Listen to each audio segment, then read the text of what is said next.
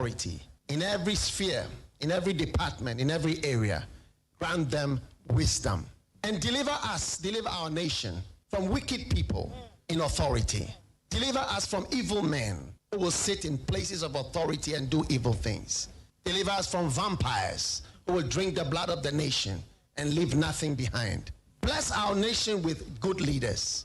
And for those that are there now, we thank you that you are helping them, that your grace and your wisdom is given to them to lead us forward into a good and a better situation. We give you thanks for your great wisdom that is now released into this nation. In Jesus' name, amen.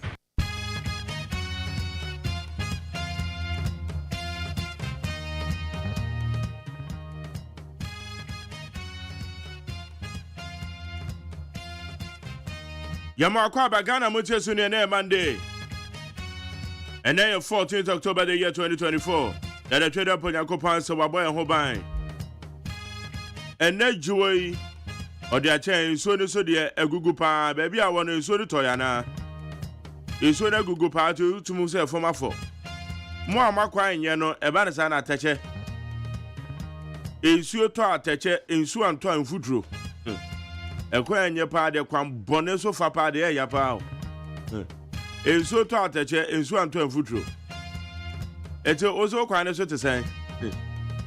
Okay, within the luxurious side, my demand in the Ghana Montie will need 100.9.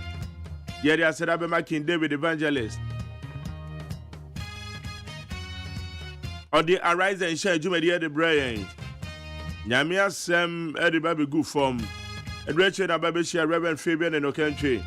On an apart for you now, one free Zion River Chapel. One more day, Mojaja, so about twice so. Powered by Dr. Fashion, our domain organizer, then a boom junction. Comment quite so. One more day, Mojaja, on the brain. Yes, you're brainy. Yet the manual 7 summer who do a cost of your my Ghana. Yet the sense of the yet the brain and none pay. Our Ghana Montie will need 100.9. But I say, what you have in the Atoa. You better be for the time, Madison. I can say, and some hold on echo. And no ma trendy, the trendy stories. Ye Kadia Gumina, ye the amount who said, yeah, some essay. And also be can't wait to make a view. And I said, I'm a piece from online.com, citynewsroom.com, myjoyonline.com, checkoutghana.com, Star FMGH. Any other relevant news portal. Get on my side of pay.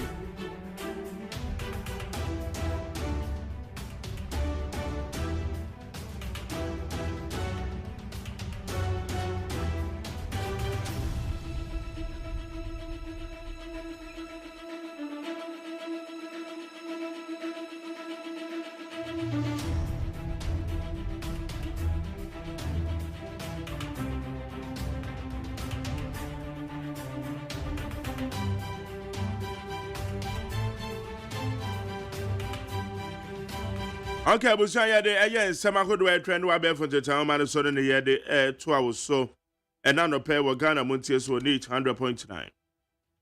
Election 2024. A vote for MPP is a vote for impunity. Mahama. John Dramani Mahama, the flag bearer of the National Democratic Congress, has charged the Ghanaian electorate to vote massively against the new Patriotic Party in the upcoming 7th December general elections in protest against what he said is the wanton dissipation of state resources. Mebacho, ayo mampenye that John Dramani Mahama on the two frank adema NDC. Na nento abomuna ano de 70 bia tudwa. O se sa wotu aban de ma MPP aban ya.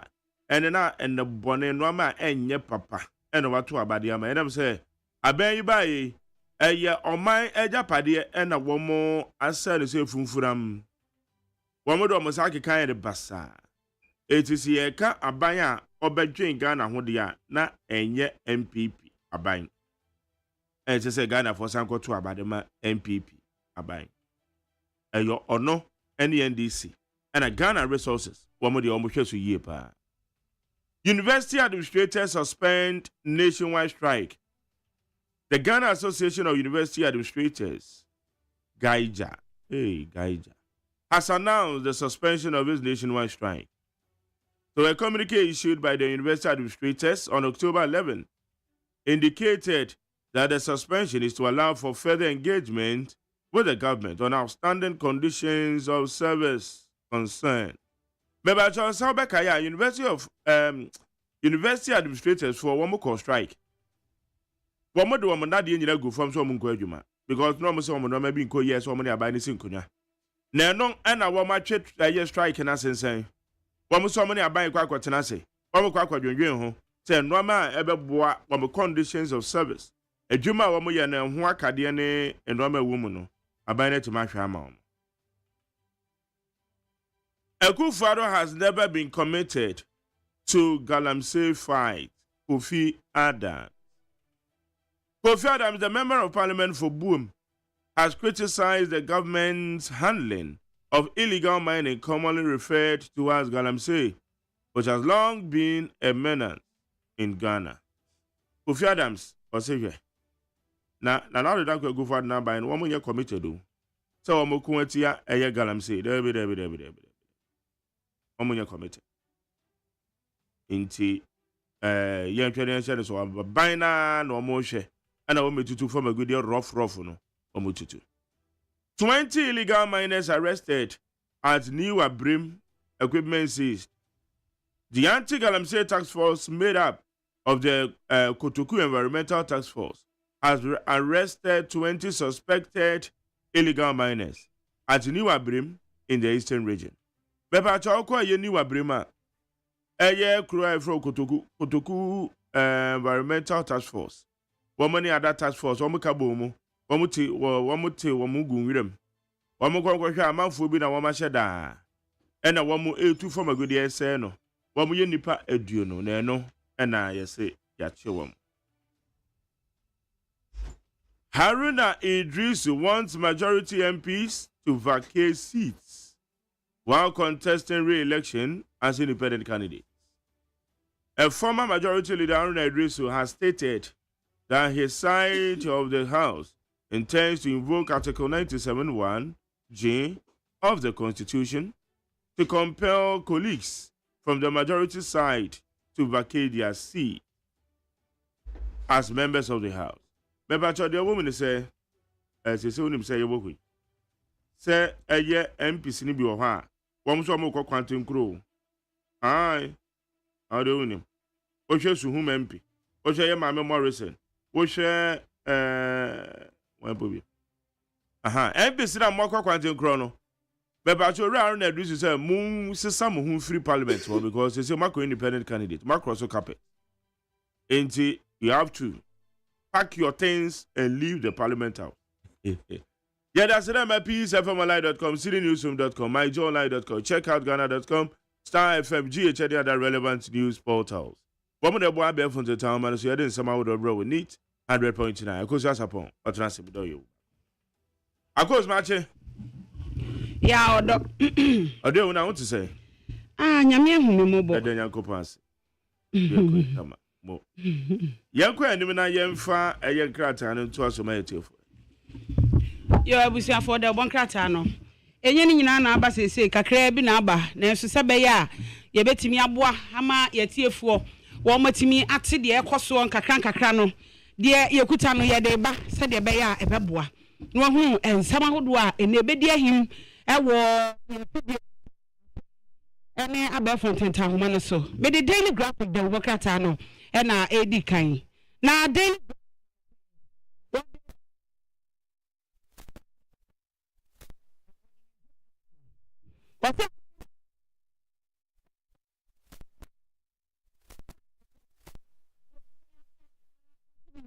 the daily guide that they want some abba. It was a government moves to secure forest reserves and no ewaha. Was a German Business Association. One more bon Nanado Abaso, 80 President Nanado Danko Kufuado, and I watch here a year Christophe Kamengesa. Or no, and I penina with that German Business Association 110 ama and want some ewo aha.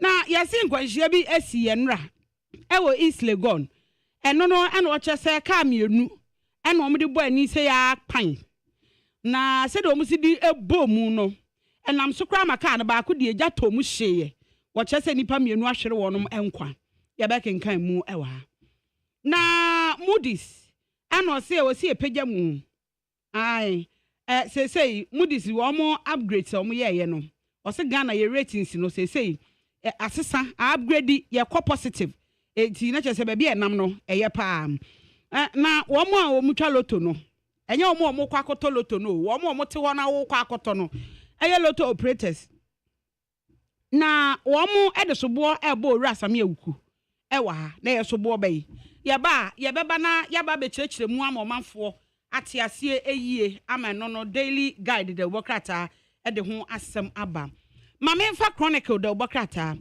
what the vice president Alhaji Dr. Mahmoud Bawumia ono na etu frank ama MPP amanyokuo no se wo ye panyina wo da economic management team no ano e na o che se Moody's no omo e kire yi o se Ghana ye economy no se baby ejina na ye pa eye edi da so wo mpa o say it looks positive eti no so ho asem o de aba e wo aha ana wo mo e kire se a vote for Ora Alan sa wo beto abade ama Ora Alan kiremante no eye nkunimdie pa eye nkunimdie Ora Boniface ana wone kramofuo anase nananu muslimifo ebi ene adehye bi gina ha wonom eka ho asem na afedie ochihene ni mfishi aduonunum a ekoba bosumi miensa nie wo mo atoto no ano ene na no de ye na nya asem ketwa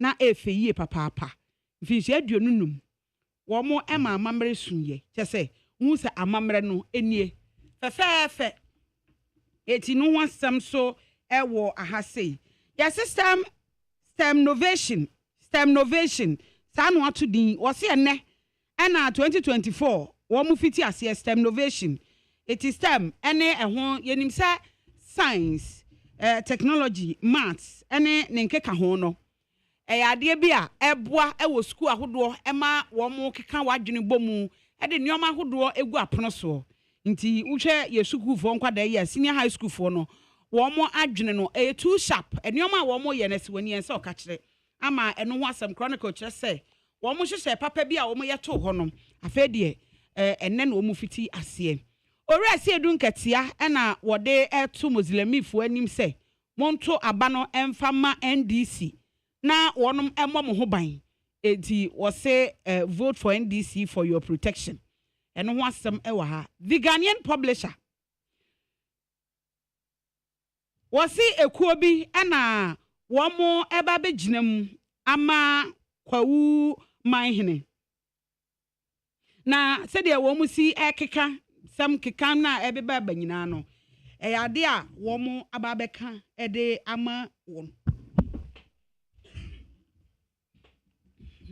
shamu fanchemi na wo chese na nadu danko akufo ado kopie mu ewo dwumadie soronko ekoso o chinkene emfishi aduonunum no ema wo bo chinkene abaso pa se wo hwe na henie obetena akonya so mfishi aduonunum nie enwoma waye no efe keke na second lady Samira Bawumia nani abro nani se de esi abre no campaign no enkrofo kra keka se de osi ye campaign na no odin wo ye campaign papa wonye na home wakopie mu wo asantema mu ene na anu ada na ese wani ense okakire okopie mu wo tumfo anim ma ne nsem no wo kyekire mu de kire nana otumfo se tutu ama eno the Ghanaian publisher de obokrata no so ode eho asem de aba agayo ahun se Mama Samira Bawumia wo pushi pa oguso pa onamu onamu bon to apa chese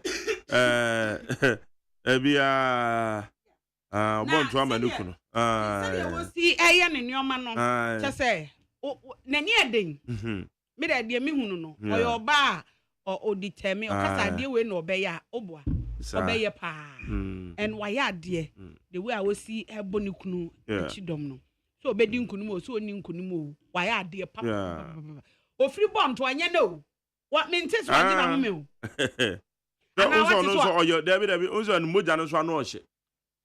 So you young. So young. Young. Inti ade no wo ye pa wo ye. Asemu. Na Cardinal Texan ena ose obepese President Dr. Mahmoud Bawumia enka ne mampanyin John Dramani Mahama won betena se na won abu nkonta na nka won eye meeting won ni Pope Francis nkebe ne de pa eni won kwa kire o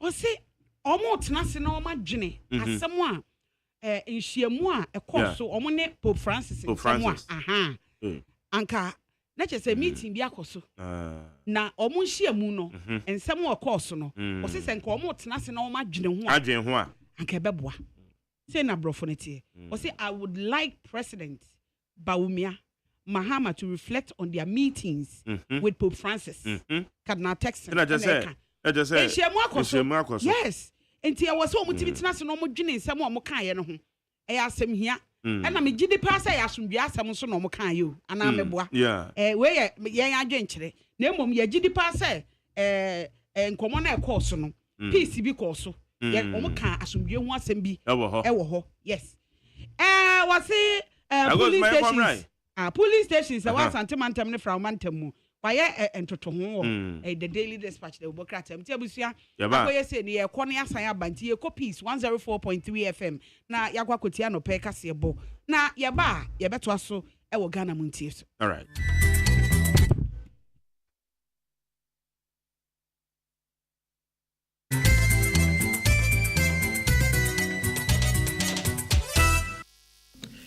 Abono sia peace 104.3 FM sinie Amagana de Shemamuna match and nano pay Edema system of feed that piece of Mama Kwaba Edeba and Nedjo October was made that also do nine and upon Shanka said the free piece of FM so as so man pay and I'm okay FM Ninit FM home Capisa from Wabeka Jansen Accra hello FM Mukmase stations need I don't want and pay what do want to my bubble piece of FM Diano Amaka said we Ghana 40 be our man jam do siani na mu we are safana baby answer so Ghana this year afata wo baby wo mu take as a baby peacefmonline.com any social media so bo peace 104.3 Edrobeba studio ensemnini Omampeni na nadodan kwakufu adwa ka kiro chehne se wonko so waye ade e watnaye ho bambo a efie aduonunum ne obedi ade watutu ho anamo no ho Mampeni ya bedi ekira wotu Franka Diama Osnama Nyoku NPP Dr. Lai Mamadu Bawumia akopiem wo brekum na amanyosemu yese NDC fo be sa pemye wo nsawom se wo do omtuma ekobo MPP die ano na yena kanema Mampeni John Dramani Mahama so akirem senti afi do abeto ababi antuntia NPP amanyoko yako amanoni ensemu a Israel bambofo e wonchwechede adania Hezbollah akofo etime de atopa ye ne akode nam wiemu bi aboawura wo mudiem ekum nipa ennan ama afofo be se aduosia eprepra ba bi oda enye na agudie mu nsam so Cup of Nations e bibremu die no qualifiers no gusu ana enra agudie ni bi ebai ena amanye besia na wo mabo mo qualifiers ne de beba Ghana Premier League so results ne na da yi na watwa wieye wo mo a wo musia kan no yadini na eba ensem bi ka wenum ho ne yade besom se peace anopa no sia kase yade aseda ma JA Binding na daroma what the bind stain remover ni new bind 20 disinfectant na bedom yen bind stain remover na yifi ne nkekanwa sink no mu tiles no mu efom ho bind 20 disinfectant nso ekuma amwawa de dompe eni wo mumu ni de dompe ewo wo mumu a wo mudi ensamone emo aketekete ne na mafiafie mu enye na ewo stores akase ne nkuma etwa ye ho ahia se upebi etu atonwa wo fre 0243104883 0243104883 and 0541808096 Malcolm China Mall Shoprite Game Dreambell ni ade nyina so wonsa ebeka bi ewo honom ato Kivo hot pepper moko show moko samu de abedwa so de ye aduane bia ye hia moko so we noodles spaghetti shito enkwan we froye ehihyen so de enti wo de pebi kakra bi na ohia ewo sizes akese na nketo mum choba ewura no afiafie mu ne obi a wo ye aduane de ye nsan kivo ho enkobubu mokoti amiensa ho nhihye bion Kivo hot pepper moko show yam vita emofra no ye exclusive breastfeeding no ewie na wo mutisi kinkin na afei wo free edidi ase a ye de yam vita ene bo won chidom yam vita no onuane no mu ahode be se dunsia akoda ne hia zinc iron calcium num nyina eba ahodo mu yam vita hwehwenu bi akira kwan na ebema wo ba na didie ne nyini ayefefefe ewo convenience stores mother care ene miamia yetonkwade aduane onga wasi eye ongalicious na eye asomudre de ye aduane ma aduane ye de say ye nkwan say ye kebabo de woye bia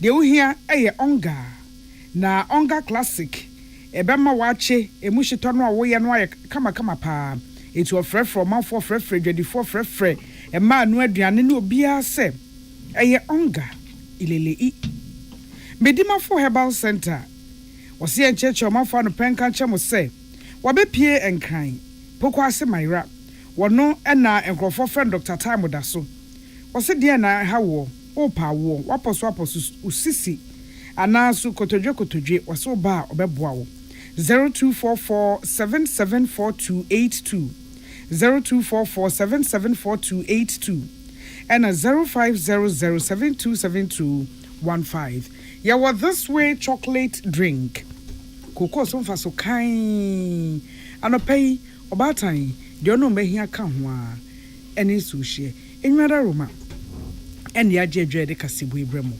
akenkan fo a mote yenkan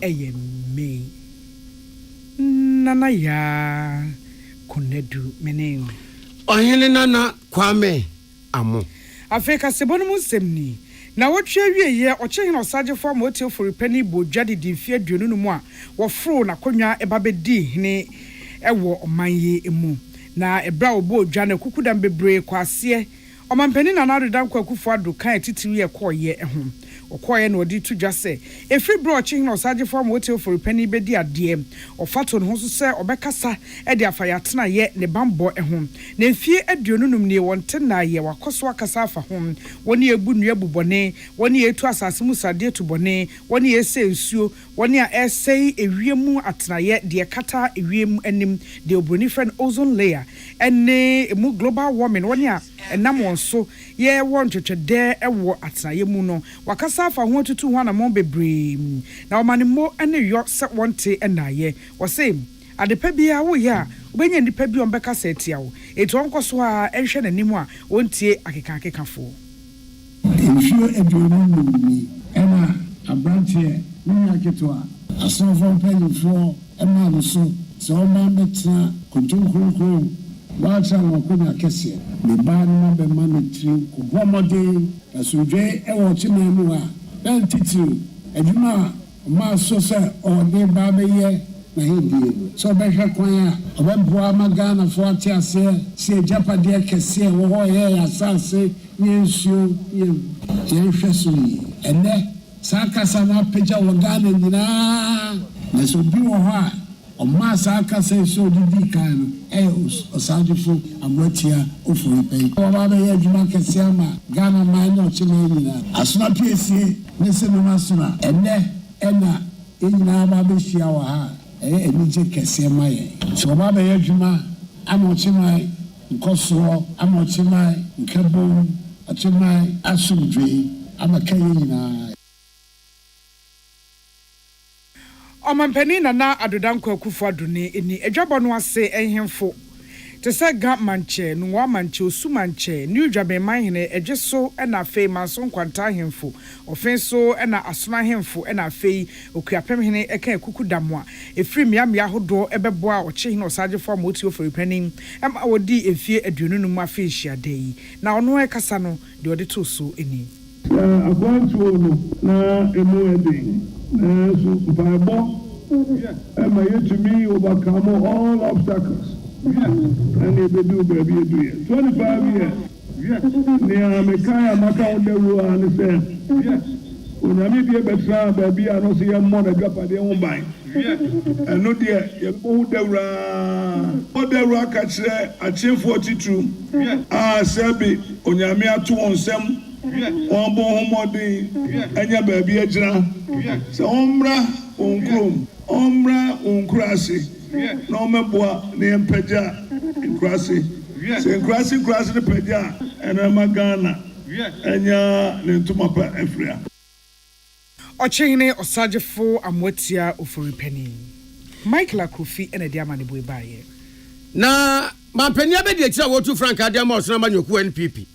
Ogu aproboso a no akopiem ewo brekum na ne matena konwa emra brekum na ne matena konwa enya ne ntie se mampani ya be de kire e ba won srahwe no ena wo sabere ma yebo adate a wotoso mienu wana ya acting president edema brekum na nanom atena konwa wodi na nanom empanifo anim ema wo mkoye mampani ya be de kire a wa atu ema na kwaba na awa wetu ni akwa abamamu no ana wamde safashe ni nsem se wonye na yeyin na wamu kire se safana wamde ama no no dia nanano mo pa kan ne se brekuma waba no bebi opeso okobia no otumi kọ tokro bia mu bebia brekum nutu ene ne nata wotumi wura wakoye ne campaign nanano mu nsi ne kwan na anu akire yi ana osaberma yebo adate a wotoso mienu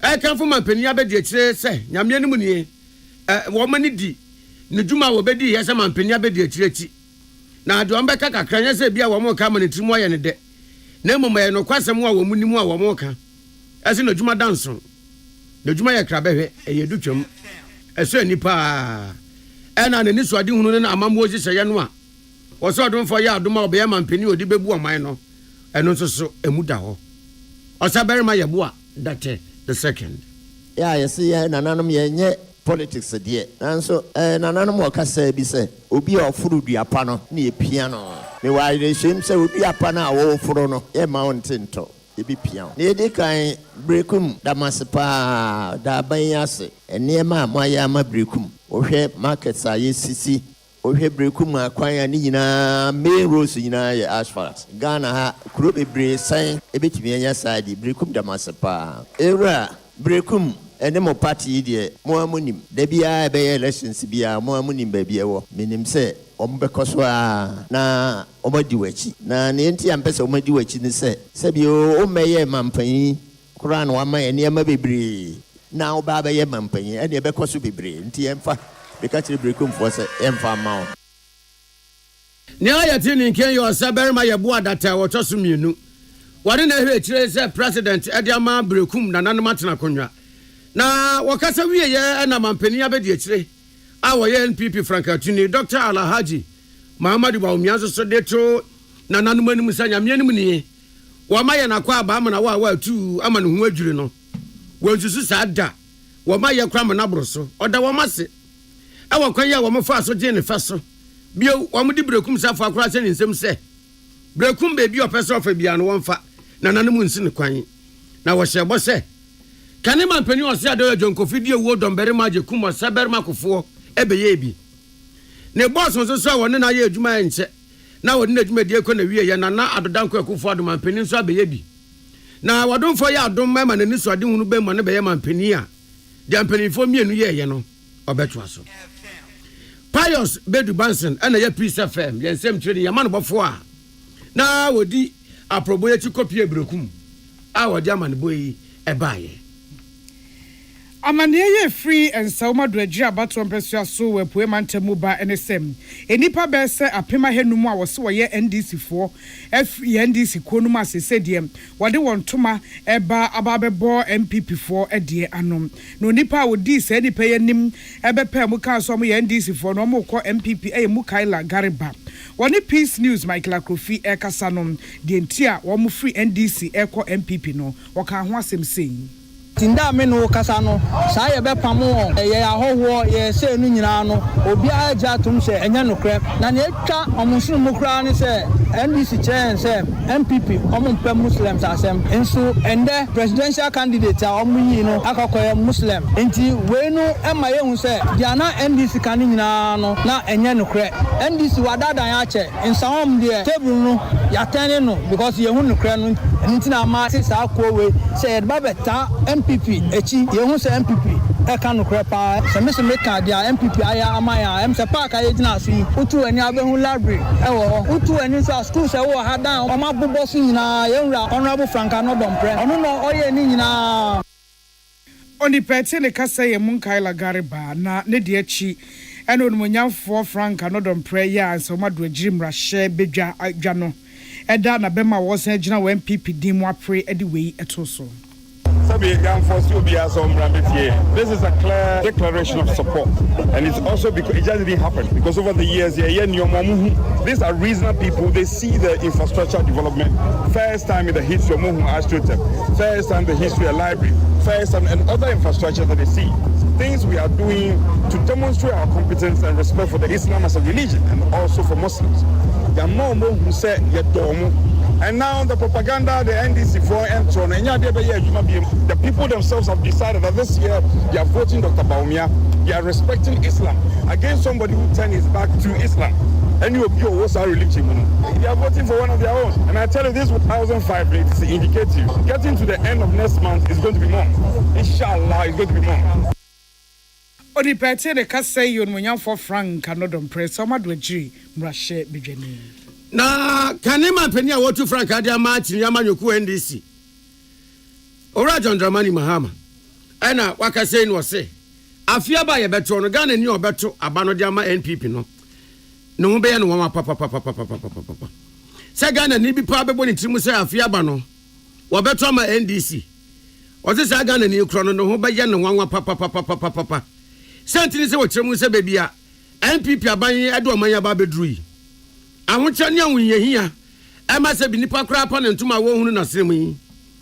Ahocha ne awunye hia ya Ghana aban we ya atamde aba besi Ghana for tiri so se punk ana ema wig no ni na kire wo bi bebo ne tirimu se wakotra ba dia ma NPP aban ya na nipa no sabi no be no wanwa waso ya NPP aban ya ba ye yi a amambo no de woni mamambo mu bia beka ana de woni mamambo mu kura no a woni mamambo papa no beka se abanya betoto papa so wotwa nkoso wan manya ma yesi wantan wonwuran na se Ghana for 20 MPP na wam se atoma MPP a na de Ghana for party ne se obia betumi aba no abaye de opa bia ebuma no rough na waja wako na mum se Ghana for tumi sinkete na wa mututia NPP aban na se wako opposition eno na aban bi bo behu se wuntumi fa Ghana for saa wo ba na obetoto papa so no wanya niam se de se na fata no mbuma ni yi a wo mbe pia wo se trog awo wetiko edu akọ opposition se sudu ne senti no se ehun ba nya se do obeto abaya fi no wo kan futini amanyoku NDC di amano se awon kye ne awon yehin Ghana for wo mu no wo beba na wa be ye fi ho. When a government has performed so poorly, you don't reward it with another electoral success because that breeds impunity and sends a signal that anybody can come and do anything, toy with the lives of our people, and still he will be rewarded with success in elections. NPP deserves to go back into opposition to reflect on the pain they have inflicted on Ghanaians. Where the country is today is not an issue of trial and error. We need an experienced hand to take this country and put it back on its feet. In 2016, they said everybody was suffering. Nurses are suffering. Teachers are suffering. Doctors are suffering. Policemen are suffering. Farmers are suffering. Today, those people are suffering more today than they ever did in the history of this country. Ya tini ni ya kanema mperi John Dramani Mahama wotu Franka dia machini amanyoku NDC. Salamat ku kwa penso ne Peace FM ya manpo for dia manbo yi e bae. Eye Peace FM no nsia kase ye homeso agyaboa fon krato madaroma ye ba sesia.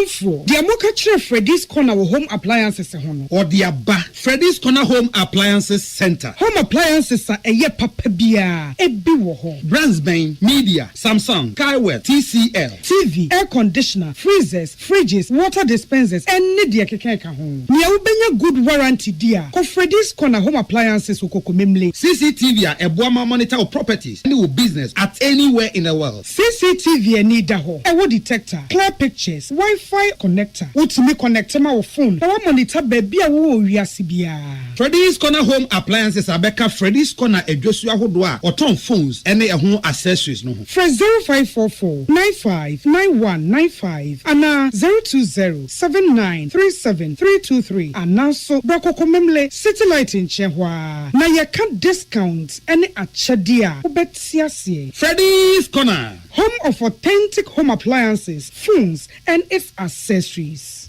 So wakoma ho hyehyɛ ana ebo periperi de broni kan hardware no a ɛde na sɛ woyɛ na sɛ woyam so atim so wo be pack na farmer Martin's liver salt tira kwan entem ahwie nsu agu glass mu ate Martin's liver salt no ba ko no na wo de agum wo be hu sɛ ehuru wa glass ni mu na wanom Martin's liver salt ye won orange flavor ana ba ko so ye plain wonumu a ho beto nemum edi na anu na ho ntowo a ko hu doctor. Herbal and Alternative Medical Hospital Bena Black History and War America, China, Africa, ne Ghana, and Penifua Bonabaso say, or say a real moment for Tiapopa. AGYEMAN Scientific Hospital. I had a sabia, or one Fidian was so, Yawudasua, and Fidian Chiro Yadi, Nanua Sanso Sao Yadi. Amen, expert or Kwan Croyaria, one run when nam. Now, what Dr. Fonia Nurse Fonso, or what's a ma? AGYEMAN Scientific at the herbal, homeopathy, naturopathy, and reflexology, Sayadi. So I wanna pay, and I are to same pa, Yamia Dumunti, Yaria expert. AGYEMAN Scientific Ebabwama inshallah what to. Now once with the dance said the Ghana Fonia brochure for be dear dance no. Accra, AGYEMAN Scientific our domain, Obersnet Flats, and Alashibinso, our Klagon, Eben Shaman Road, under Bridge Ope. Our Krabata P. Frey, non sure dear Ben 0245 275254 and 020-722-9505. AGYEMAN Scientific Herbal and Alternative Medical Hospital. Allow Shafi, Nyamene Yaresafo. The luckiest. Luck is everywhere. For everyone, yeah. The luckiest. Luck is everywhere. For everyone, yeah. Doctors, nurses, barbers, drivers, bouncers, friends, teachers, bankers. You could be the luckiest. You could be the luckiest. East, west, north, south, you could be the luckiest. You could be the luckiest. Accra to Paga. Let's go. The luckiest. Luck is everywhere. For everyone, yeah. The luckiest. Luck is everywhere. For everyone, yeah. Doctors, nurses, barbers, drivers, bouncers, friends, teachers, bankers. The luckiest. You could be the luckiest. Tune it in, turn it up, Peace FM, and rip off the knob. Yada say afei amanonisem ni. Na wotwe ye de akoso Israel for aboboano ene se Hezbollah. Atie simu ama akode ye de nam ewiem de obroni frɛ de drones no. Ebi abo erura Israel bambo enhyehyeye emu a. Babia wo motete wo mrantie ne wo maba ne bedu wo kokon. Ewo Haifa anafo fem chese Tel Aviv ene Haifa ntem ena sa Hezbollah kodie no ekokobo wura ya. Etisi mu no asojafo enan ene kumo mo ena nipa be se aduosia 60 enso prepare do makogwa ya sabia bambofo ewo Israel kirese enipa no epra na bi die mu oden pa ebi nso so de no eda bokoa wo hwe kwan se omu nyina benya ahodim wo de helicopters ena sesa ayafo ni bi ato o mapeti ayasabia na eprafo no ato o mapeti ayasabia ahodo bebre mu na bro asem si wie ya pe ana Hezbollah for buy no mse an ye Hezbollah for ye ne ye bo bia fa so bone mo bia ye ene ye ye kyerɛ Israel for say onsɛm odin bibira yebum eti nanu na Israel kan say Hezbollah for enya krado ntwen wo mo no obi nim se adwensa kraba anaso se etie ene sei nanso de akoso ene sei Israel sojafo wo mo akasa asase so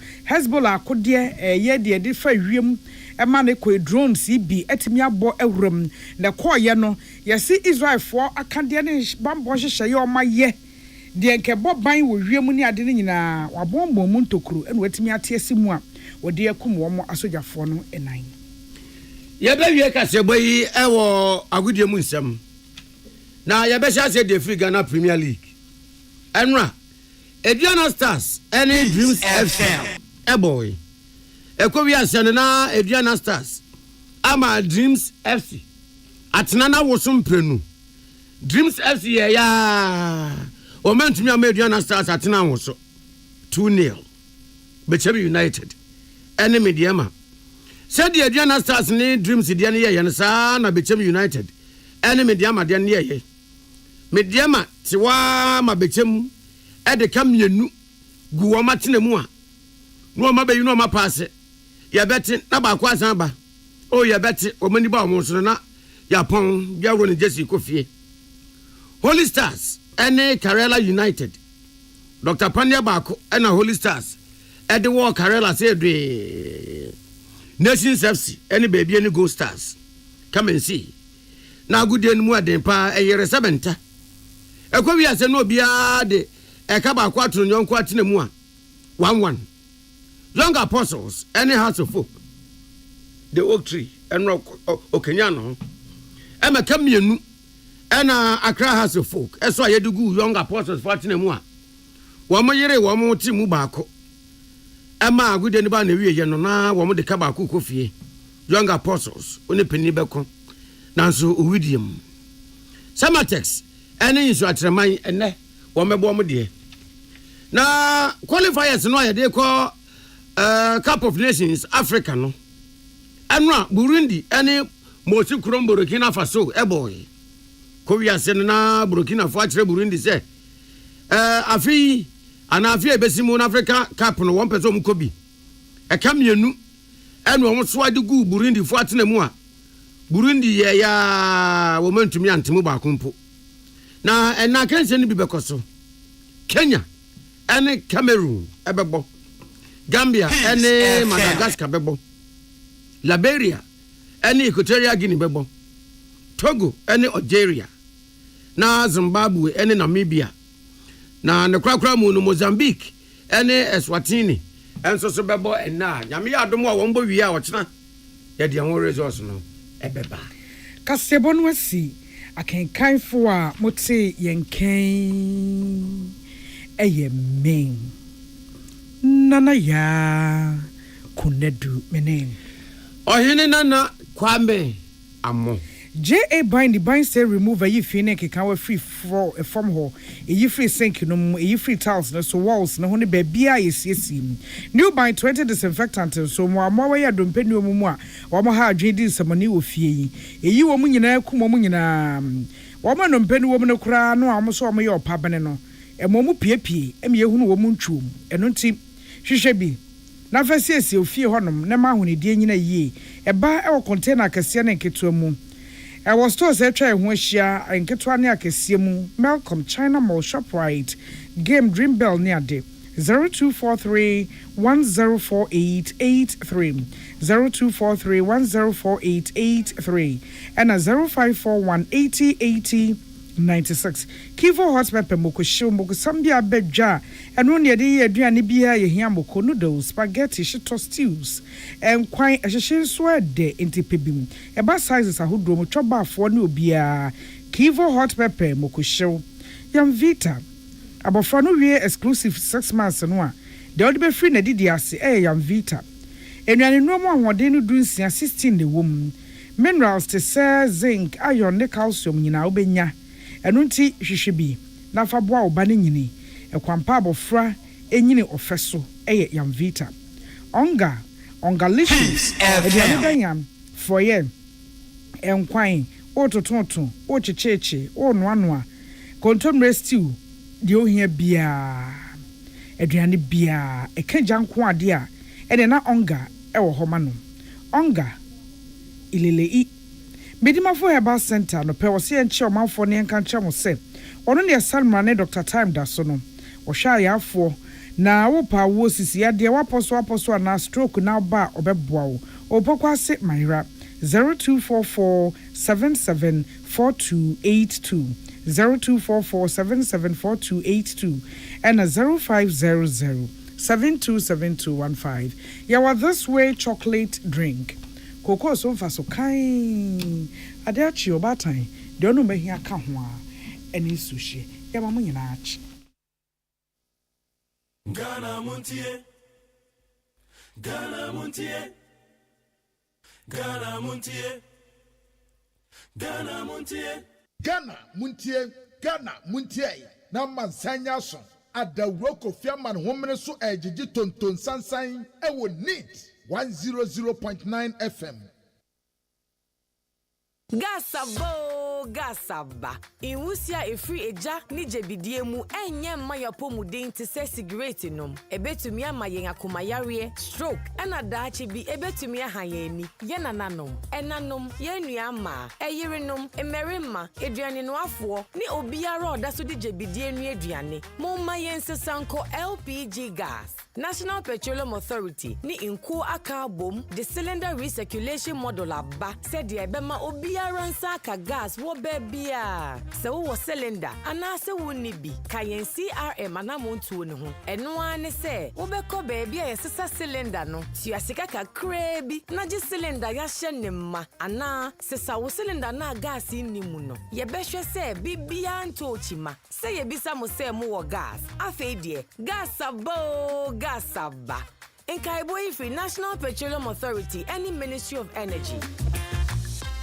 Agu Ghana for mama nyina insha hey eja na eda samo na wafre nyina wo ha sei mampanyi John Mahama say what the 24-hour economy ehye eba abeboa aban ne ankrankran nyuma nyina ama waye adwuma da mu nyinara na sa enhyehyei eda na wo hwe nim kwan se ebefiri mu aba mampanyi Mahama pese oman nyuma ku anipa oni won di zawoso doso bi te se DVLA passport office port customs any ankrankran nyuma ku bi te se wona wodane enuane ani agro processing factories any companies how ya kwanya kese esisi adan be ya adwuma edanum nchichemu miensa meche se donhwen wotwe bia woka se emwa be ho asem na woke e ba no ankrankran nyuma na Mahama beteteto no so amo na wayere bambo mu asanso abo mu sikasem kwa na watete nkane abo nso amo we na ye frɛ no Formula 133 eja na Formula ben so no e kire se adwuma baako nipa miensa be no edanu nchichemu miensa wow we die eden sakra kese beba ankasa Formula 133 obia bedidi tuabama nsakra papa tuabama John Mahama NDC ama intinimdia wo adepam ne semna yemu se obi wankasa wujuma anka emmoa hwe ewo economy we mu MPP abaye ne timudi a waso ato agu yensu sei media mempese to bekumi ansa na mebra so hwe won asema making bet kakra medi enti ayateme no ne kwa me ka ne de ye no ano no mema mekora mentumi nsende ne skama ne mfa nto edro esai 11 na no oluma ke ya woto ya wakase mi nkoyi wo port emfa be ubei eto am twia wo port wo no COVID-19 nyina aka ho crowd enye me wanwa say otwofo na okase obeyi free taxation de akọ production no ene wode to ekum ye wo mai musa me de maye ma drain dada say afi joma ama ne NDC na metoma ba ma wo esane say me wogidie woni mu ne bohye nyina mu o say enyuma nkuma wo beyi VAT free wo mo so yenya afa ne ye bi enyuma te se me de say enfie mienu edi nkan no ye ntua to o say 11 ne betting tax ne nwisie to nyina wo beyi free wa ma ye komu ahan meje John Mahama samudi esane se waye bida chale kojo wani na wo afi ensakra mena so to abama nsakra papa to abama John Mahama NDC Hey, auntie sini ne photocopy ni. Me wo mo achew na mo kwose he de na ekọ. Auntie ama, akoso na enya kwan e wo university o. Na sika me de be ma na kwokra na atomiti paye. 2500 de. Me kofa ne he. Ene Ghana yetie. Oh, esi. Na se we de wo ne ha okra. Wonte se NDC ne de mama se wo baba mu. Enkora wo pese wo ko university o man ne de no. Afia edi nkan no. Wa fa sa aka ni nyina. Se ye technical university, college of education, nursing training, ana se de ka ho nyina. E ho ka nyina wafa. Afia edi nkan no. Eye free. Hey sir, we dey say yasemode o. Ebe ma ye koma han ye yo. Esi, na se nya no nko o. Hwe enkora wo mo ewo school mu dada. Wo mo to ma de sua so. Mama se wo ba. Wo de bibia ye fe ne student loan plus beba. Wo mo betumi apply na wo ma je bosia. Wo mo de beto ma de sua so. It is a course to say. Wo do second year. And one is student loan plus. Wo kwaji bi na wo de atoya ne ho masua so. Oh, mampanyi mahama. Na me nshraw. Esi, nya no nko. Ye nuanu ma sabi wo mo edi dam a wo pese wo to ho masua so ko sua pon mu no. So mama so wo be mo ma ko university no free a won tua hwe. Oh, enya mampanyi mahama. Yakopon nshra ye funu wo wo. Ensakra ye mreni ni. So ba man sakra ye papa. So ba ma John Mahama ne NDC. Ghana muntie na mansanya so adawro Kofi Aman homene so ejiji tonton sansan e wo NEET 100.9 FM. Ghana muntie Ghana muntie Ghana muntie Ghana muntie.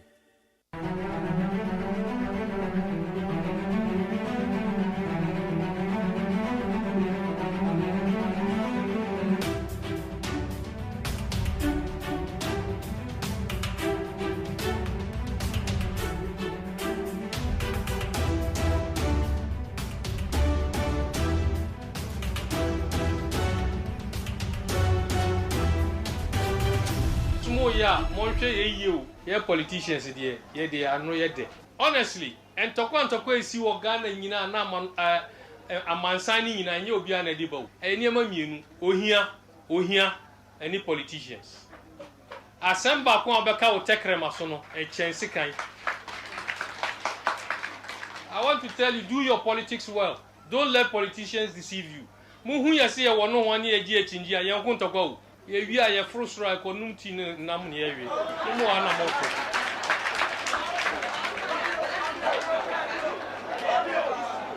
it. Me catch them on Okari. There are people here. And ne, Omuhumia, Omusi Omutiase, or Safumafu or Himfa, and MPP. Ninu Kuma, AGYEMAN or NDC. Shall I eat or NDC, no a minister. Ninu Penny Professor Ite or MPP. NDC lawyer Larry Ajeti or NDC. Ne Papa Waka baby Peter Lajeti or MPP. Samuel Jinapo or Himfa or MPP. Ninu Penny John Jinapo or NDC. Me and me Jina Hay, me or MPP. Ninu Penny Kamara or NDC. Ye fear Dako. Monam Bedako. Me Martina me Jina me catch them on me who opposition down.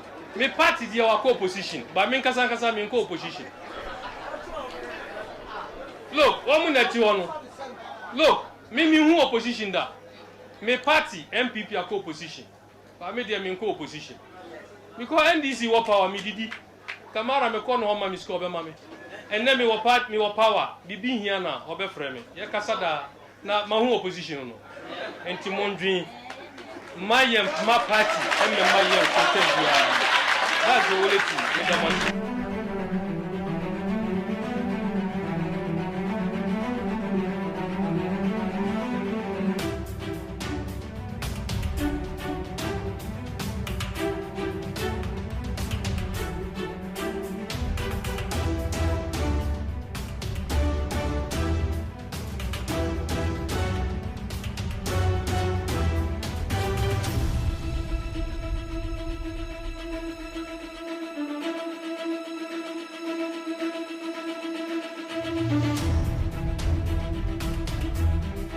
The Parliament of Ghana will reconvene. And when it reconvenes, I am very certain that Parliament and Ghana will go through a major constitutional test. And that constitutional test is that the NDC minority must become the majority from Wednesday next week. I assume, and this must happen if there is constitutional and legal propriety in Ghana, because any nuanced interpretation of Article 97 provides that if a member of parliament on a political party ticket like MPP defects and fails to be independent, that MP ceases to be member of parliament. And if an independent member of parliament, by virtue of the provision of Article 97, subclause G, an independent joins a political party, that independent loses constitutional recognition and does not belong to parliament. And even if an NDC candidate, MP, defects to become an independent, he ceases to be a member of parliament. Therefore, we will invoke the Speaker's proper and true interpretation of Article 97 by our standing order.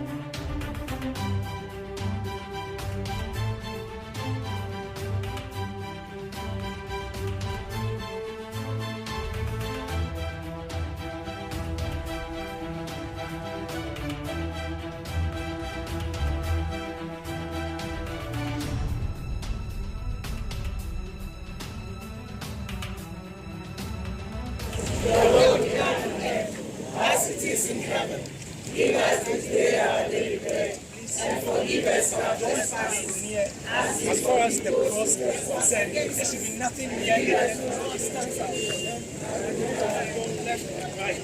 Cross must be free.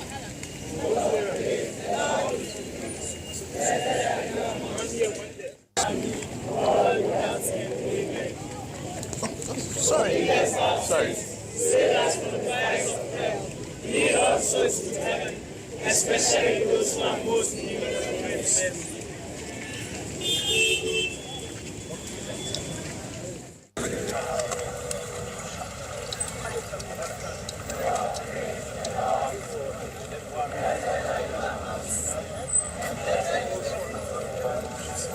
Holy Mary, Mother of God, pray for us sinners, now and at the hour of our death. Amen. Full of grace, the Lord is with you. Blessed are you amongst women, and blessed is the fruit of your womb, Jesus. Holy Mary, Mother of God, pray for us sinners, now and at the hour of our death. Amen. Full of grace, the Lord is with you. Blessed are you amongst women, and blessed is the fruit of your womb. Holy Mary, Mother of God, pray for us sinners, now and at the hour of our death. And blessed is the fruit of your womb, Jesus. Holy Mary, Mother of God, pray for us sinners, now and at the hour of our death. Blessed are you amongst women, and blessed is the fruit of your womb, Jesus. Holy Mary, Mother of God, pray for us sinners, now and at the hour of our death. Amen. Full of grace, the Lord is with you. Blessed are you amongst women, and blessed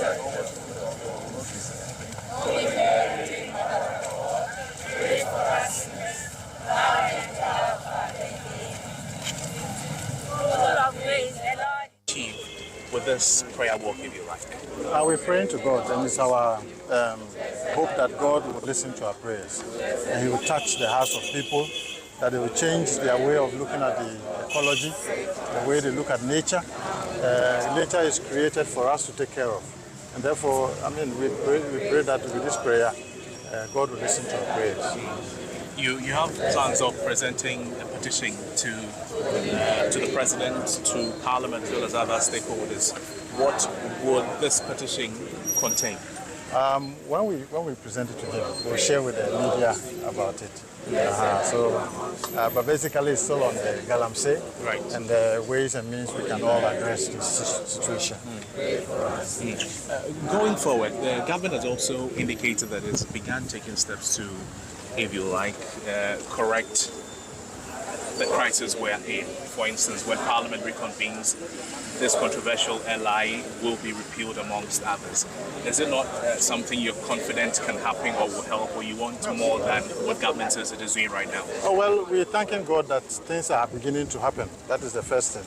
And we are also asking God to add many more things to curtail what we are seeing. So either way, whether they have started or not, it's good. We'll be praying and asking that the soldiers and police that have been sent to that place, the Lord will protect them, and then they will be able to achieve what they are doing. And we're also praying that more measures will be made or put in place. Beyond this walk, this prayer walk, will there be anything else in the coming days? Yeah, sure. We will engage some of the chiefs in the areas where our people are working. We also engage the youth in the areas where our people are, especially areas where they are doing the Galamsey. We have priests there, we have bishops there. It is our prayer that we will also do something after this. So it's not just going to be, it goes prayer and what do you call it, action. So that's what it is. So while the government is doing its bit, we'll also be talking to our people in our churches and talking to people around those areas. Reverend, thank you. You're welcome.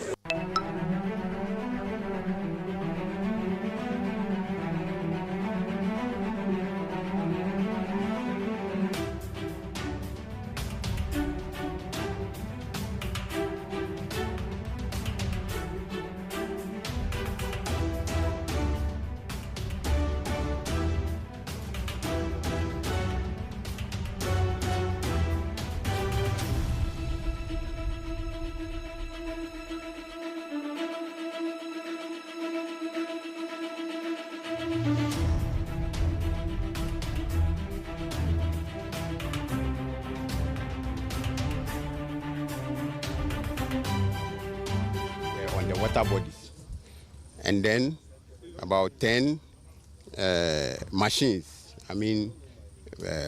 water pumping machines also on the water bodies. This is an effort to help bring back the color of our water bodies, and so it will continue. Just like I said, today is the first day. Tomorrow will continue, but then I'm unable to tell you where we are going tomorrow. When it's time, I'll let you know. But for now, all that I can say is that we are going to all the water bodies. And we have started from Brim. Tomorrow, we'll go to another location. And then we'll continue until we cover all the water bodies in the country. And hopefully, we want to see a change in the color of our water bodies. So Operation Hall 2, is it restricted just to water bodies or forest to mining in the forest too? You'll have to... Okay, Operation Hall 2 comprises water bodies and the forest. Okay. Basically, it's about anti-illegal mining activities. And wherever that activity is going on, we are supposed to act on it. But for now, the directive and the instructions we have for this first phase is on water bodies, strictly on water bodies for now. And then after this phase, maybe the next phase, I don't know yet. If we are directed to go into the forest, then we are going to the forest. But for this first phase, it's on the water bodies. Well, for now, so like I said, this is the first phase. So the first phase is 2 weeks. Maybe after that, another 2 weeks, until all the water bodies are covered. But then I have told you that we are covering all the water bodies. And so if we don't finish, I'm not sure we will stop until we are able to cover the water bodies, and then we send the message that we want to send and get our water back. Okay.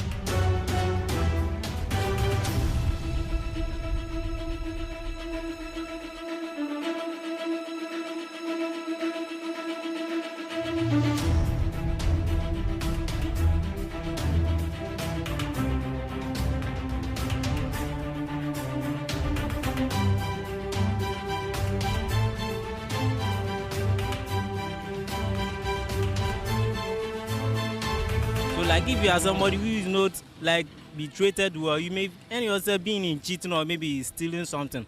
So we don't see any help from this. So we need this year we need to vote to change our situation. 2024 the my decided to aba because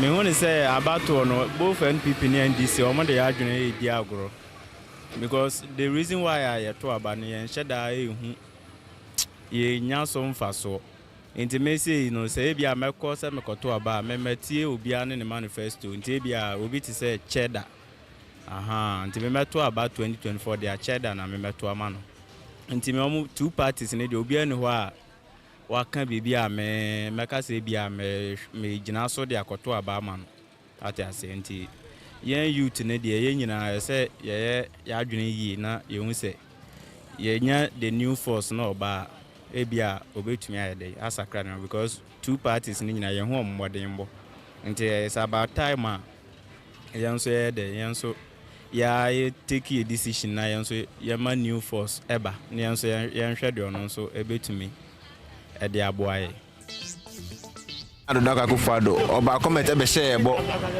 say ye kwan no ba ya mai na so ye kwan no ye gates ni oja kwan esi o this week man ye kwan ma to fuom twice ebe da ejuma intimidate so far so good abandonment to me suka but just a minute bi I want to fu enko na aba fu enko na akoya say omoni ye eni ni ye aba we ba no me ama ban mu no enko ye ibi krampon she ibi do me kwa benyam peso aso check ba bia na hwa de eni na enko ye maye one and a half so no nyoma mu ayedin aban lechi ya so gugu nyoma mu na kanyom ye okay di maye nyewu the fine he say on am ground do no you be 100% MPP lose totally me kan adam MPP ni me nam krom ba bia no minchi enko ye me dem no say aban de ya wie so man adwuma bem na enye bi ye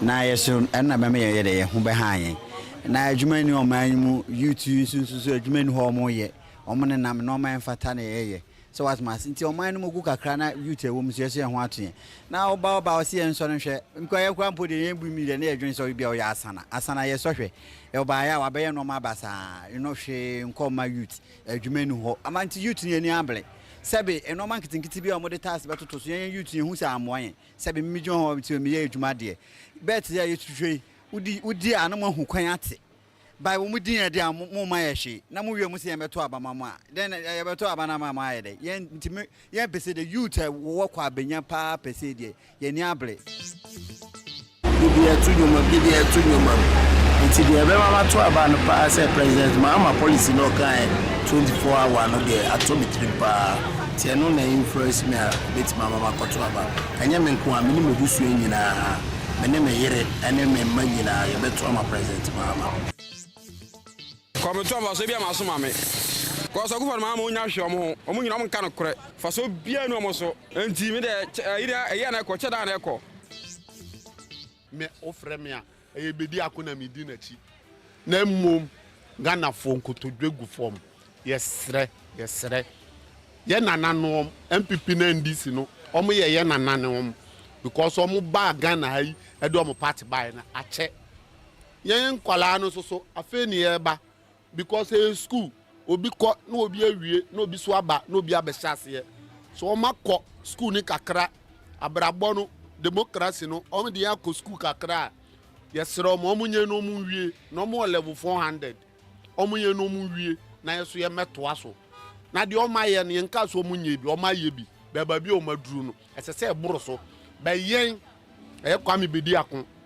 eke cheda ya jiri se bibi papa bi awonimu aye man kwan e ma ne ba wo de se bio man man bebre ye man normal 4 years na se bio enye kwa mbedi akonkwa uti afafranto a afaframanto ono so hwe ne policies a man no that's why ono no free MPP because of good policy at the moment tina denti and MPP na NDC omo pa omo nkyere me ye we ye kwakoto aba ade papa ben papa ben ena policy papa ben omo diamant ye hwe so akwakoto aba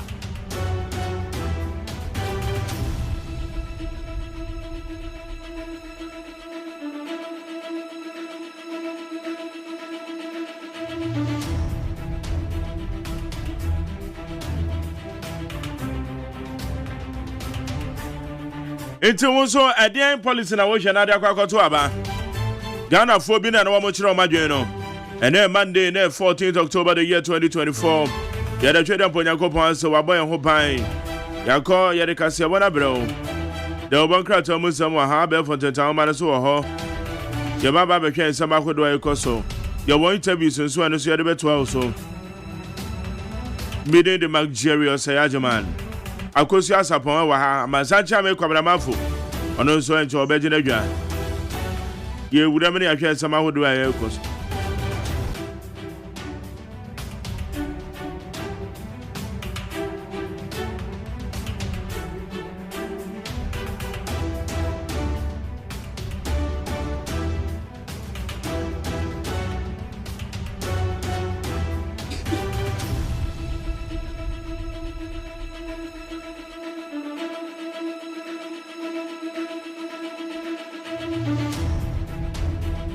When your birthday from Onola Mponsa, a regular listener or Amsterdam. Now, Ona na your friend Jane Amafusua appear. When you're 50 years, a belated birthday to you. Jane Amafusua appear. Onola Mponsa, no. Last Saturday, and now when you're 50 years, so belated birthday to you. Why, my Jay?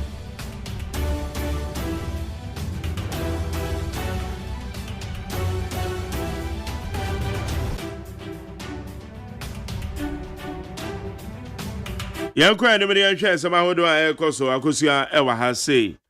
Akosia me wakwabo. Yeah, no. That's right. Over the weekend, there's no one to say. Is it my Jerry? Weekend, I be oh. But won't say, nay, you or yeah. Start Yawadana. Yawadana, you can see it. One good night, and so my the weekend, you know. Yeah, I school. They say me. If you're not me weekend, you know, you school. But today, and China may be good. But a year so cost of fine. Oh, yes. I want for Coco a year. But then be 2 to 2 mukra, my metra, Ghana crab boundary so. Metra Ghana, a year so. Okay. Hey, as I be going. metra Ghana share so. Two musa na mse me metra share so. Wow. The weekend dey mo na me ni Ghana. Ntu kopie he. Me kopie obi mas. O mind bi ti say Togo ana ana waka ne ye. Ebetuma Togo, ebetuma Côte d'Ivoire. Côte d'Ivoire. Ana say Burkina Faso. Ana Burkina Bay. Burkina Bay. Asemo it's you share the echo. You share the echo. Of course me efa nsam na hodo a trend wa high. Na you share the echo. Election 2024 but answer and media said by peacefmonline.com, cdnewsroom.com, myjoyonline.com, check out ghana.com, star fmgh and other relevant news portals one madaroma and the idea bear fontaine home and sweet and some could do a dear himono yede bro I would need 100.9. Election 2024, a vote for MPP is a vote for impunity. Mahama. John Dramani Mahama, the flag bearer of the National Democratic Congress, has charged the Ghanaian electorate to vote massively against the new Patriotic Party in the upcoming 7th December elections in protest against what he said is the wanton dissipation of state resources. I go there. Abusiafo we enka ne mampanyi John Dramani Mahama abra wokopie mu ewo Upper West region na wo ene rallies no baabi a wokoye bia eye ensam a wokan yesese wokoto abadema MPP a na wofo abone so na wofo ase eneye sikasam asai enioma enkoyie omanfo ho a wonum kire womo ho kire womo ni nyina no na yefo aso na yepese yekoso ama ye ho kire yen wo sa kwan no so enti yema ye ni na ho na yento abamfanti a MPP fo se de be yaketa sesha no proye ene amemo bone no yeyi afiri ho. Okay. Yemfa dia samahodon so e this way. University administrators suspend nationwide strike. The Ghana Association of University Administrators has announced the suspension of its nationwide strike, and a communique issued by the university administrators on October 11 indicated that the suspension is to allow for further engagement with the government on outstanding conditions of service concerns. Abusiafo we university administrators said yes wonum call strike no eno na Ghana Association of University Administrators administrators administrators womo ekere se sabre ye di omo atwe omo strike no asensen eno nti womo ekere okrata aye communicate omo nyina te ase ama wonum de akwakoma se sesi ye di omo atwe asensen October da etoso edu ba kono womo atwe asensen so womo atwentwen omo atwe asensen dia na chese womo ekọ no makwakosi nkonyo omo ni aban ekotena se na womo akoka womo condition of service de aka emu a womo nka ho asem no womo timi aka eninti womo ka kire members ni nyina womo wo association ni mu se sesi ai de womo nsan kwa adwuma enadwo October da to so du nan womo nsan kwa adwuma na nyame adom no womo ni aban ekotena se na afi womo dwendwere ho ade ebesi bia no so womo anamontuo fufuro bia na wono matu. Okay. You say womo atwe strike na sense. Womo atwe asensen. Akufo-Addo has never been committed to Galamsey fight. Kofi Adams, the member of parliament for Buem, has criticized the government handling of illegal mining, commonly referred to as Galamsey, which has long been a menace in Ghana. Yo, abusiafo we ora Kofi Adams. Emrashe bedwani a owo Buem. Eno kasa de ati aban ne se na Ghana for pa ho na ka kire mo se enemre mu aye wa ha isi ye wo Ghana ha se yi na na do danko Akufo-Addo wa ye na dwe so obekun ati Galamsey dada nyina no nye na dwe so obekun da bi eti ne mamo emane nya mo adwen kura da we no ne nsantwofo na ekasa efa Galamsey ene MPP anamontu a wonum etuo ewo ho ene ose munyimoni na aban na nkasa no adamu mfa moni ni akire ekwan a woku illegal mining no enye kwampa enti wonye na dwen se obeye bibia enti de obeye bia no so ebe feli Okay, may I say 7 died in fatal accident on Kumasi Accra Highway. Hey, Asamo. 7 people have died and several others injured following a head-on collision between a VIP bus and a sprinter bus at Achedie. Don't Achedie who approach Konongwa or who approach Jaswa. Achedie near Jaso on the Kumasi Accra Road. Hey, me who pictures no? Maybe out him say na if I ne hadwe. Hey, Eddie, abusuafo na nse won se nkwanhia na besi sisi ma enipa na wonum ewu casualties na wo mu no so eno ni me problem no casualties no so eya na anu odin dodo enipa dodo no ana wonum ewu so esa e ha adwene afra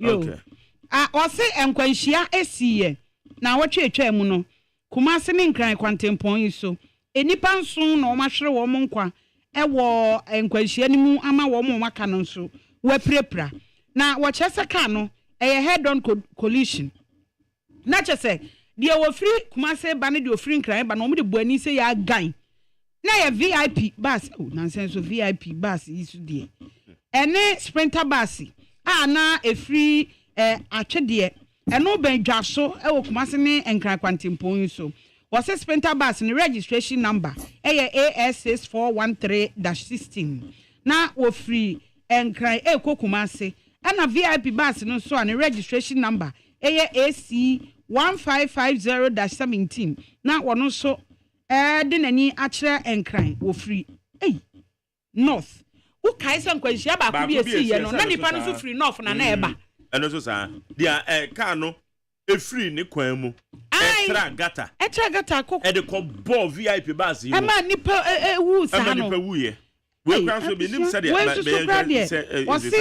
wasi esi efiada no na enipa num ana mo sprinter bus ni mu no wo mo de tomatoes wo mo akofa ntos yes ma wo makofa ntos nipa nsia nipa num wa ha wonum ewuye na one passenger ewo VIP bus no no suye yes wo mo maka ne de abusua ye de wo mo ekwa ayaresabia kokohwe esanse na ebi aprepra na ebi so wo hokra mpa de wo mpraye no na nipa kro no na adwemu nyina ye ne kese ne wa traumatized na enya better sa so hu na enya better when the story let me and capture kwan a akwanhia ne fa so debi wanka wa ha sei wanka wa ha na no minim se kwabenanto ne ball ho amane ye wo radio ne TV so but the see airport de yes wo mo de bo mu the kwan ye fa so bo mu ne de enyante ndi minim asamo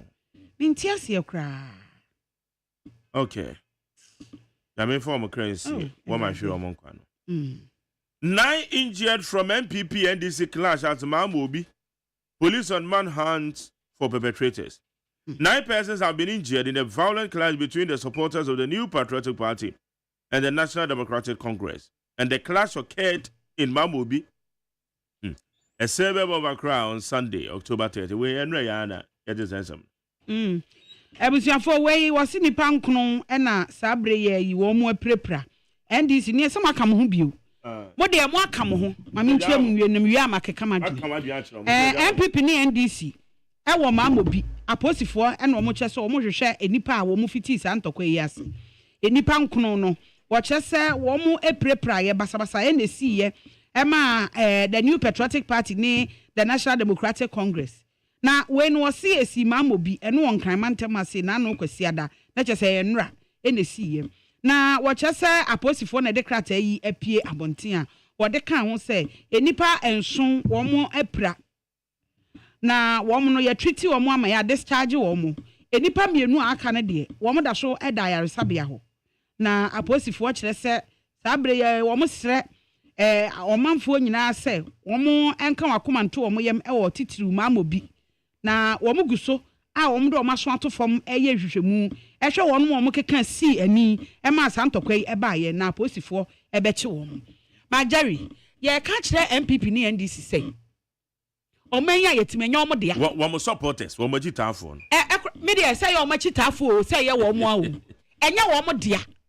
Enya wo mo dia enti mo ye beto aba na wutumi na wo penti. Wo be ye bibia dia petumi a. Ye omanfo ne de ye nko ye mpentokwa. Na me ya na ye me ya say echitafo no.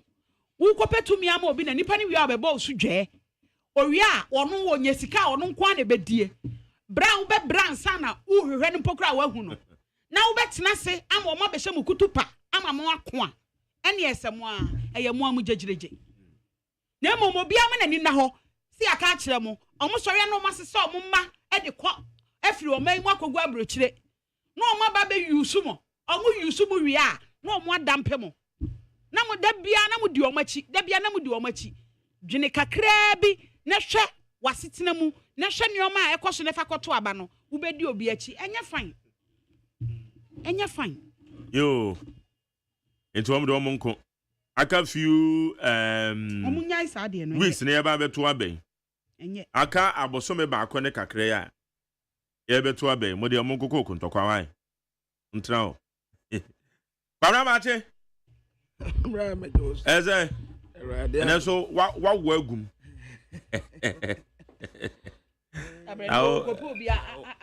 what wagum ma yesa ahumaka je eno okopo bia won pia bi funeral tone no ana ufunra ne de yese wo gyen ho me na wo papa because na me the satellite at also funeral tone we and Monday hey anti ye na gusu a wo ye na ye na concern ye na ye wie no oh ye no answer there be a break records anti we are funeral tone oh okay ama see a obia na sibewu no na ne yem hye na ne yem hye no because I so ono so etumi baby standard no ntimi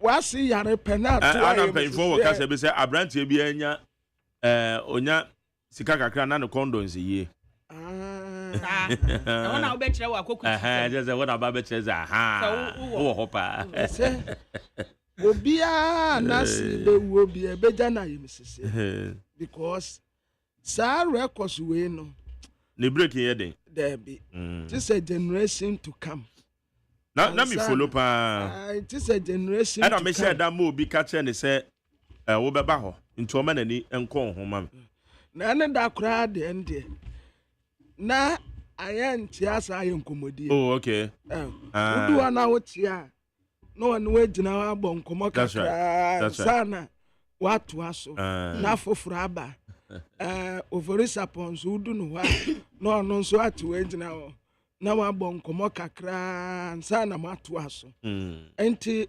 funeral to ye wie aso na watia de kosi ni weekend ni ye chimprapra no okay okay good ye pa that's right okay yanko anymore kwamna fa we na okay see we mamo video no 20 illegal miners arrested at New Abrim, equipment seized.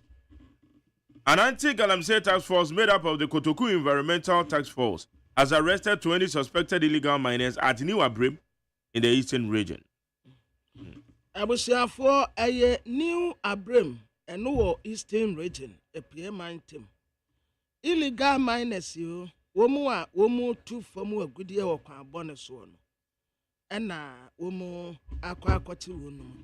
Na womu ye nipa baako 20 anti-galamsey task force for no. Ena womu ye se adwuma.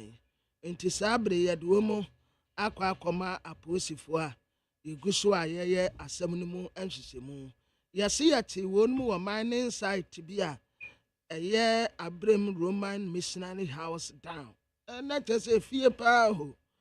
Na womu ye galamsey wo honom no nti yachi womu. All right. Haruna Idrisu wants majority MPs to vacate seats while contesting re-election as independent candidates. Former minority leader Haruna Idrisu has stated that a side of the House intends to invoke Article 97(1)(g) of the Constitution to compel colleagues from the majority side to vacate their seats as members of the House. Abusiafo yi enkane minority leader ewo mrashebedwe onimonyafo Aruna Idrisu ena o chese ono ne fam ho a omo ye dom kuma no wo mo aye wadwen se wo behwe na wakuruchire na wo mo de article 97 1 ho no G ena eka se obi bia wo edom kuma nim nanka wo ye MPP ni wo ye mrashebedwe ni afa mu wieye wo se wo kwa kogina independent na wo kogina independent dia na akwa kamia esa amanyokuo no a enam so ema wo de ba eye mrahye bedwam ho no woni omo party ways woni omo nya adwuma bio ana wo nka ho bio eti dia aye ne se age se wugya wakonwa ne to ho na wo sori firi akonwa ne so se de article 97 1G ho no ka no eno o che se de akwa akoye die eno omo behwe se wo mo de be ya adwuma na wo no wo mrahye bedwam ho a wo mo ewo edom kuma na fa no watimi awo mo nkonsa e de afiri ho se ushomu a MPP side no yeah woman kra na say omako me minority there mean TB there be minority and na what minority in TB sir ba so obi nso nim a obetimi so aha obetimi asende am so that yeah minority for no wo me lusu ye no ebia na ebi ko independent sure but then MPP side no ye wo suhum yeah suhum ena komua Aguna West Cynthia Mamile Morrison e woni Aguna West okay am saka ba ko o me miensa de suhum ne ono ne de no ena minim nti ba ko na Clenam there be gift Clenam no onye MP onye MP ba ko bi o nti am kan nti mienu ena ye nim nti sam mienu iwe no so o mu si forma se ba se parliament kwa asetna no man kwa se e ba as wa cross carpet so where you afrim nti sa na wo se unni yemfa ne se amanyokuo no afa ntimi MN na ho se eyi ada wo munim ana na wo munim na we no kra no am say when historically no na se pone de se wo ho historically them say afeni yeti bio se nipa no eteso na so oko independent ai so ono na ye MP dada e wo se ujai said the article 97 no kasa fa ho am say nipa no ye MP na we free na manyokuo me say oko independent it doesn't work like that and then so paper na ba ko ka say Pamela share the etwaso the new publisher or say a court I can be sir if been at the court or the wine the court Cynthia Morrison the court said no sir bam so say no qualification no bibi wo ho ba court ndi asem no ankasa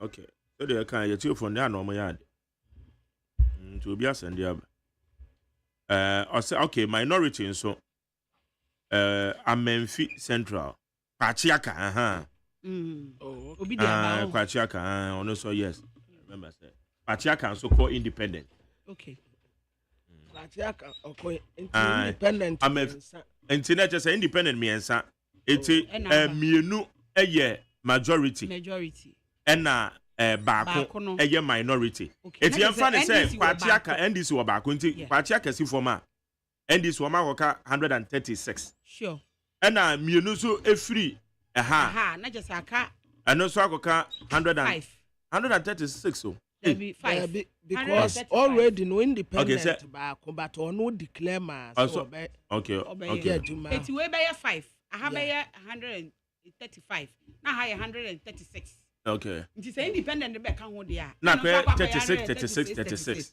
it is still a pie asemo na winim Dr. Makau Ahen what the dimpe Matidino oye no ye international relations officer at the NDC okay ono so ko file for independent But so no MP. Debi. On do MP. On ne de na MP, but the anti America ne say. That just said na minimum NDC ne no. But or call for independent, but say wa withdraw. Oh, okay. Wa catch Electoral Commission. Okay. Say on withdraw. Onyanko. It me who ya na me say because minim say Dr. Callahan de oye NDC ni. Inti meti say wa withdraw the candidature na eye madwen say okọ no wo NDC din mo. But later na me information is said there be occur as independent candidate. Okay. Occur as independent candidate. Okay. And what track Electoral Commission say why withdraw the candidature no. The Electoral Commission in yin phone in any BBN free. Omunyam printed the ombetimi ye. So I'm printed that dia and there. Won't me. And then the balance on the crown. A wound pan won't me with Robbie. Sasa what change? Dear Brent, ye printed. Ye printed we are. It's opa men conquer your campaign. And then now I forget about it. And then phone in okay. It's not just say we are having a dress in some more kind of so the Bayer Jumadia. Or the Bayer Jumana Sampa, Emrano bit to me.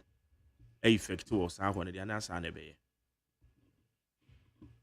I want another post about national telephone post with global info analytics now.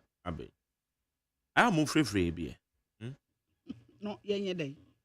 Yes, I want me post now. Just a post be no capture me down. So, maybe I was saying, I want to make you. Yes, I may know so you know.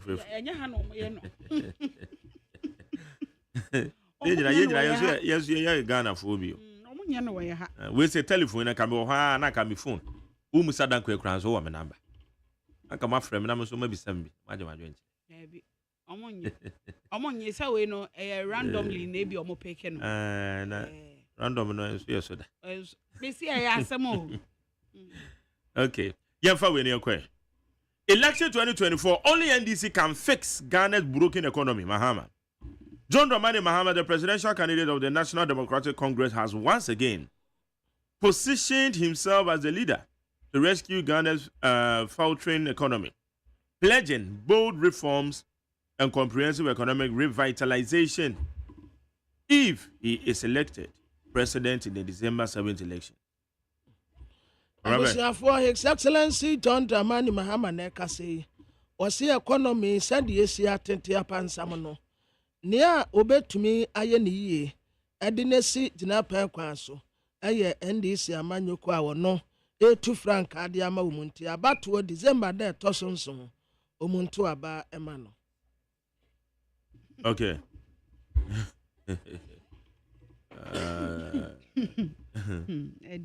Ekufuado's military development in Galamsey fight is just tricks. Franklin Kujo. Franklin Kujo, founder and president of Imani Africa, has taken a swipe at President Nana Danko Ekufuado's for deploying military personnel to clamp down on illegal mining activities locally known as Galamsey. I go fine. Ebusian for way a Franklin Kujo, or a founder president of Imani Africa. No. Now, what shall say President Ekufuado? And they are Wakatra Soja for, say one more now 1 more a year Galamsey, away and near Quayemu, one corner, 1 quarter chichi, 1 woman, munchu, so more and now almost 1 moon feed a muno sell by Pam woman, Pam woman. And what shall say way a tricks. Way acrobatics. Anna a Yiman Penny wo ye. What's this our operation ye? Or my be pay you? Equasi day. Yanya positive result to be it way why you be paying. What's it way what the 100 over 100 armed military personnel and what they are called water bodies in a home. Say woman corre no mo kobo ban pam woman free. And so on who say acrobatics be na president or tricks and kwa. Enkwesi hwe we enko ba bia entwata enti se anya ne de ensu yi say demonstrations but who say Parliamentary demonstrations so akoso pa. Oh yeah. Wo hwe be ye 2 weeks ni ade. Police fo abre pa. Omo demonstration ni sana bambofo na di akire na enye easy o. Omo so omo ye nipa te say ya o. Na say te say de omo ye bie. Police fo abre pa. Nantia no wo be nantia ba bi on be fa bia na di akire. Charlie. Say we are participant to demonstration no kra we are protester. When you can decide to relax. But posting no on to me relax you. And now posting for so do na kra so e courses no me ade. Eti amam rantie no kra no. Ase de aye we kakra no. Eti awuma na e bi amasaman no mafa amasaman posting for no ma ba beka we for ho central ho na che se akra central. Kom di akire. Enti post for my idea my bre demonstration from any ase and sign so Catholic for the almost any Friday. Yeah. Friday na Roman for no. I'm so bomb pie.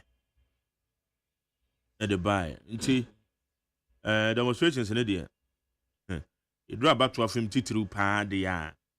That's the way I buy out so na say. Was a demonstration, you know, I'm out for the better the end of boy. By the help. Yeah, there's my peacefmonline.com, citynewsroom.com, myjoyonline.com, checkoutghana.com, Star FMGH. My Jerry, any other relevant news portal. Yeah, and so now we last week na ADB bought chairman. Da Sibre Equamwa Japan the second. Or resigning. Na I will say custom be na the petition come president Ura Collins Dakwa say na or pebosia bi ewo bank ho 12 million Ghana cedis na board time I edin kai demand 50,000 Ghana cedis edi free nchen ana osaye say Obuana se 12 million no eba. Omo no mu besia 2 million na wode bema no. Ana sika no baaye obo na nabosia 2 million. Efe 2 million no ochena na ochena basesini. Efe na wose na na 13 no ne ade ana ode kodan president. Ana obo echira yama no I resign here. But nanka me shese nka President Temanenso wahu because sesa na tie dia ene na sese emra kwan sonso eye najuma menyin di se wa resign here no, that is all issue end there. No my jere sese Bibi fuflo sign edi etire. Say bibi di etire. Yes. Yeah, and some nyina no you be treating say allegation. Yeah. They say you should maybe cause on you to me who no pray. Good. Wow. Enti say bia police service ya because extortion say or sika wo kwan bone so. Enti Yamana resign, is that all? And I say, as I see, I didn't family kwanso. And then dami hu. Adesia ne wokowa na ibi trese na nentu no ho ade so. Imfri na konya no so. As for that one there, kowfo no a wo mu asem. But this one no, ya sikasam muntutuye bi anko yie ne de. I think as I say, emra kwan so eye najuma nan koba se Yamana resign nti wa resign dia and that is all. No any kwan se ye gya no ho saa as I say emra kwan so se wa ye bibi saa yemfa no mfa emra kwan so na ye gya no saa keke debi. Mr. President. Meaning say they are working. So back also. Kasa say enye no kre. Bibia ni wa e kire sa. Mr. President letter no ɛna mɛka ho asɛm sɛ president letter no a ne ɔkyerɛ baayɛ no ɛno na megyina so sɛ ɛyɛ nokora obi nso aba bɛka biribi foforɔ deɛ menim ho maakye extortion no ɛni kwan sɛ ɛsi hɔ a ɛsɛ sɛ Mr. President wama na resign a yɛnsa mfa no mfa mmara kwan so na mmara no nyɛ n'adwuma na nya nkɔyɛ sɛ mɔborɔ wadeɛ ne deɛ nie ɔyɛ pani ɔyɛ ɔnana nti wɔno nso deɛ ne deɛ nie mmara no ɛsɛ sɛ ti yɛ nyinaa pɛpɛɛpɛ yɛ a ɛnyɛ ayi asomasi no wɔ benten na asomasi wɔ benten mmara kwan so yɛmfa nipa no mfa so ne kwan so yɛgya no hɔ saa daabi okay nti nhwehwɛmu na ɛsɛ ɛkɔ so yes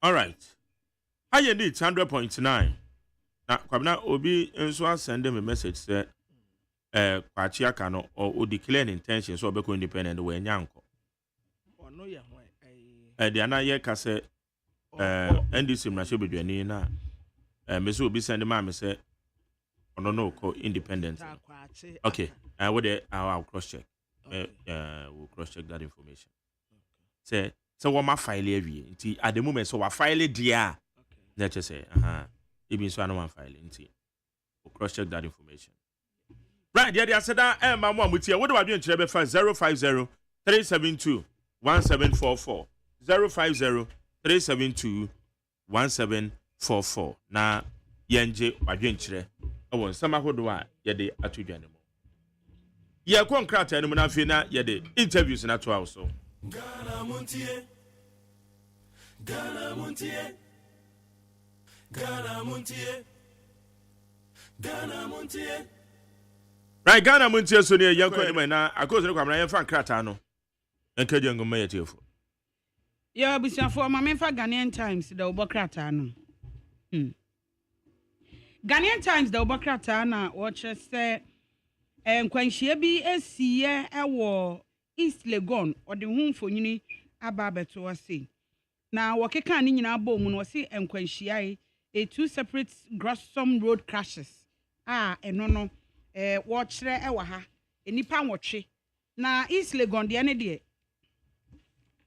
Ghana National Fire Service for ɛna wɔn mu twitwa kai wɔn gyina ho wɔn mu twitwa ewurade ɛdion wɔse nipa nwɔtwe ɛna wɔn awuo na ebi nso aprepra sesei enipa mienu ɛsoso ewuye enipa nwɔtwe no a wɔnom ewuye no wɔnom ewuye wɔ Kumase ne Nkran Kwantempɔn so ɛna mienu ka ho a wɔn nso wuye na kyerɛ sɛ kɔyɛ nipa du ɛno nso so no ɛyɛ enipa mienu wɔn kɔ wuye ɛwɔ East Legon na ɛno no wɔse na wɔtwe awieye Asante Mantam deɛ no wɔ hɔ ɛna na wɔtwe awieye East Legon deɛ no so esiye ɛno yɛ 4x4 ɔse Akura vehicle registration number no na yɛ GR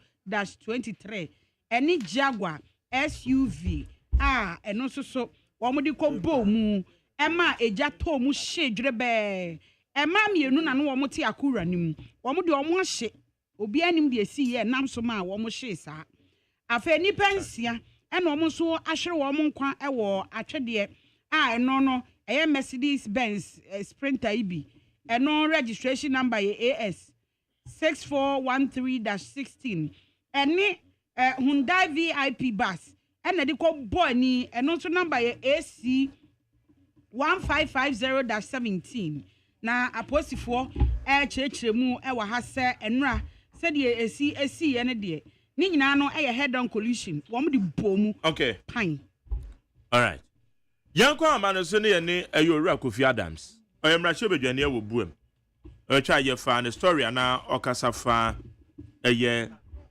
illegal mining activities ho a osusu sɛ abɛn krenie kɔn fa so ɛkɔ no nyɛ papa nti yankoi na yɛ ne owura Kofi Adams ɛni Honorable Kofi Adams machi na ɛbɔ mu te sɛ well yamia dom mi hu ye na Edi kan ma minchia o anyway tie for anope. Eti for je so pa. Yete on kana check kakra. No correct. Na buem ehoboko. Oh, buem bi eboko. Okay. Edrum ria eti say sometimes na ya yera kakra No correct. from aye juma. Enye ni nyina ye no na wo say eba bejum enti ye no bibia wo say ye na ye ho nko ate sansem. Ni wo say eba abontin no so beba eti enti na ye binom nhihia omode ahye ye nsa no. Emma yenta ye nya daje mba abontin be kasa bebre. All right. Na ede na wahu anti a wo kase omampanyen ne commitment or the fight illegal mining no iniho. Well, two things. And I say commitment in iniho. Nya ye hu sesia ye di ni eni hu. Eni ni science akachre ye. Ensure ye hu. Ghana Water Company for kra edi krata babontin say afi di omuntimi nye den en nsu no emma ye biom say ye benu omuntimi nye tu bibia enu kra ye just stability level ni efin no eno mo ka ho asem but enyama akọ nsu no mu kra na say yi efin no kra efin mu a chemicals a akọ mu kra no omo de omo ni hu kwan a omo be yi sade na enu ye mfa ye ni nye den enhu. The impact of some chemicals now in yem maminum, yen yerinum, yem ma ewu mofra not up to 10. Almost all we up to 10. No be huna obi the fingers and a 6. Ebi a 7. Deformed children. The outcome of exposure to some chemicals eno yem fa yini enhu ewo etunum. Then nyayati say omampenyin ankasa ene ni vice president no omo ya we na so omo anya hu bibia ni nyina wo kabo ma obemu say aban no enye committed say omo be ku itia sa galamsey menas na illegal mining ewo yen hyeonum ene akwaye ni nsaase a nka ya dedicate ho say ye bedo ama yenya eduane ewo so no ni nyina no omo nya committed say omo be ye ho.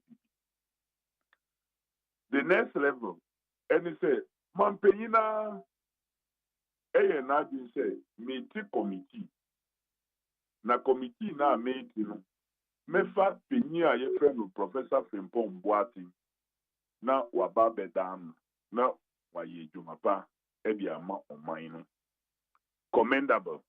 No we say na adua eteji no enye say Professor Frimpong Boati ani the committee no omo konko ye dwumapa and na onim say o Professor ye wo bia Ghana for the obuobi emanu omo agin na adwuye no say Ghana for obuo na omo de ma professor nti ye de no koto ho a na okoye partisan na Ghana for bedwin say o onye partisan na nokore na oka nokore no nyame nim so ono so ye na agin say ejuma no meye no the way a omo de ahye mensa from Professor Nankasa own report nenum nsem a wokaye o see Oshia Mampini and in the presence of late Sir John say Professor Frimpong Boati Boadia Edieme Boa o say okatre Mampini say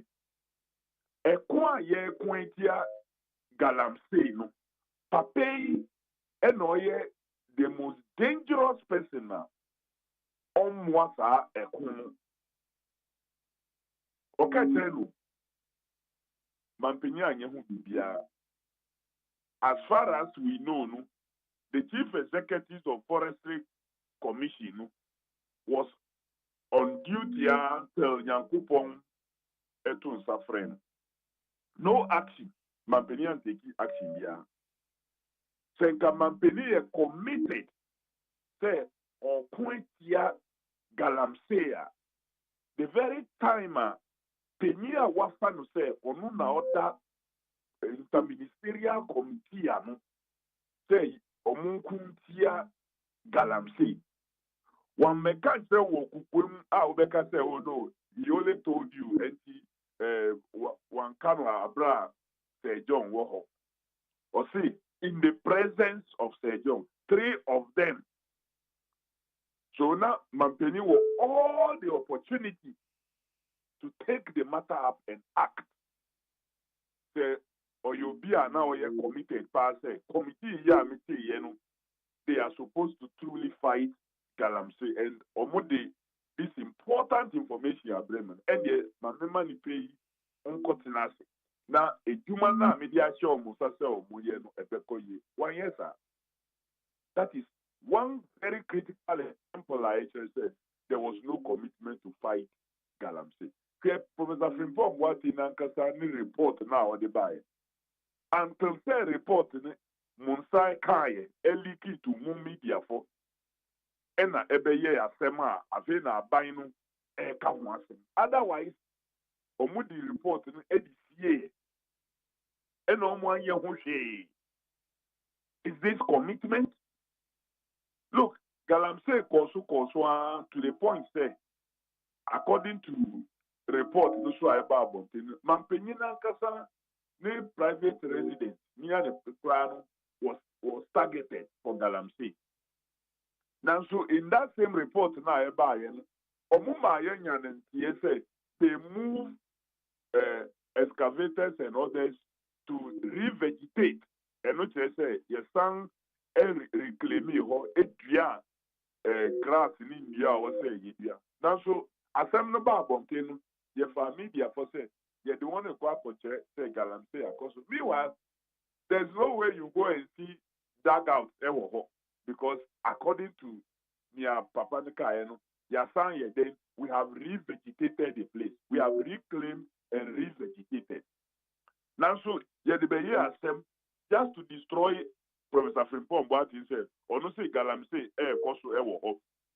Now, so Omoko Yeno, Omwe who PTBA. Meanwhile, Professor Frimpong what he said, PTB wo.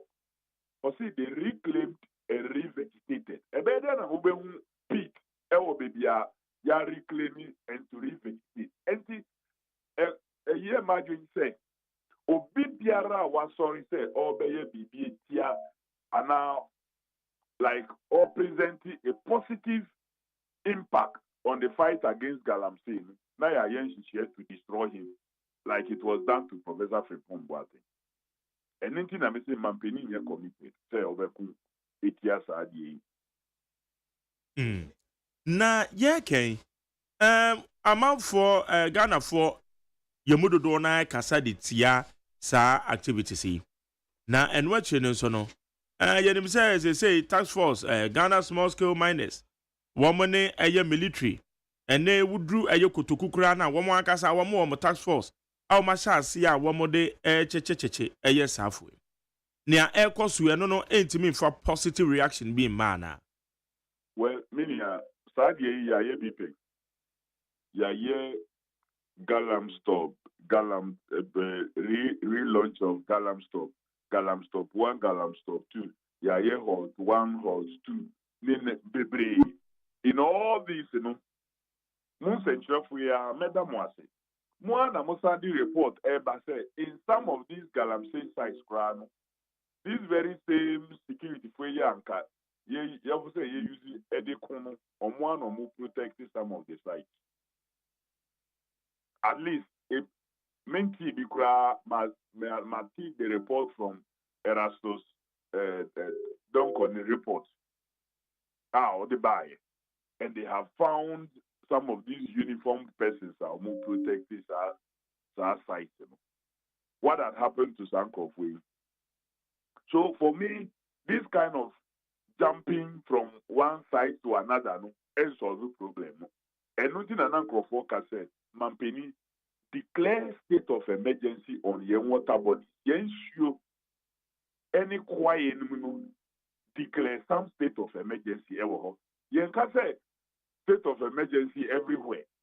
Issue so that obi call issue no so.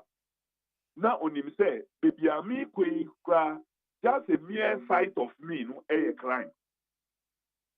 Would you say abra COVID by lockdown? No? Now conform person on beko baby, now conform person on beko baby to go and do other things. Down so, yeah, at the end by say lockdown, a man conform then it's not fee. One call issue no so. So declare state of emergency in those water bodies and the forest reserves. We are obi kohoa. Esrobi beba. Say wo ho, wo ni ho. Asrafo wo ho, asrafo ni ho. Nipa no be hu say, "Hey, adie ya mi kwei." Ya declare state of emergency e wo ho. Na se wo koye say, "Oh, me the contingent e go round." Contingent ni free ho a other persons be ko ho. Omukura, omutinti, omuye den, omujani free ho before a contingent no kura be ba be do ho. Omu observe ya na so mu free ho a no mu asa ko back you. So clearly no commitment in anyhow. Nka baby aye do ya be 12, 13 regions out of 16 in Yinano. Isuo no say ya na ye say in the name of Galamsey. Aka only Volta region to some extent and Oti region. And I make a say, Omunshio any nsase no protected.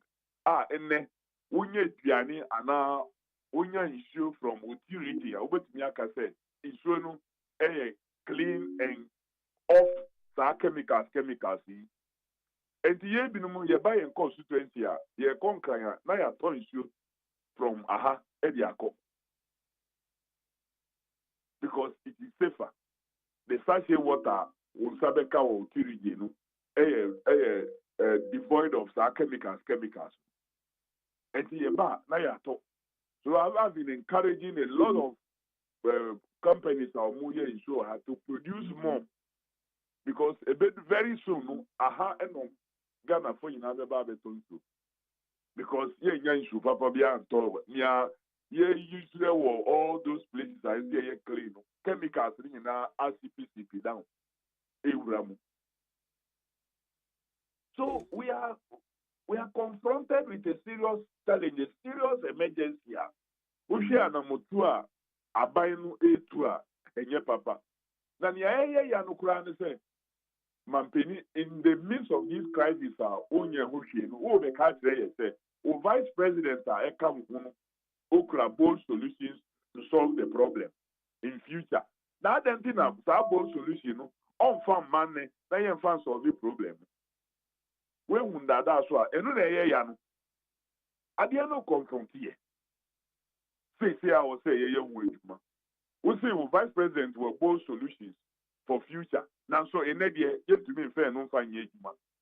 Yen koto aba man abra okura sa atumi no woni no na mukura sa atumi muti akonya no so mumfa sa solutions no mfa nye adwuma ne yen twen na nkofo appeal for into premature birth mofrano so yet deformed and so on and so forth. Now yen twen what for those bold solutions yen nim nya sa solutions no na nkofo so far sa ade no mo de nam. Can you imagine hifa na omei yeyira hifa ena yeyira kwan. Okay. Enti ohwe okunya ayampa wei yaye bida. Ohwe eye aban agodo abedi yesu nyina the fight against illegal mining mo amaban kra mo bayi. There were some actions a course. It is wei yaye bida na se yesusu se said ya kodo no entimi fa positive results in madia. Then Kofi alternative ni yedien.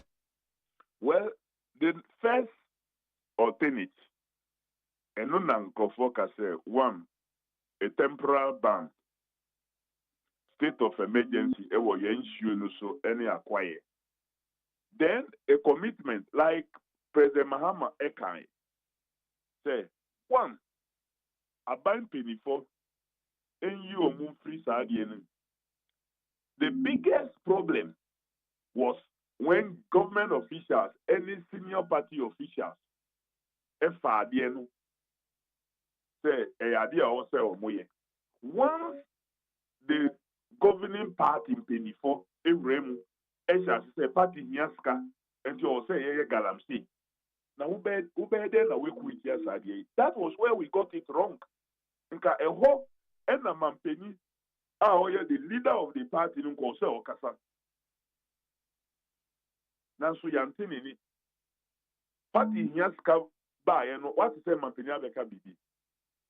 Yebeka say ni regional chairman galamsey wo kwaye num any Nimri forest isuo bi so eho na the source of isuo bi so no e dey no ka kire asofo ni a bishop a mushia ye o si the nipa no ye galamsey as we speak. So that is the first line of commitment. Sorry. Na party penifo because party nyaska. Aban penifo foreigners also be take advantage.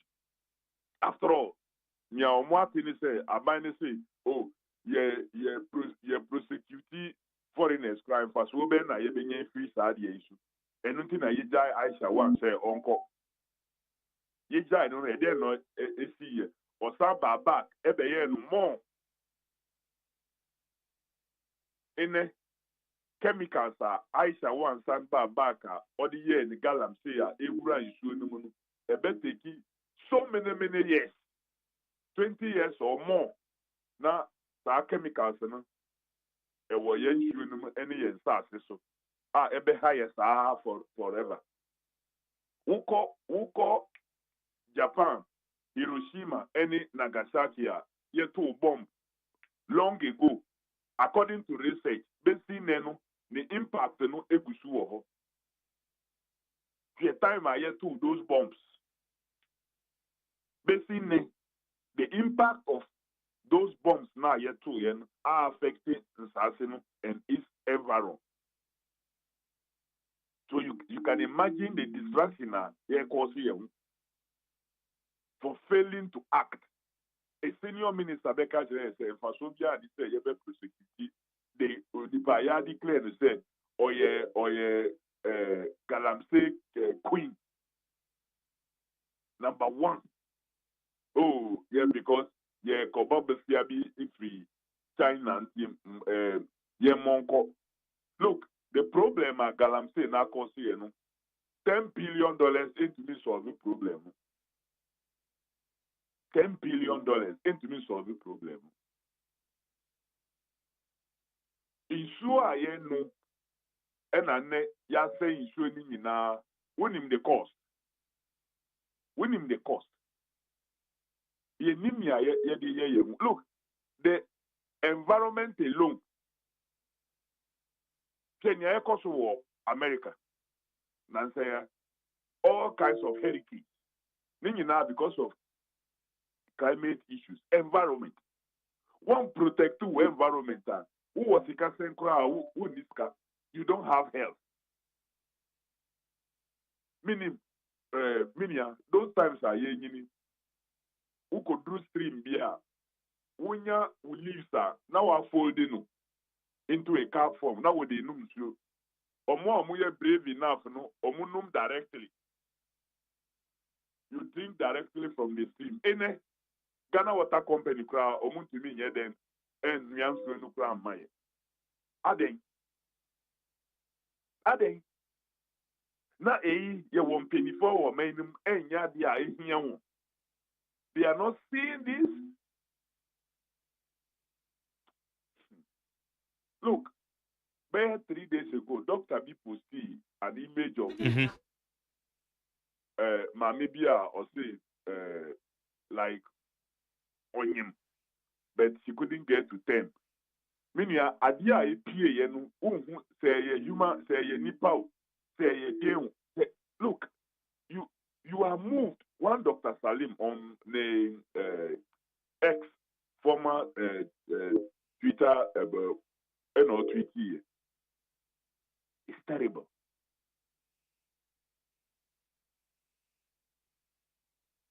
We are confronted with a serious challenge. Meaning, or say, and I'm happy say one gentleman, your friend of boss my joy. Why should I say all your creatives be are educating people about the effect of galamsey. Sadie in and say a buying through the Ministry of Information,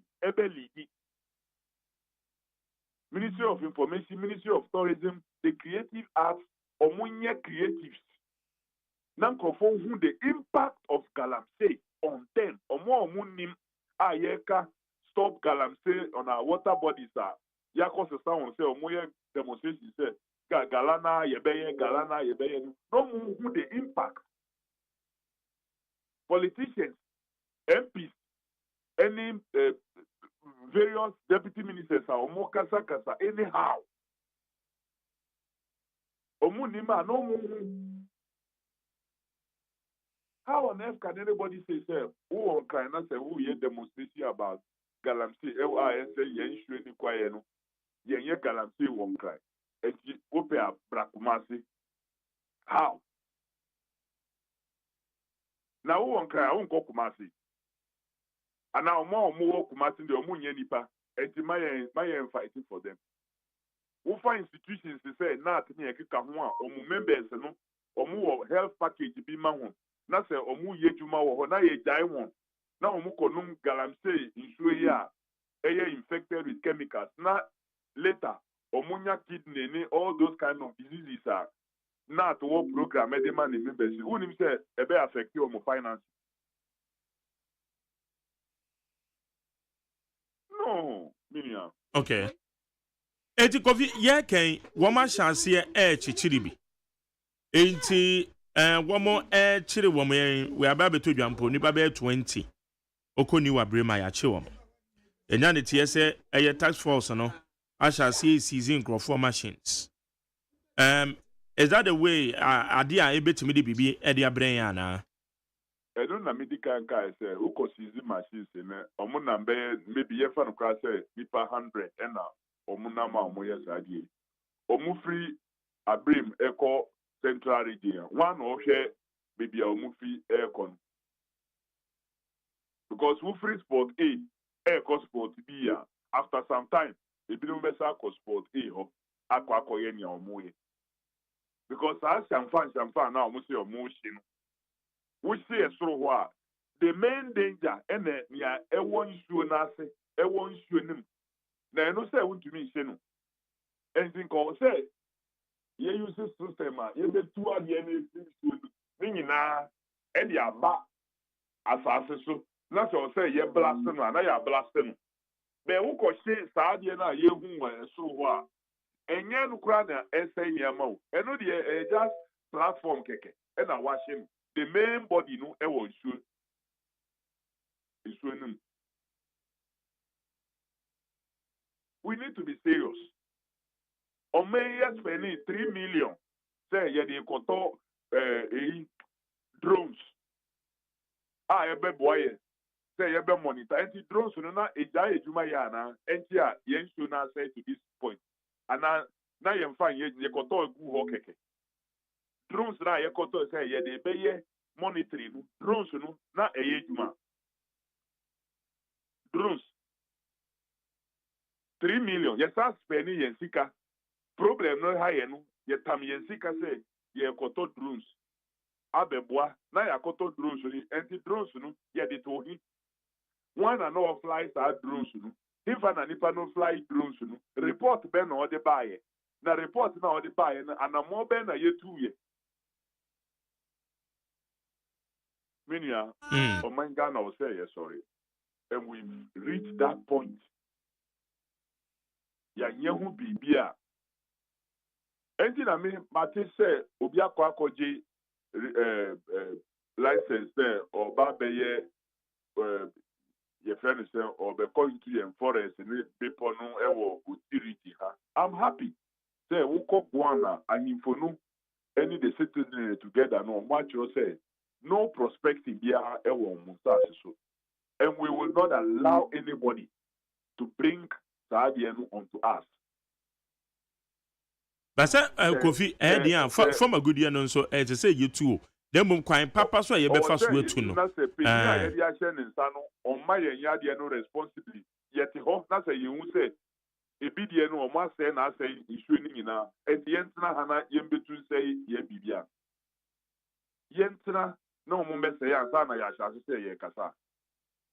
Yen train, because we've seen that the president and the leadership are yedi tumination yedi bibia a former good year no ye one no yedi action and standing in ano for energy say we are prepared to protect and we will protect it ourselves. Na aya na who say aya na your politics ya ye akwa ko wuri ro kun mu ana. Hello. Yakobi. Yes. The other BBC say, partisan politics a play. And was sa and comedy muana. Well, by all means, partisan politics partisan politics But the decision say Yebema will be concession. Yebema nipana konsuye politics. So if that decision will be taken by government, government so you for me out of an election. Party being a winning, party be a winning. Eti omu flag bearer and ababeye mampini and a 2 million akoni planism and our appointing chief executive of forestry commission, minerals commission, environmental protection authority, and so on and so forth. Our point to Sanko for and omu take decisions. So by all means, you rule out politics and you rule out partisanship. And that is why me momidie omu pese ye kunwetia Galamsey or Moka say, oh, Emma, my partisanship in Remu. By all means, partisanship will come in. Because then now, we can say party in Yaska, and your partisanship. So we can say party in Yaska, and your partisanship. And your partisan, Kwansuna, Yedi, Mampenia. And it's a Mampenian take decision. And to key action, Papa, now you come once a month. By all means, a become. Now, a leadership now. Don't let us bring so much of maybe party Nankasa say, oh, maybe MPP as a corporate party. But the leadership should be questioned. For example, Obia Warai say Obe question Baumia because he's a vice president. And he questioned the role as vice president in the fight against Galamsey in there. Obia I'm trying to say because flag bearer and I question. We are not questioning the flag bearership, but we are questioning say as vice president and then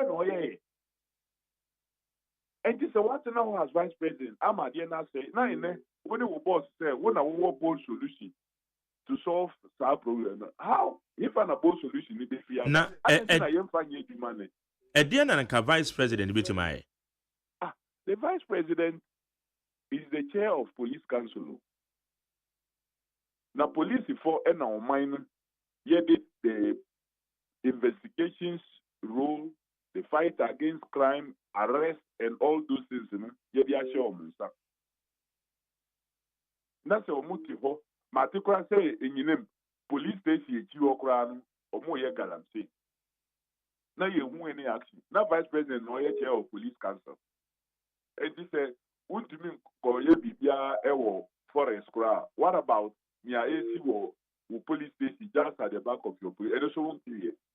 But sir, no the Minerals Commission boss he can say on one muna report to Ediama and Yinam police for about 1 million hoshe. It's no now and this Minerals Commission see Ukraine one report that my police and the vice president are only a vice president of Ghana. When you are acting as president or something chair of police council. Who himself or same year no. One will flag bearer by Yadrin say, any baby crana, Yachichu Woma Gum, I'm brand new Womadino, so obey your president to obey you, Womo. because financiers na kasa wo ho e no makocheche innocent people one ne be ya adwen. Well, one can say one my prosecute ya yachi no. Yeah. Omo ayachi wona omo ada if you say for some time no, they would have been reformed by now. But there are key persons. In the entire galamsey no engine say some bofana ye ko akotun e wo beat ni mu. Enyo mo no mu take decision. Omo need sika omo beto champagne. Omo need sika omo beto excavator. Omo need sika omo beto even pick up ba kukura ye de be site ho. Now omo de for survivor. Enunti na ye man penika say ye be create alternative in juma amaho. Omo be ye omo be nya so mfa so yi. Na saadi and the bar, there's no reason for them to continue, neither for you to continue keeping them there. But use them as a means to sabeka kingpins. But who could see Mbrantiano and Ketesiano or peace? Now we jai kingpins now, or no now, or benefiting from a anima. And they're winning actually.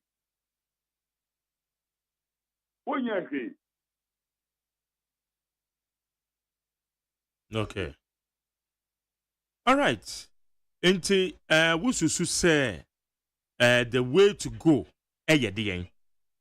Well, the way to go and say nipa yedi to me no ashen nsana edi to me no be yejuma enye for nothing enti a o mine yedi to me ashen mampenisha. The president should not be seeking and now only the vice president should not be seeking or more acceptance from the other political parties and so on more quit here at the area body, especially Bonia ebe higher forever. Look, Ubiku ya Bantiana brother or baby. Many who ain't said down higher so much. Now so a no crano, ye young wijuma.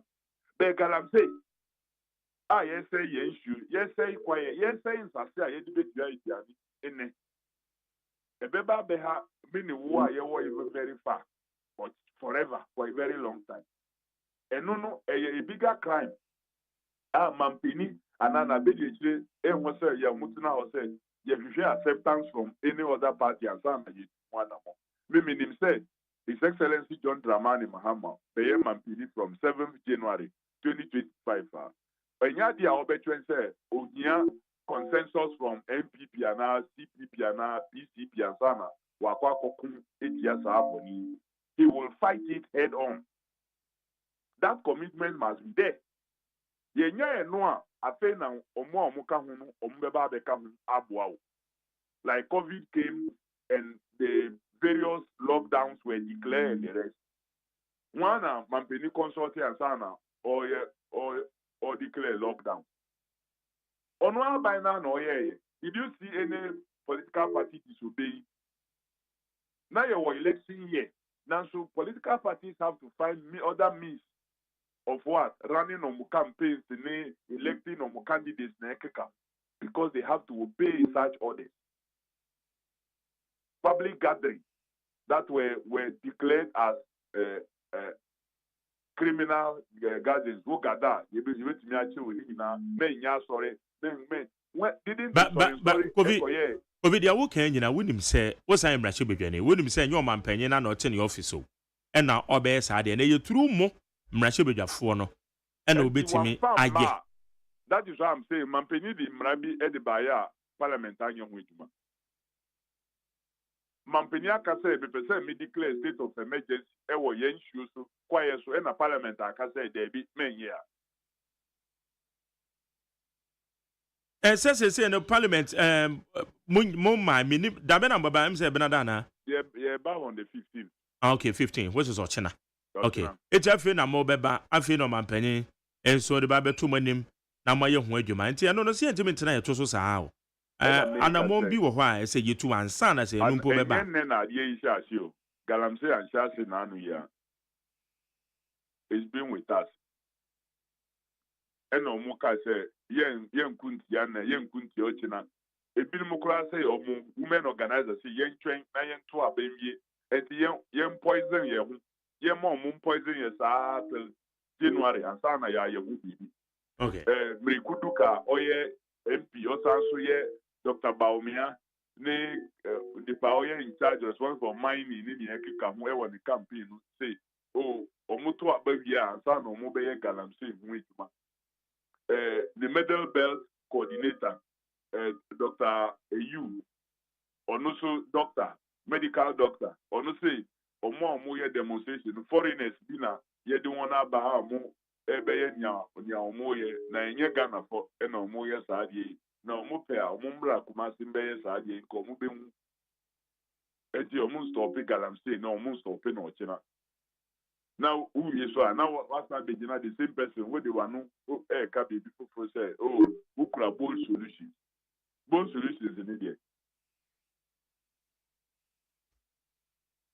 Obi anope that say me that say so minion na me sure Kofi Adams ayemra bedwani ewo buem abato ompesu aso no na ye no edi nkomo no ni nyina ne fa aye the commitment level a ye man pani ewo especially on the fight against galamsey illegal mining eno na ye di ho enkomo yi for adu channel 0503721744 0503721744 na ye gen kan efa ma akosia ne kwamna wa ha enkrata no wo mo yemu adwuma ede emaye agos ma Jerry the videos we are mehwehwe na accident na making kan ansa na East Legon akwanhia no chale and the essence ye wo atwede the way I dey see yeah na say East Legon dey na nya head on collision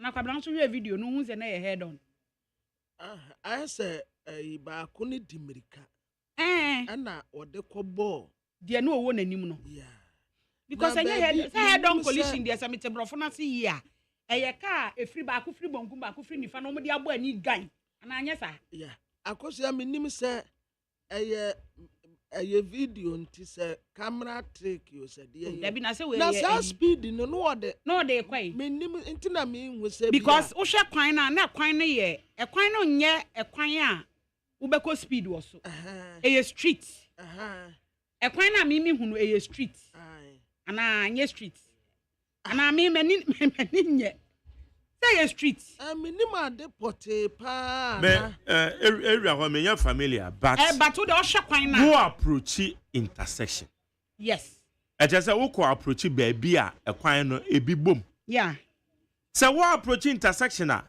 hwe baby a no way to say be 200 meters if I'm not mistaken. Be 200 meters. It's 200 meters away I would approach intersection there.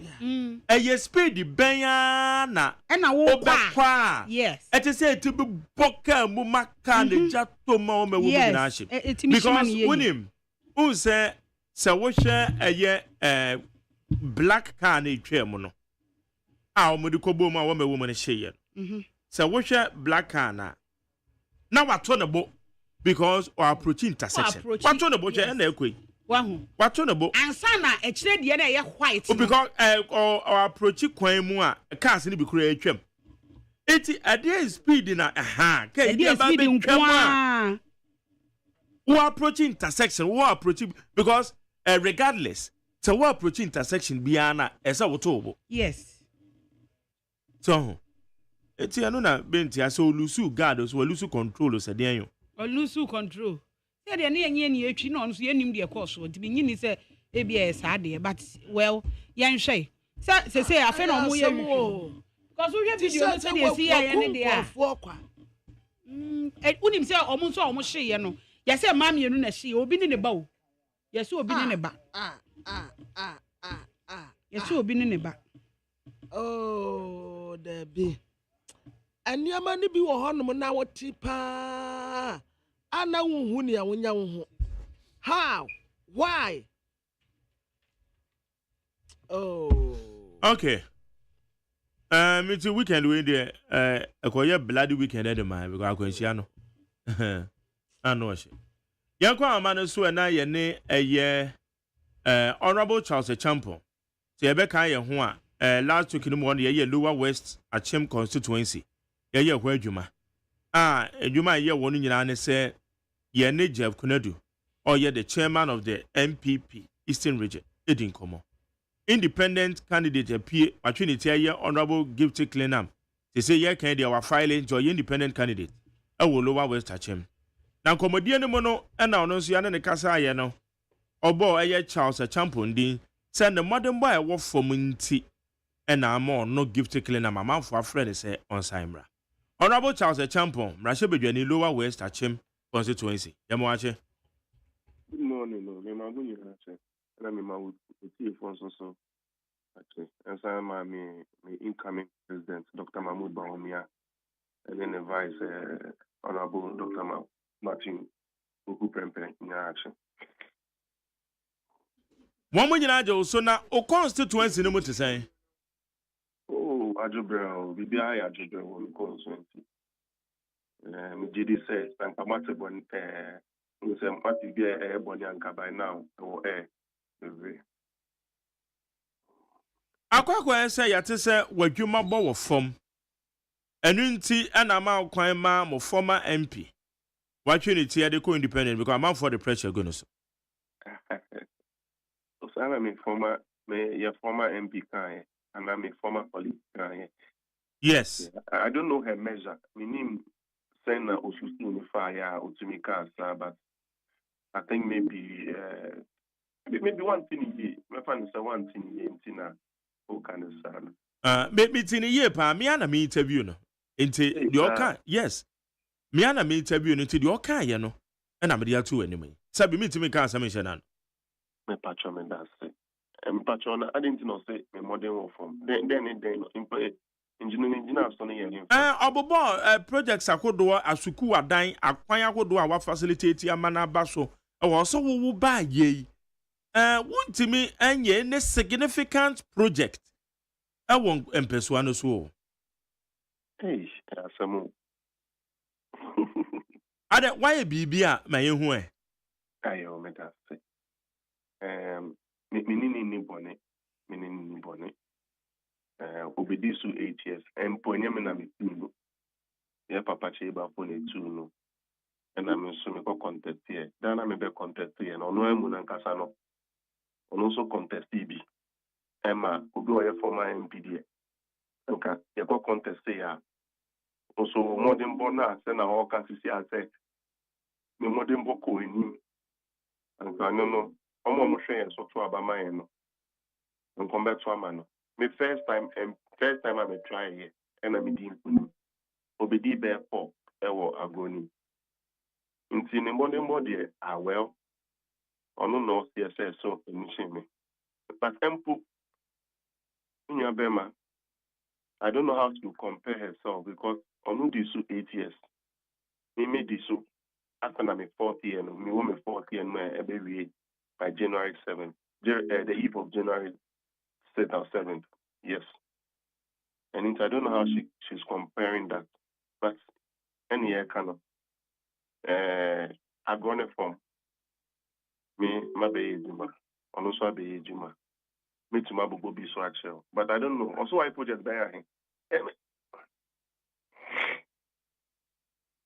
Hello. Also I project by him. Projects in the Ukraine when yes wa specific numbers but obobo projects I would do bebre so our constituency ni mu ono na aye. Okay. Matter. So okay so why in 8 year rule why project. Me fa na set no kan and na me 4 year no so no me so my bi. We there men kakra me to make kamensa over 50 projects are my year within 4 years. Within 4 years, why project by 50? 15 and 50. Oh, 15 years, not just now me modern born konim now person for the oka in so. And there be some person maintain the year. What's it 55 0? 50. Wow. 50. A billion. Oh, me in two folds. I look at projects are buying the shafts here and a former MP's shafts here on main way. Na makwaso. Na me am so my biaka ho. Because at the end of the day, you know, speaker any of the starters our project no. Into And you know, the governance is continuity, about continuity. In the one so was now cast we no now be see there now the GDR. Now sika na ye de share form no so na senti.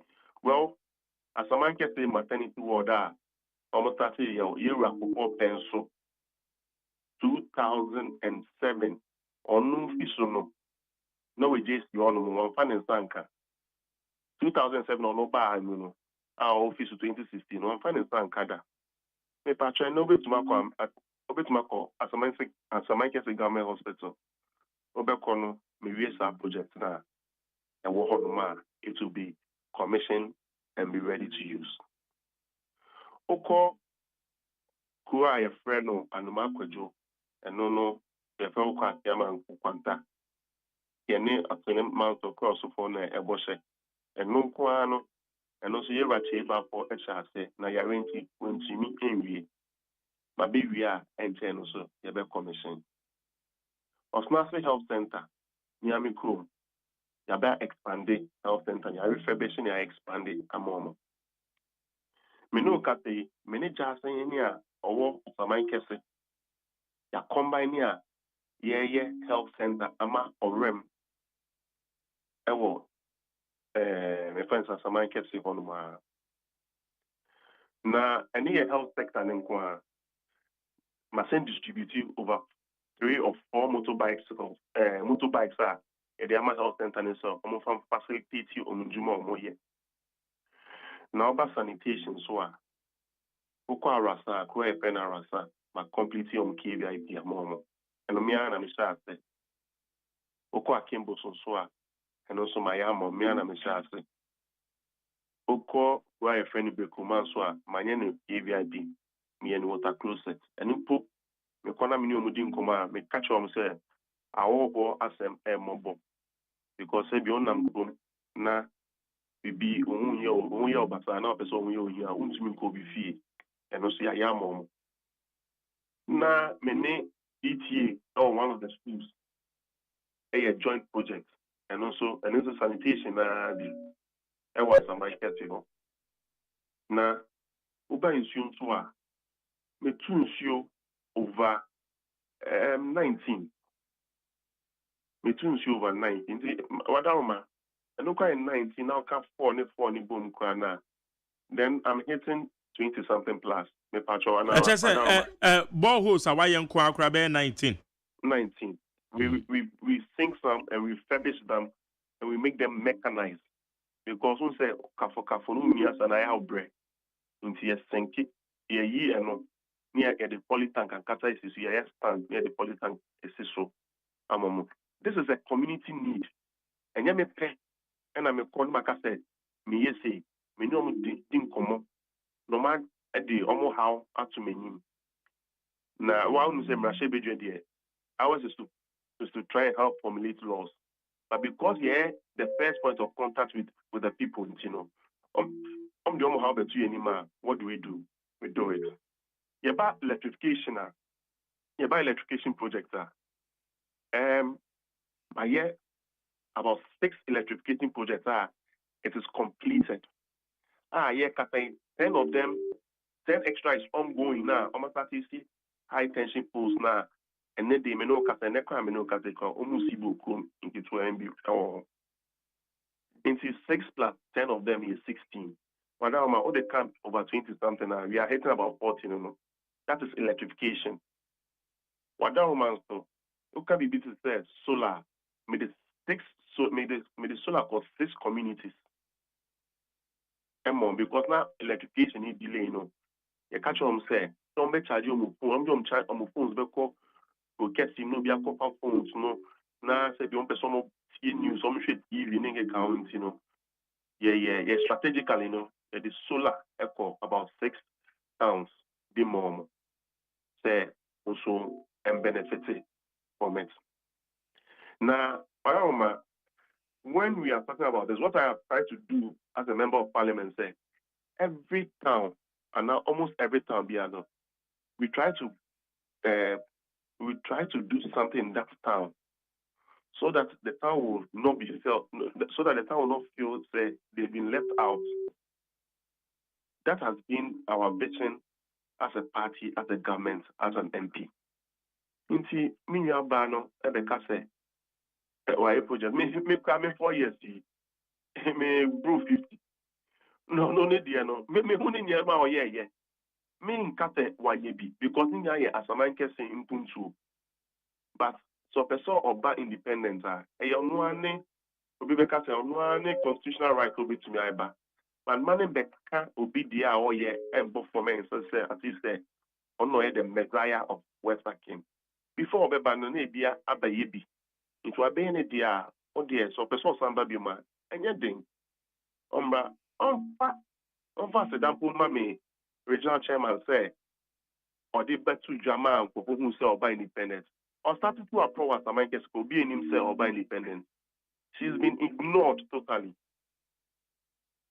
And yet, my regional chairman can come in between this and Mukamukumun himself oba independent. But I know they are okay there no crepa because original chairman kind we were a bit surprised because now you say give to clean America independent. So you see the extent in which she's not really popular. Oh, but I know it doesn't make it. But I know how does it got to do with it? Because say, Abia or person in the public, a corner now born into one abetuja. As a man can say, and you cook it. Madam, and I'm say. Yes, minimum. When you are moving from the east to west of Eastern region, you definitely cross past. You definitely go through as a man can say. It's basically as a center in a certain crossroads.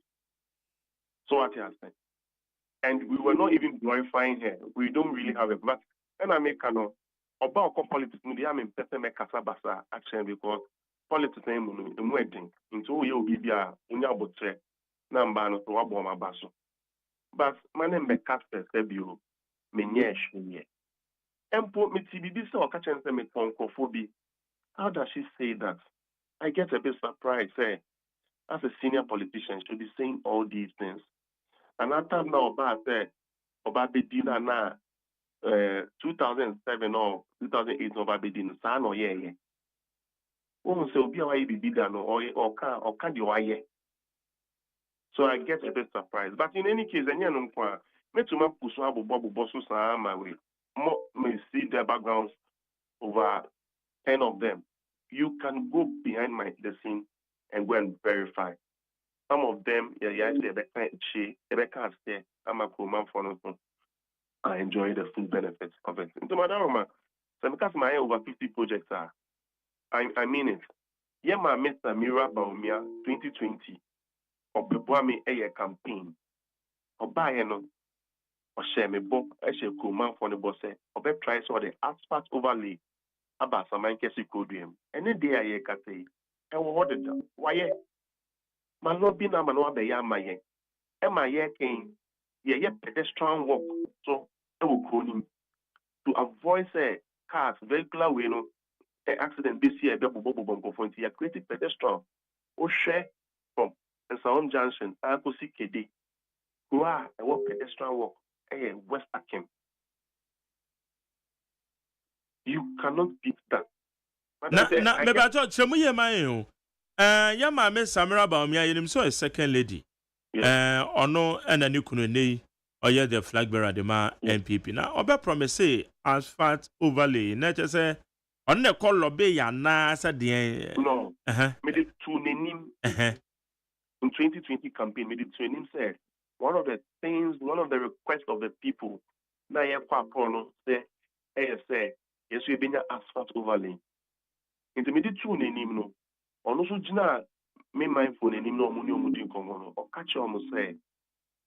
Media two name say stay na minya bebe. Or be boame na ewie ne peye. And you don't want to say you obey be my or daroma. Ye mame Rebecca, the first lady of Ghana. On also be ICT center more than one. MIA, one of our accounts or snazzy.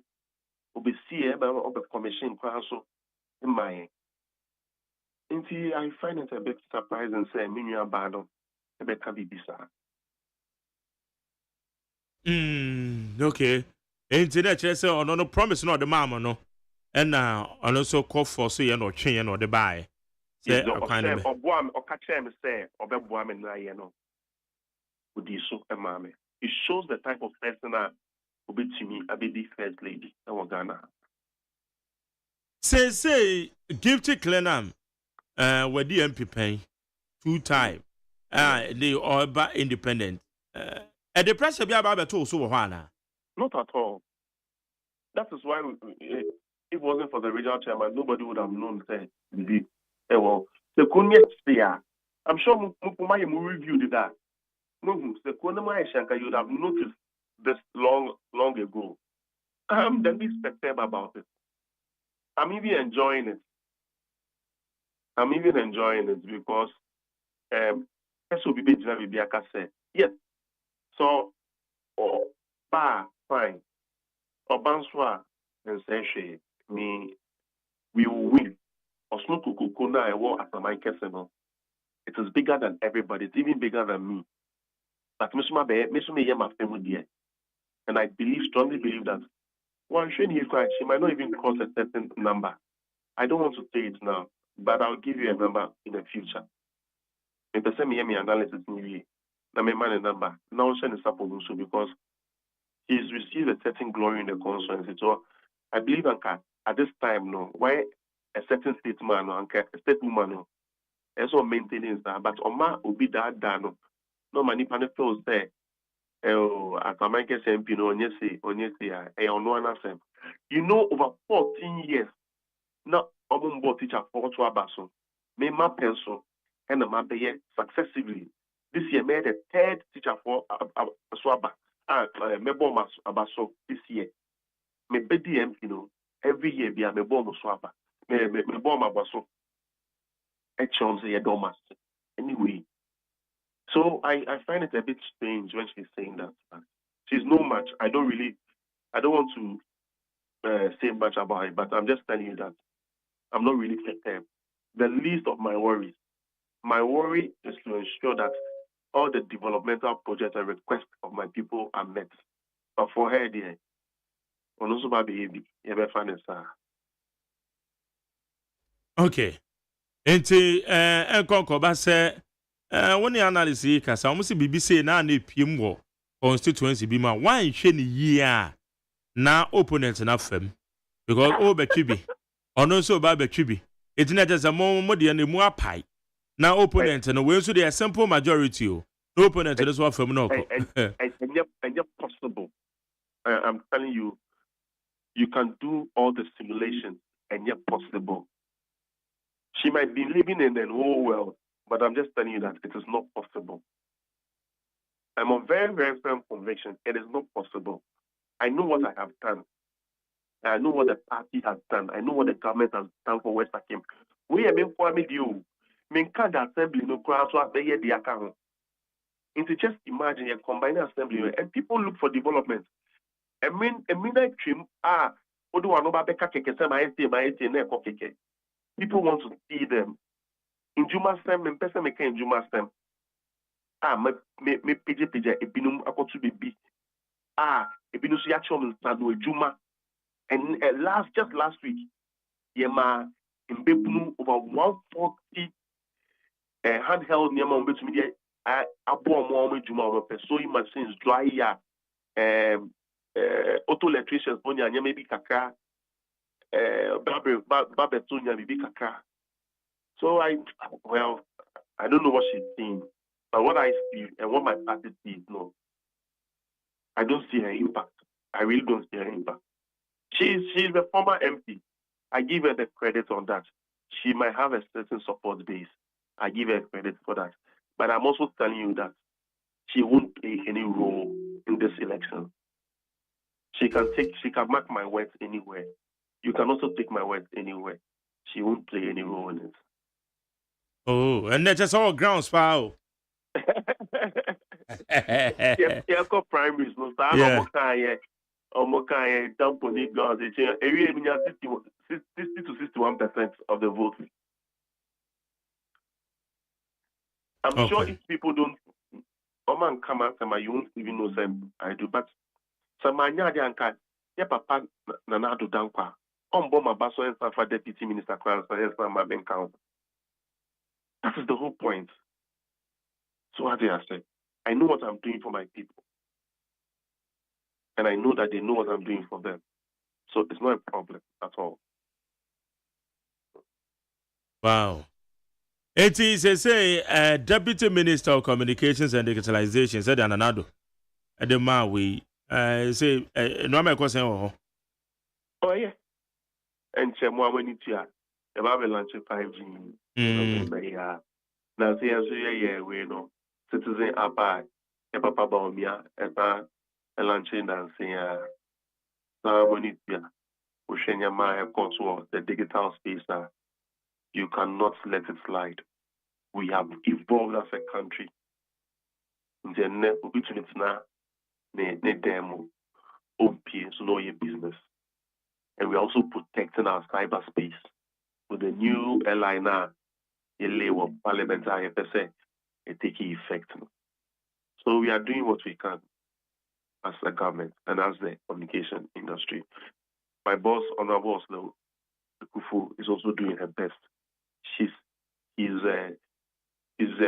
known worldwide and both within and out of this country.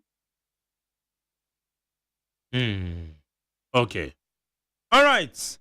Yeah, that's the pace one day akasa. Na they say you few aka few 55 days. That is a Kotoaba. Yes. That is a campaign to go support our constituency demo. And yeah, easy. No, for me, Krano, the end say a catcher command for the Kyle Yama yeah. Yes, sign any omunya interactions catch say. Empo say I need bibia, omon kai some cocoa mutinin and ama to go be in your modia into I didn't the reacting there, Odiam by now, or Chna, or dear Beba. Into Yabot there, bibia you couldn't give. When Yabot there, Obe good matter, Obe prayer, Rocco 2 months on Mikake. Okay. That's it. So near the income. So that's a Yamesun sharp. Na coupon. You tear for you also. At you for that. But that's yo. Jenny, Honorable Charles a champon. Oh, yeah, MPP Mrashebe Jenny will lower West Achem. Only any didn't come on the one Honorable Gifty Clenham, former MP, a contest to say, Obey, Obeko as independent candidate. Then come on, and I did. I need 100 points. And I could say, how come now? And so, our messages and so no. If you didn't go through a capture, you cut your guma, a be in the AP, na yada coin. Abrana da ben, you know, brother. Obia Mbo Brazil. What's an October na Omotaya side? And when it be a tripa. Pa. And I don't know, Casa. Yeah, Buana Yabo breast cancer won't win as many. Many dear tripa because breast cancer, yeah, the papa. Near maybe a Tisano. And many I go to Ombrano Mamma Transit Bisano. Me so okay. Oh, no, brother in October, be a Moya or Chinera, they are Domaya, ne Sudan. Oh, okay. Black Star, no. Yeah, Black Stars. What are my mom last dance? What are my mom last? And the way the back out, I don't already the grand account. So be support to Black Stars. Into what dear? I come in Kwa. Baukane Saki, or mania sponsor on her. My gentleman say, Sabo, we are Black Stars if we be. Say, you bet to me, Abobio. Say, Ofa Nunu, and Katia, Eddie, and no one Sam Rantia way boat. And you bet to me, Abo. Bet to me, Abo, pa, Nadia, Namrantia, and Nemwa, send me and you, pa, which in a poem, Nabba, bet to some about. I did drag now, said the air blasters if we. And now, what is it? Anyway, what's not there? Sooner. Say, I show more your frame. yan say wo mu a yan forget yan qualify net say ye last ya no but ye to me win a and that's so ye win dia let's forget it net say no yan ko biem oh yen to me adenu mu no kra de aye na aye bibia ho wabo 3 matches ye 9 point wo 2 o kobo 4 matches ye 12 point o 3 op ko pede bi okay enumpo no o 3 numpo na chese me ma pre draw si e ko hyewa na chese o da so 2 point o kwa Africa Morocco Africa Cup of Nations player me enya players ni na ye problem o eye coach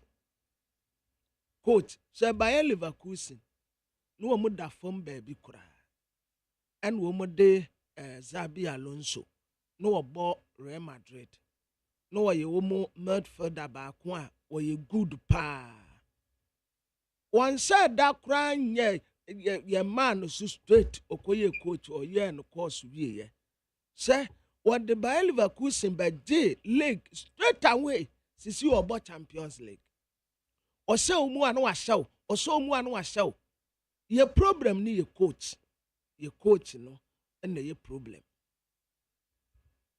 sa team we o de ma coach bi a obetumi de aye wonders bi a be surprise obi a enti ochina de se Sudan fo hye ye de a ene ye last ya no ye wie next matches no eduru sa no a abrochirefo no obi abeka se wo ma enti wo mbe use local players no a no mu de wo mu abo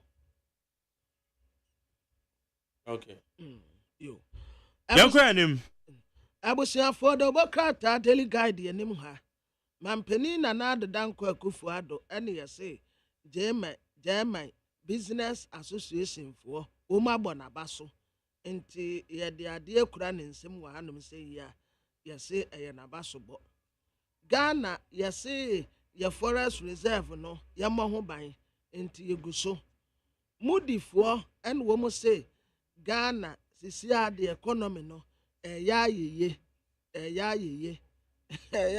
na still nioma bo de ne no lotto operators ena wo mo sua allegations ni bebrebe edigu samie okuso na minim ade a lotto operators samie okudi ayi wo mu bra good morning how are you lotto operators no ade na ade ayi wo mu a wo mu mo asomo nyowe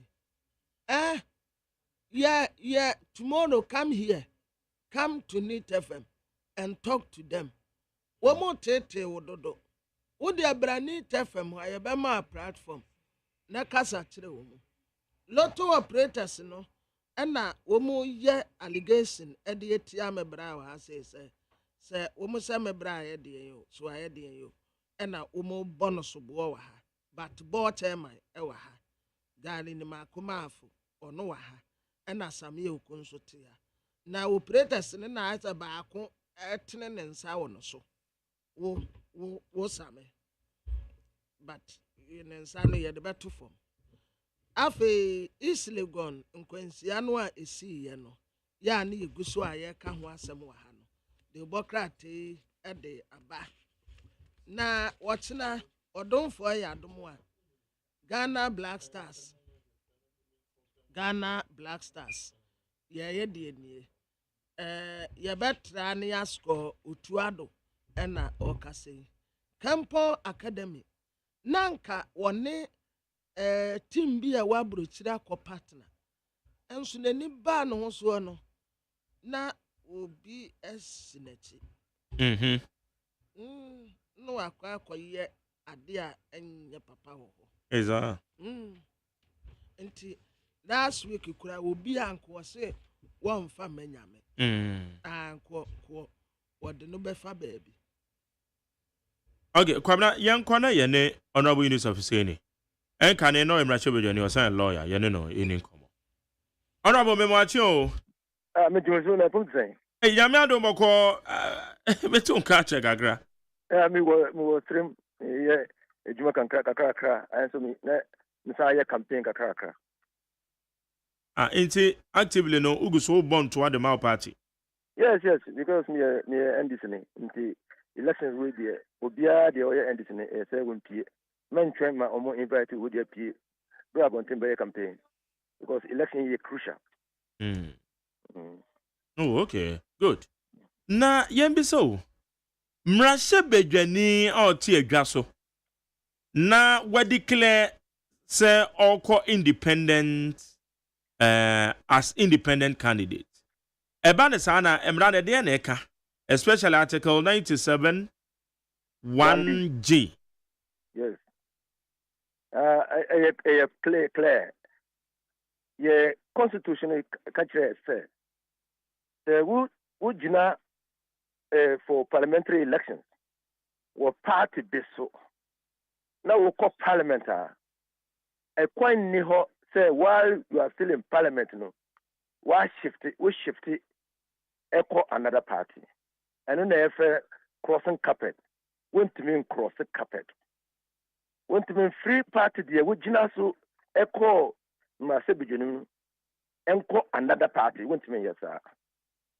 Also so we call parliament as an independent member of parliament went to me while in parliament as an independent member afri status no ako joining party B went to me.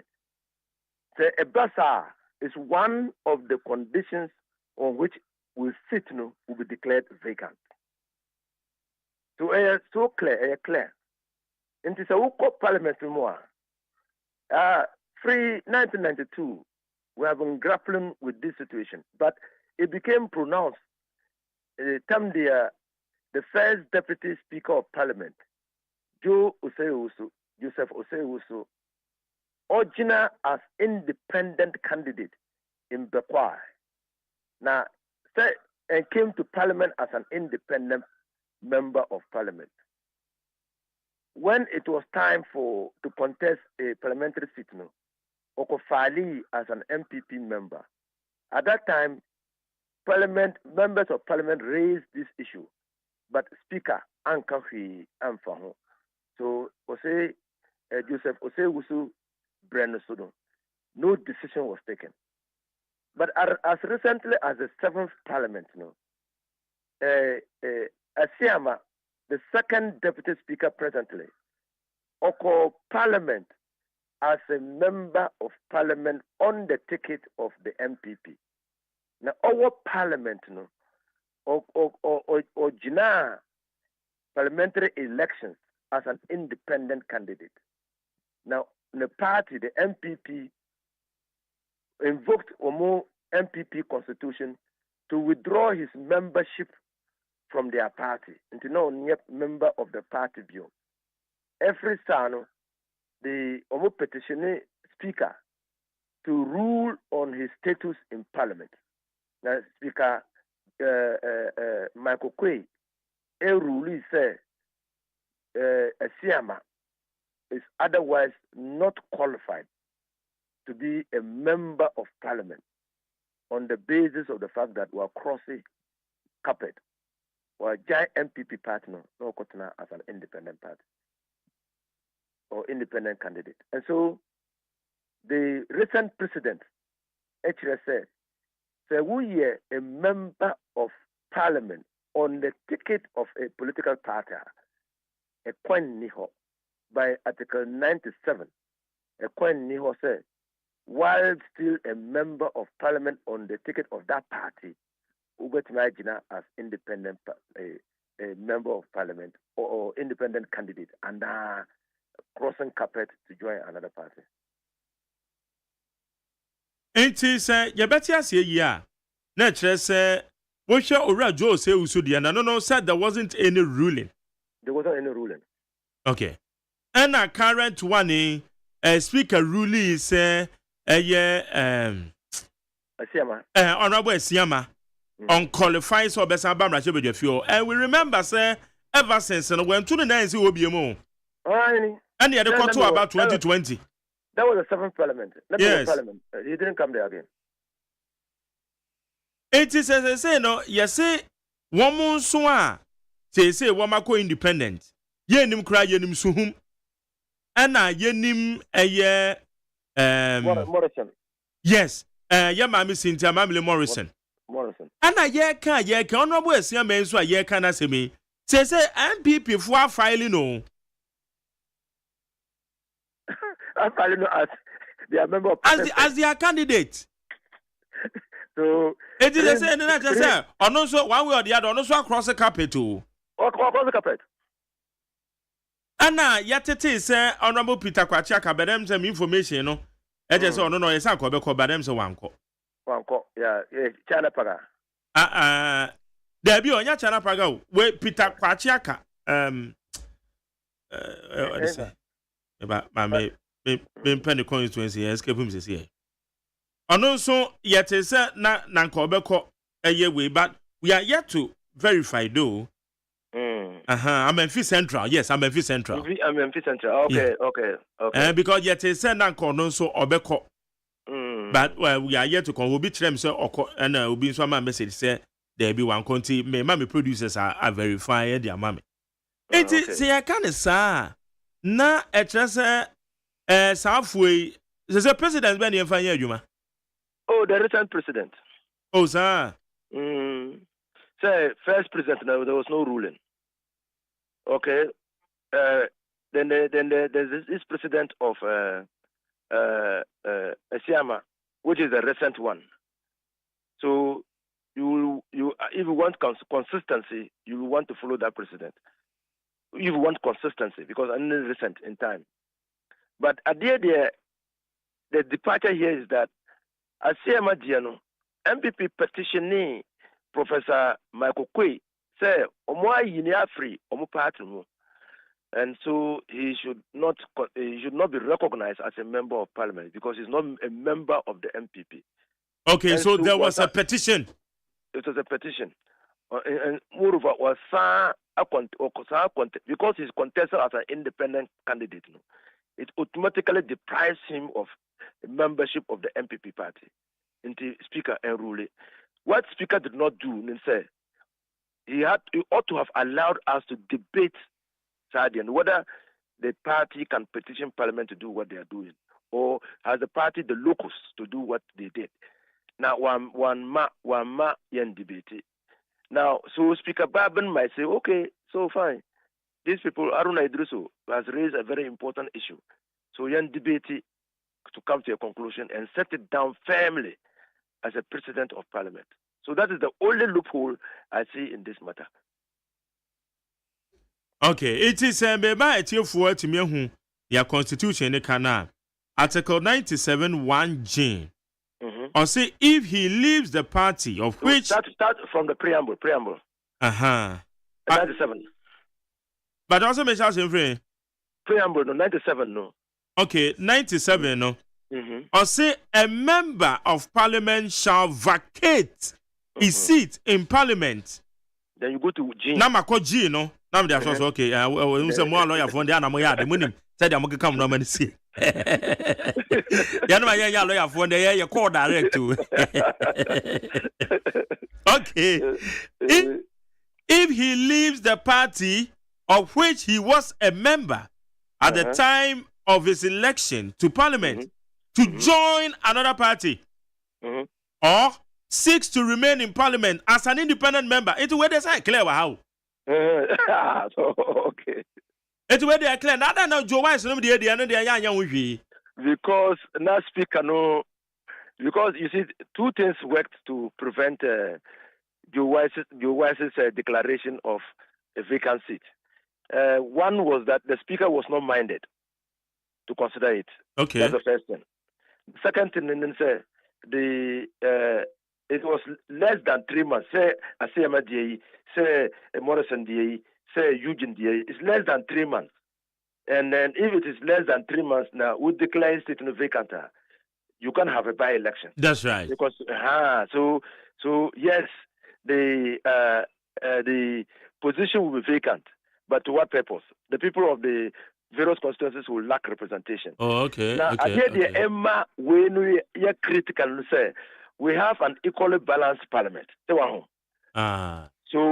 in any disturbance of the seats, it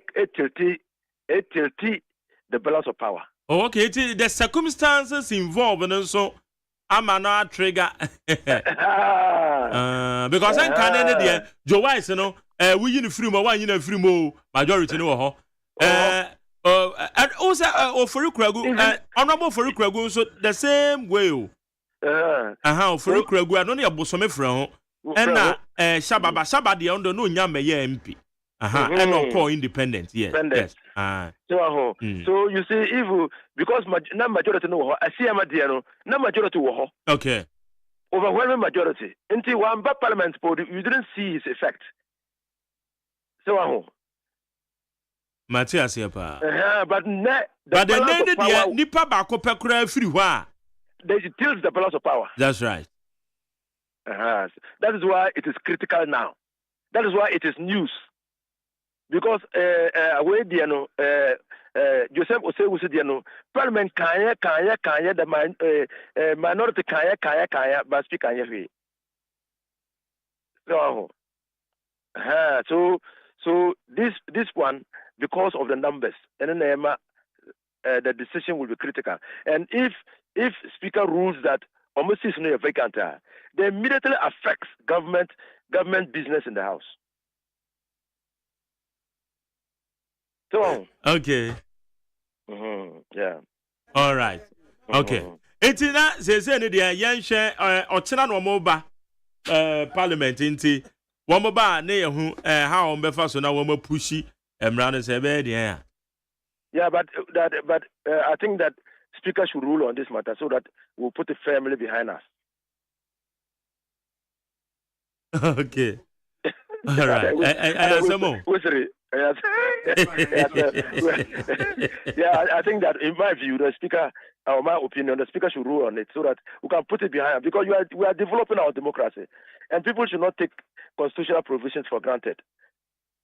What the Constitution is seeking to say is that, so we're parliamentary, you can't go independent. If you want to go independent, you must wait for the effluxion of time, for the term of parliament to pass. Then you can then go independent. You are free. So you can't, while in parliament, go independent. That's what the Constitution is trying to tell you. So you cannot be in parliament because your party has done something to you. You, while in parliament on the ticket of your party, you decide to go independent. You are abusing the constitutional provision. Okay. Honorable, yeah, that's it. And that's it. Yeah, that's a part. Say, oh, we don't so dear room. I may tell you once one or maybe more. Thank you. Okay, yo. Yane honorable news of Hussein. And can know him Rasha with your name, a lawyer, and you're not. But church, no man, any soon. So it's sometimes, you know, situation is in a demand you. It's when him rather their water. And they be Swiss paying said they are now no Panamica say one back was someone to say yes. I wish a year honorable Joe Wise, no many idea.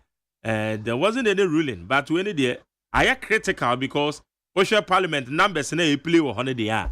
No one say, Obi to me, yeah, na say, Bakukre free ma, as a matter. Okay, 80, I don't know, you video, you have 12 and I did home. And come about your phone as well, and I say, yeah, the discussions in the best, so but that's no. And Mamma Doffy, maybe Sunday said, yeah. October was so maybe October was so many of so maybe may young woman October about October was so many critical the mommy because of a breast cancer awareness yeah na 13th October biano a year no bra day into a man is a winning more 13th in a year no ya busy ya kwa sorry ya back ya relaxing to me observe it's no bra day no me postpone it just say no into a baby I'll brazier biano kai say no bra day it's a baby koshe na yi braziano edwuma mu ha ma ne nyina muntie na mo ye ne sa pepepe mfa mai ya just yintimi observe eye no bra day ne ye so na mo na mfa create breast cancer awareness agosia men sere me fro je na da bia wo je so do na as we dey me fro wan je si From me for na menyu so. Akosia me do yewu ba ko pe. Me do for. That's right. Ebi okoye. Nyame adom. E de nyame ase.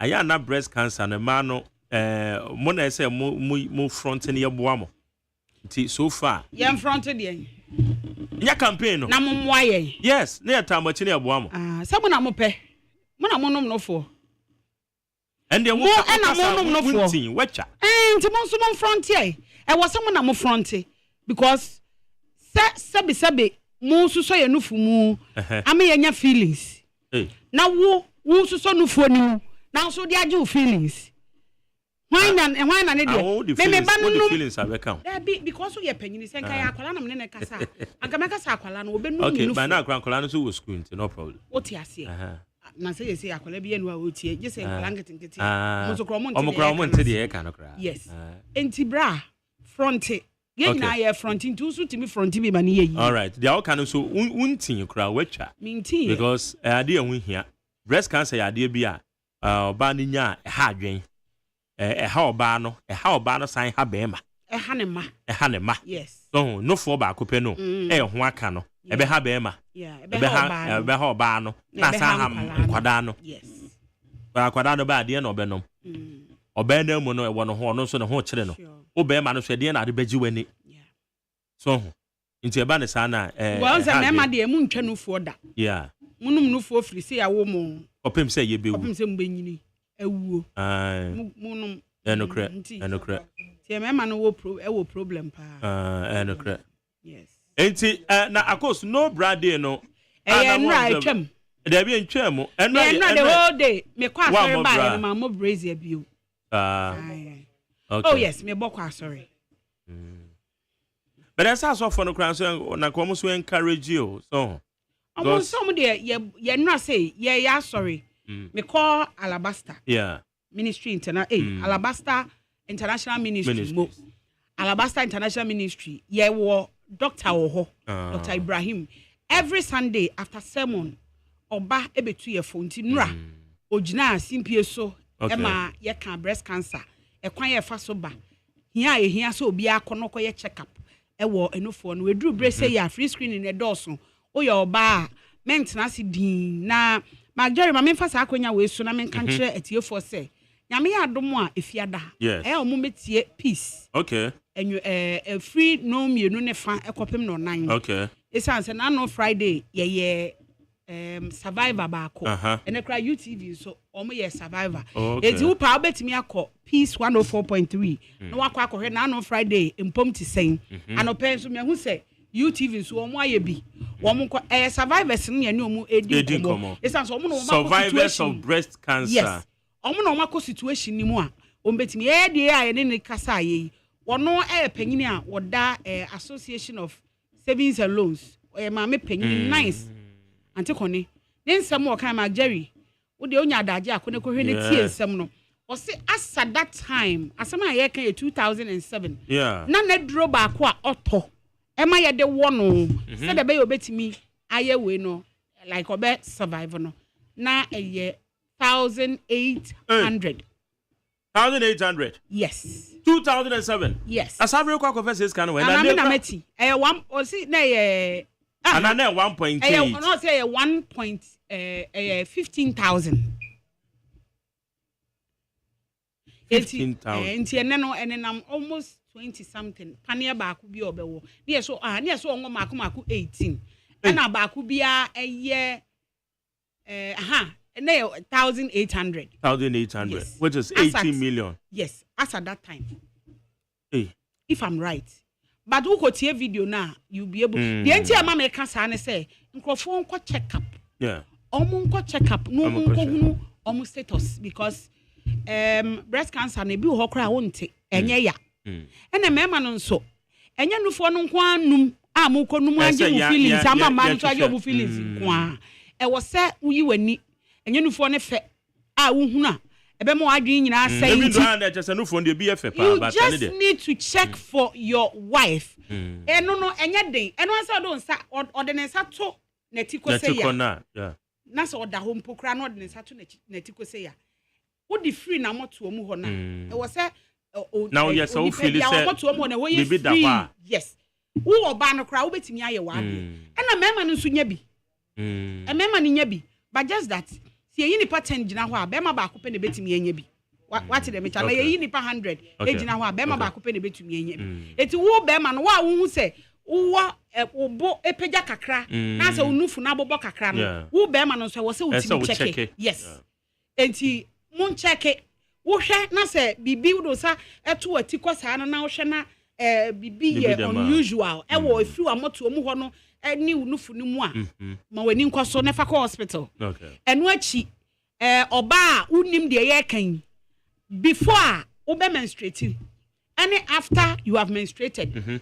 and now betimi a check okay pacho what you say nti mo mpo it means a menstruation period and they are not check because baby be menstruate any through the menstruation no no funu mu yedu yeah true on say normally yes ah wo so ma hu se mu ayedu na hu se emadwa ewom kopim say wo be wie pe wo se mu aye ha okay eno sa bre no na wo say wo check ehwe se bibi akoronga yo nti mo no fo no mo pe enti mo so mo ani nkoso pede ye pe nya atwom ye pe ye ne je ho eno nti na ye ka ho asem said ya breast cancer na emba be hardware dey disturb that's but okona ka kire man no o ma je ye twam ye nyina nra binyi ni se nipa dodo na abo na ye be se na ya observe ade ya observe holiday si weekender ye de call ye the way the next available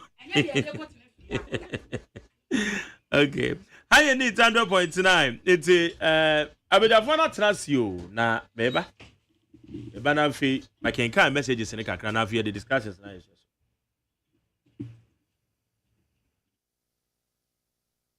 hey catch it list ni nie enyo beto to dia me baba no ho ade no hwem so betumi a asew na obeka ya jontuma miensa duku portmanteau this way chocolate drink na kan wo hwe afi bia so beri ni waware ne this way chocolate drink na kan sia asew udan kanu ntumu ho me be mo anu nsu hye kura de aka ho wo hwe de wapi ho o ka sa batete edafo mo this way chocolate drink crash obepe e baba aware asew ye fi ase this way chocolate drink ya sorry anopa no ne yenom ye be chef fridge nom no se snack ye nya hoho a no ne de serve wo mo ye didi wie ne ye pe bibia bogu ya de so a this way chocolate drink ne yenom and this way no ti ano a he se kire wom koko wom brick wom bibia wom ade wo hia ne so se this way chocolate drink de wo hia ani so se FDA ahwe se adwede nkrato mu agye atum se eye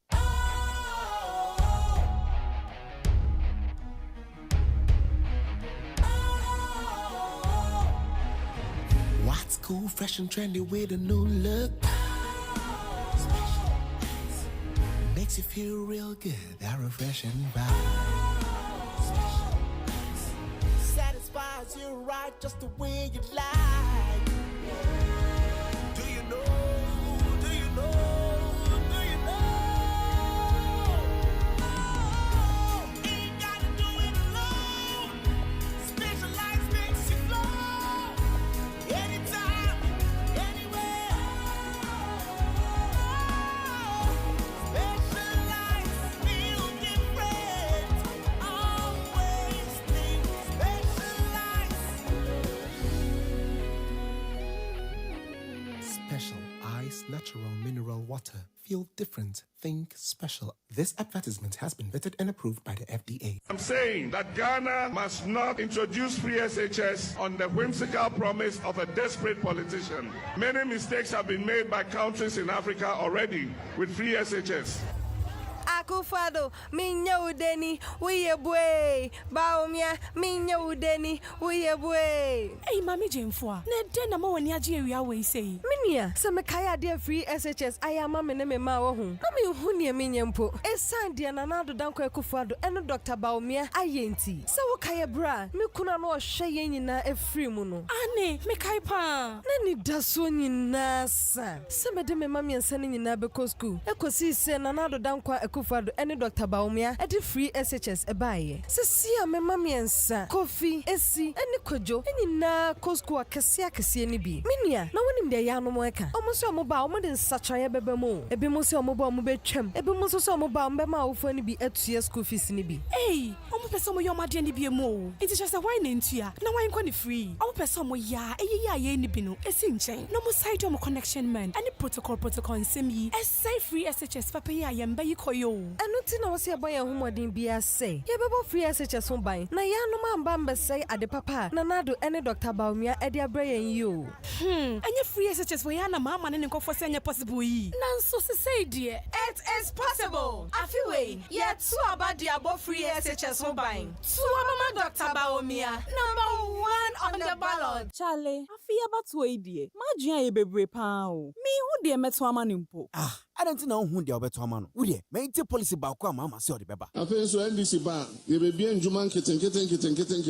My person branch executive na di omo Jim. Say Kuko na person share poultry farm. Ketu be near Mao Akuko Bono near Ton Kuko na Mao near Mao Ediane au de beto Ediane ama Sika au de beto Ediane ama. Hey, na don't know mostly. Onya nyantuwasie. Inti waiting na papa ne say yantu abamano no. Abba, papa no on sign ye cry. Dada noa. Mudie, ma yentie policy bakwa Dr. Baumia. E wo ma ye mebunu no. Me pese mebunu yenya ejuma aye. Jobs would be my major focus. Now me be training 1 million youth in digital skills. Enya nunku, wo so obebie bank ama nyuma nkuma. Se ne be ya omo so betime bie omunyumem na o ma fa ye mebunu no. Osan so say obema ya to ade enne na yetua ne kakra. Eno ne credit scoring system no. Hey, sir.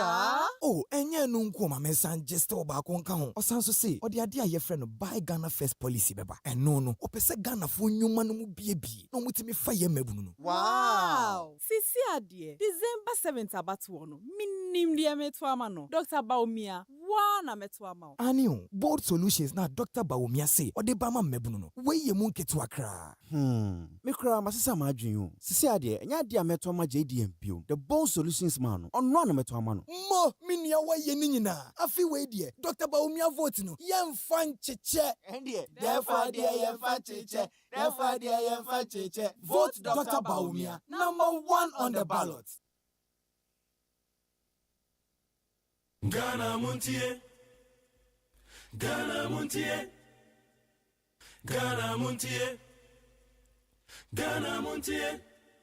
Jama kwaba de ba Ghana Montie so woni 100.9 abedwafo no wa ha. Yusuf Adams, a member of the MPP communication team over her, and now a Usu Bana Henekwa Uta for this year. And also, Ewa has a member of the NDC communication team. And now, Yao Asanitano, my partner, my business partner. And also, Yabashana, Yadi discussions now, so. Yabasha, a year, Samahodua, Akoso, the teacher, Galam said, Command Yeni, you go so.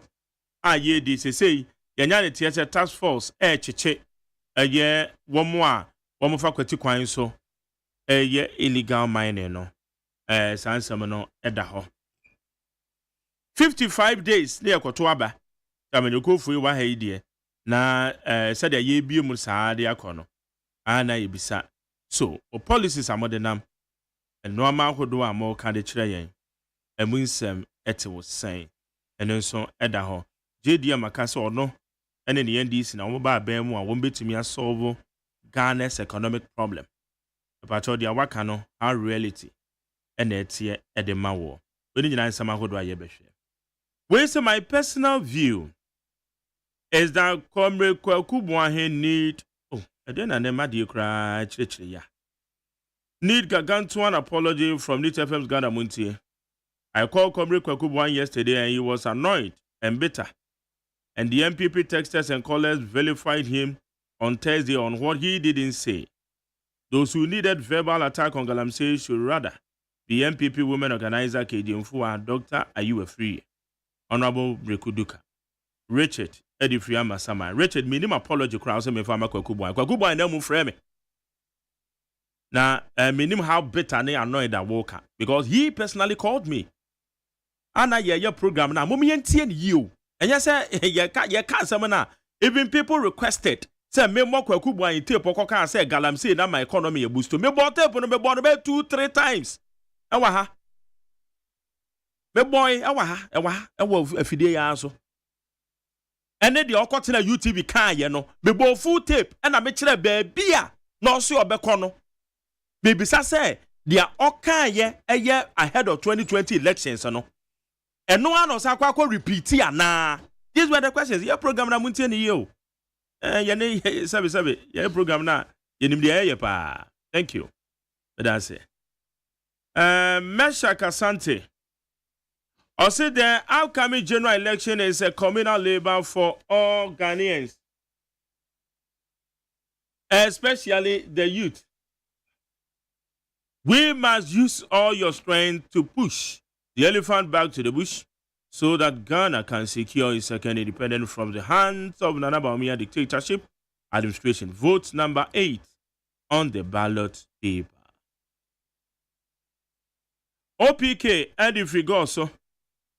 I say so penchacha de bia didi can OPK. And a substantive message. I say in the past, Mohammed and DC were relying on lies and propaganda for power, but now Ghanaians are more discerning because of Nana Bawumia digitalization, Nana Doctor digitalization, Bawumia free SHS. Ghanaians will vote for MPP due to the implementation of their policies. Well, it's a good morning, McJerry. The problem of society today is not the bad deeds of the wicked few, but undue inaction of the innocent majority, our leaders. Anna Franeku, and the Bible quotation, I'm there, so now, what the idea? Where's the fellow Ghanaian? It is NDC which opened the doors of communication and digitalization through all the mobile phone operators currently in Ghana, with the biggest data center in West Africa built by NDC, and also introduced Get Fund, which is 24 years and supporting all educational needs, which MPP have no clue except to implement their policy through the funds by the NDC. Alai Baba, Adifri Madina. King David Adifri Council Tournament.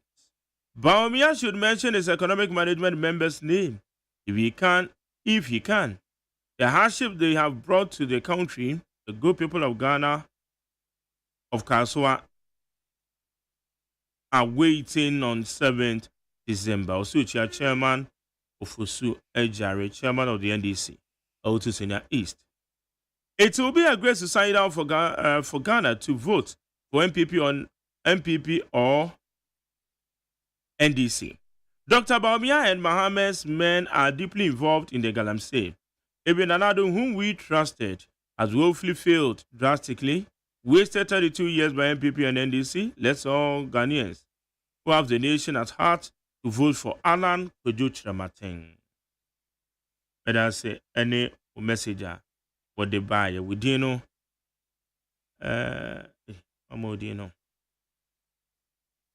Okay. Paul Edifrey Accra.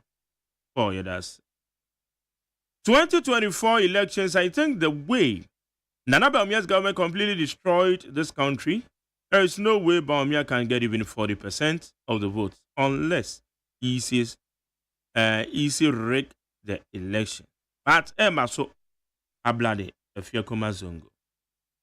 Madam Jane Mensah work hard and bring peace to Ghana. Isa defense and Zongo. Wesa Magjaram Osman Katamanso, News Sports. What am I saying is that 4 years for NDC is not enough for Ghanaians. So let's vote for Dr. Mahmoud Bawumia, MPP government for the 8 years. But mind you, the two about Nipan 4 years in the man on 8 years. Good morning, Mark. I think Mustafa Gbande needs to be arrested and the Lord must deal with him because it looks like he is aiding and abetting the Galamsey. SK, Mama Dumso, I don't know, I'm taking Rashid Wenchi Banda Line. Marjorie, thanks to the good people of Wenchi for showing their massive love for Dr. Bawumia. Marjorie, I can tell you on authority that Wenchi Banda and Time constituency is back on the blue status. Okay. When so say, out of the 10 plagues that inflicted upon ancient Egypt by God, 9 have already hit Ghana in different forms, including rivers turning brown. What we are waiting for the deaths of the firstborns of those who have brought Ghana on its needs. Patrick, Accra. NDC hiding behind a few pastors that practice divisiveness, voicing out that they will not allow Muslims to be president in this country, but knows the religion in the country. Why can't they leave that to God himself? At 60% of NDC, quality leaders as presidential candidates are Muslim. We say vote for John and Jane to bring Ghana back to life because Ghana is in coma. Only 24-hour economic which is Formula 331. Biabe Didi Peche can do the magic. So fellow Ghanaians, let's do the needful. TK. Spintex. Teacher Kujo and Odia Bay. OSEI MPPR reality as a political party is that we are winning the upcoming elections and we are doing so collectively. So, we bank our hopes on our collective ability. It is worth mentioning that it will take the brilliance of every individual member. Every member's input counts. Let's go and vote.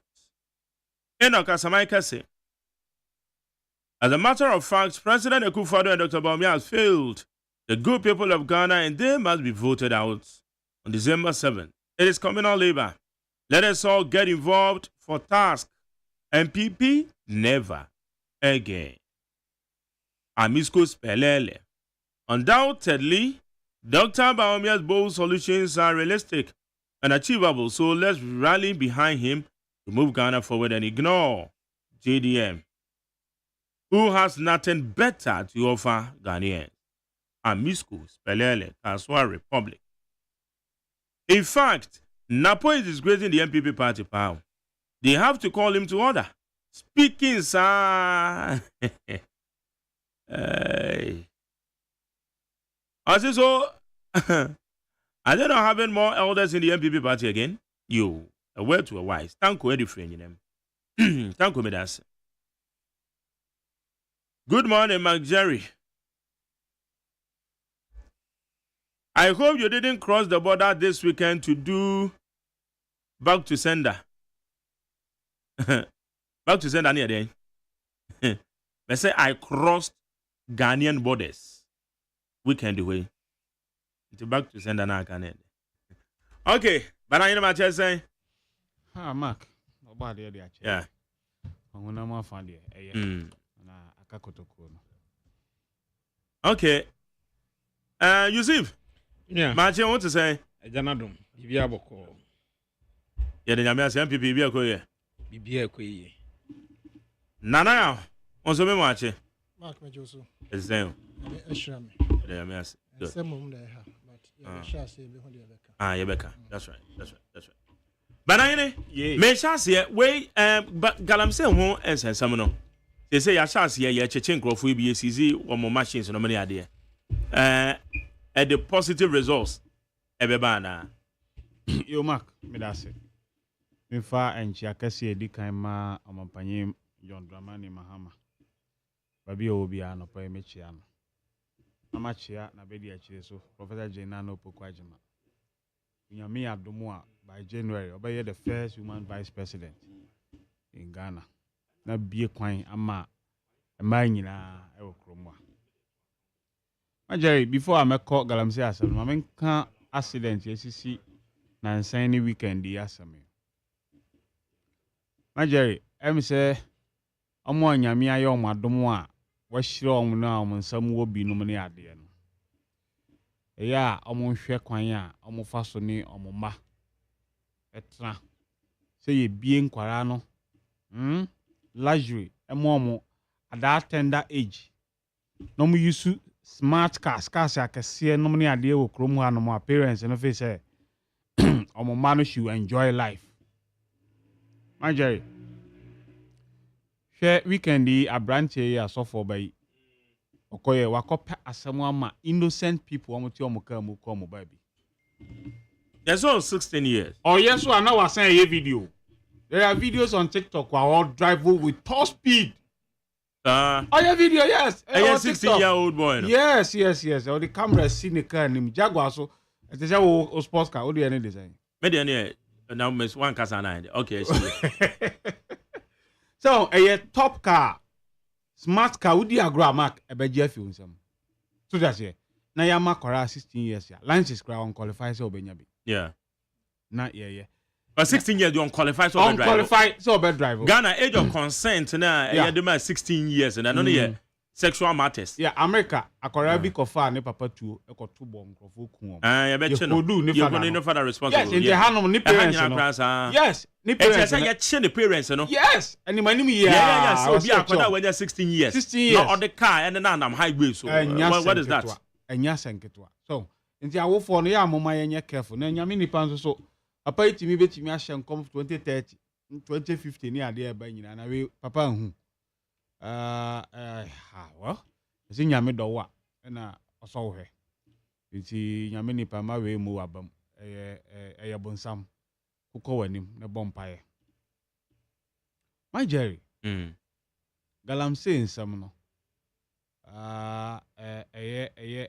Sere. Sansanra no mampanya kufuado wachebi. Pese ni ono akọ eko prezi ne hene se ni environmental advocacy. Ama environment na ye yie pa na chebi wo kra na mampanya ni oche hene kansa asem ni chebi nsu asai chaka. Iti advocacy be na oche hene ye environmental ayi a ede ensu ayi positive results abre oman a enu nche wote pede kufuado ko jina wa yede eka. My Jerry, organized labor. See on backward demonstrations and say, "Enye state of emergency." Na yen tu galamsey so sa. Na yen so ni en sa se ni en kwa yesai. Amanfo onya yare. Amo yes omo backward strike an of frame say ni emeye bibi. And all the 100 soldiers akogu Eastern region. Say amonko tu galamsey so. The ade chi omo say yashe champagne 4. Ade chi omo say yashe 2. Omufiwa na ombeko central na west ya ne ade. President Kufuor nye obi o ye serious o be fight galamsey. Esa go hwe ni party for nsem o maka nyina ba galamsey etu eso no a. E yade o matena dan mu abopo se ye ntu galamsey ase ye fight galamsey say we have election to win. Etu hwe o women organizer a ono akasa ye galamsey ya kejefu a. Osimo o mapanyi enye hwe na onye after election san no be dey ontu hu anamo uhwemre kuduka osi galamsey dey omuntu ase na entu ase ochira ono na oye coordinator for mining areas ema Dr. Baumia campaign uhwe na yi wa free middle belt campaign coordinator for Baumia osi ye ntu ye mpamo galamsey ne ye mpamo galamsey china na momo chenkra na mo ye demonstration mo pa mo mra Ashanti region me demonstration na mbe hu ne ye beyom. Itu hwe nsamo a mpanyifo iwo MPP no mo keka ene se ne nsuo ne sai ne ade a mampanyi Akufuado abunu agu nasom okọ Ghana ba association ayi conference ema ba president de tu nanim se galamsey no sai nsuo ne kwaye ontu hu anamo wa responde okọ GJ awards ema GJ president catch say Mr. President galamsey fight no wa faili eti se oyo bibi ye ewo udesi kakra aka obekofia ye hu bibi President Kufuor didn't respond eti bibi a kire se President Kufuor onye opepa se obetu galamsey na se san se or the year election open party no more than the country this o mampanyi oba rhetoric bijina odwana num I'm thinking about the next generation and not the next election meanwhile so oboa you are thinking about the next election than the next generation. Sanka in the next generation one ka beka say o presidency a odi ato line say o lose power kra na say ye benya super no mo a posterity will judge you right e do be fight galamsey nanso we die enya no ne ehu ni party for so fight a ye be lose it ono so achina ho e no say one fight e na nsuo ni saa na esai na no na me hwe TV ya ye nsuo ni different stability test ama say ebi nsuo ni bi adu 17,000 NTU. Majari 17,000 edu 14,000 krana Ghana Water Choko Central Region Coordinating Council they cannot pump water for them ewo ma fashion 17,000 there e say they poison na ye no manesa we nyo mampanyi Akufuor ne dadwen na se unya tumi nyina na o manfo ye den e yare da fie ne yentimi nya dwuma mo o man no what is the use of the power se unya tumi nyina na se nya yare na we overwhelm the health system of our country na faso be na woso ne dipa nyina wu na ayo mampanyi faso be na hwanso na obedi So, iti President Kufuado, ye nyina anye se wa faili. Na Ghana for me de make kan se. Se ya mfa bibia ntu MPP aban ye nya galamsey so ne ntu no. Esan se ye nyina ye dadwene. Ye nyina ya pobuden. Ye nyina ya dachi. And MPP for EDD agro because of power. Chairman untumi or your party chairman o need license to mine. Or say my bowra forest me koye mine. Obi antimi nyame hwe because me MPP chairman. Me financier ti mekwa koye galamsey. Sampan koye mayor Kumasi ono so koye license e2 galamsey e wo ho. Na sampan dey wa clarify o. Fourth estate newspaper Hwenra adanse hene. Ese o2 galamsey ase an sub chiefs na oye den. O2 omade so omo oye galamsey. Na Samon Semen Ashanti regional minister actually letter brand say onyai fight na oye na nye na dwuma no. Na galamsey ni koso sa. Eti cheze enye ade a aban we say obetu galamsey ase. De Akufuado ye na obi Professor Bika say he's a joker. De oye ni nyina ye jokes. Oye bibi aprapra ni dia ye de saa me dia call election ye wi a na wagya hoko. Oni papa bia say otu galamsey ase. The Ghana for the make chairman no pay say o sorry anopa ahwesuo a ya se no a ene yen won kan ha nyina nsusu so na basansi densu ebebo yensu mu wo weja ha no ma pompe maye no yen nyina ye nya bi omo ye fast doctor fi central region e ba ha ye di ense ye call ayi wo winiba metobi ba ye bedi ye sanso ya bi ne de hono fast doctor ni ye di obi ya edi bi nti ya ye ne yen nyina paali gu emu nti ntra on ka se eye central region asem ya Ashanti region asem ye western region asem eye Ghana asem yem punish NPP at the pools but omi ni solution bia say o de be my so bibia onye ne he's a vice president sitting vice president na ne crop our form as coordinators and yes ade we say omo fight galamsey na fight galamsey chana because on be lose nti de ba omi abeba be kan bia yem fa anya asem o kan ba economy o kan ba cedi ene ne ekoye den wanti mi anye cedi nam 17 cities ene economy na say ene almost san celebrate say Moody's day ayi abantu almost san ko national market akobo besi apart from besi ade mbie mu no mu nim ye ni ade eti yem punish NPP at the pools no mu ni hwe ye men say Yusuf yo me da se minia galamsey no mo kono no ye ko pa na de kan no ma men chetiefo na Ghana man panyin abedi akire owura baumia anopa yi mechia no the member of parliament lawyer Kwaku Asante Watim ono also na deputy minister for railway on the municipal chief executive honorable Alexander Frimpong in say Sabri Asante Achem ana na who free fan yankasa wo ATM dwaso ankasa in say Sabri Asante Achem fu nyina ATM na afenso so Mr. William Yamoa Director of Finance and Administration of your party head office on so mechiano. Na young man bia ohia basobo awo adenta ne mpatemu. Emmanuel Ata Boahe, young entrepreneur, Makandi group of companies. Obono humaden pa o adenta ne mpatemu ho. Anopay Emmanuel Boahe. Mechia wanopay. Ma wie ne sa no na me cost straight to nsem no so. Anopay dem pesa Ghana 40 ase ne say the fight against galamsey and I say galamsey say ye sha ase say ye tu a former goodie na essay nsuo essay nsase no enye enne ene sha ase enye president Akufuado apenso ene sha ase say me dem ko akiri kakra omampanyin Mills Prof Mills apenso ensu yiri bi eba ma okọ aguna so aduro achem oda ma okodi ya wo ho pa se said na galamsey esi ekoso no one of the causes of the flood a hank of nti achem oda zongo ana okogina edi yawo se obetu anamon na wako atia galamsey fofia ntoata ana onu free ho na owura mahama bae ono nso bae gidigidi saa na form committee saa committee no task force no owura yarga ana na edano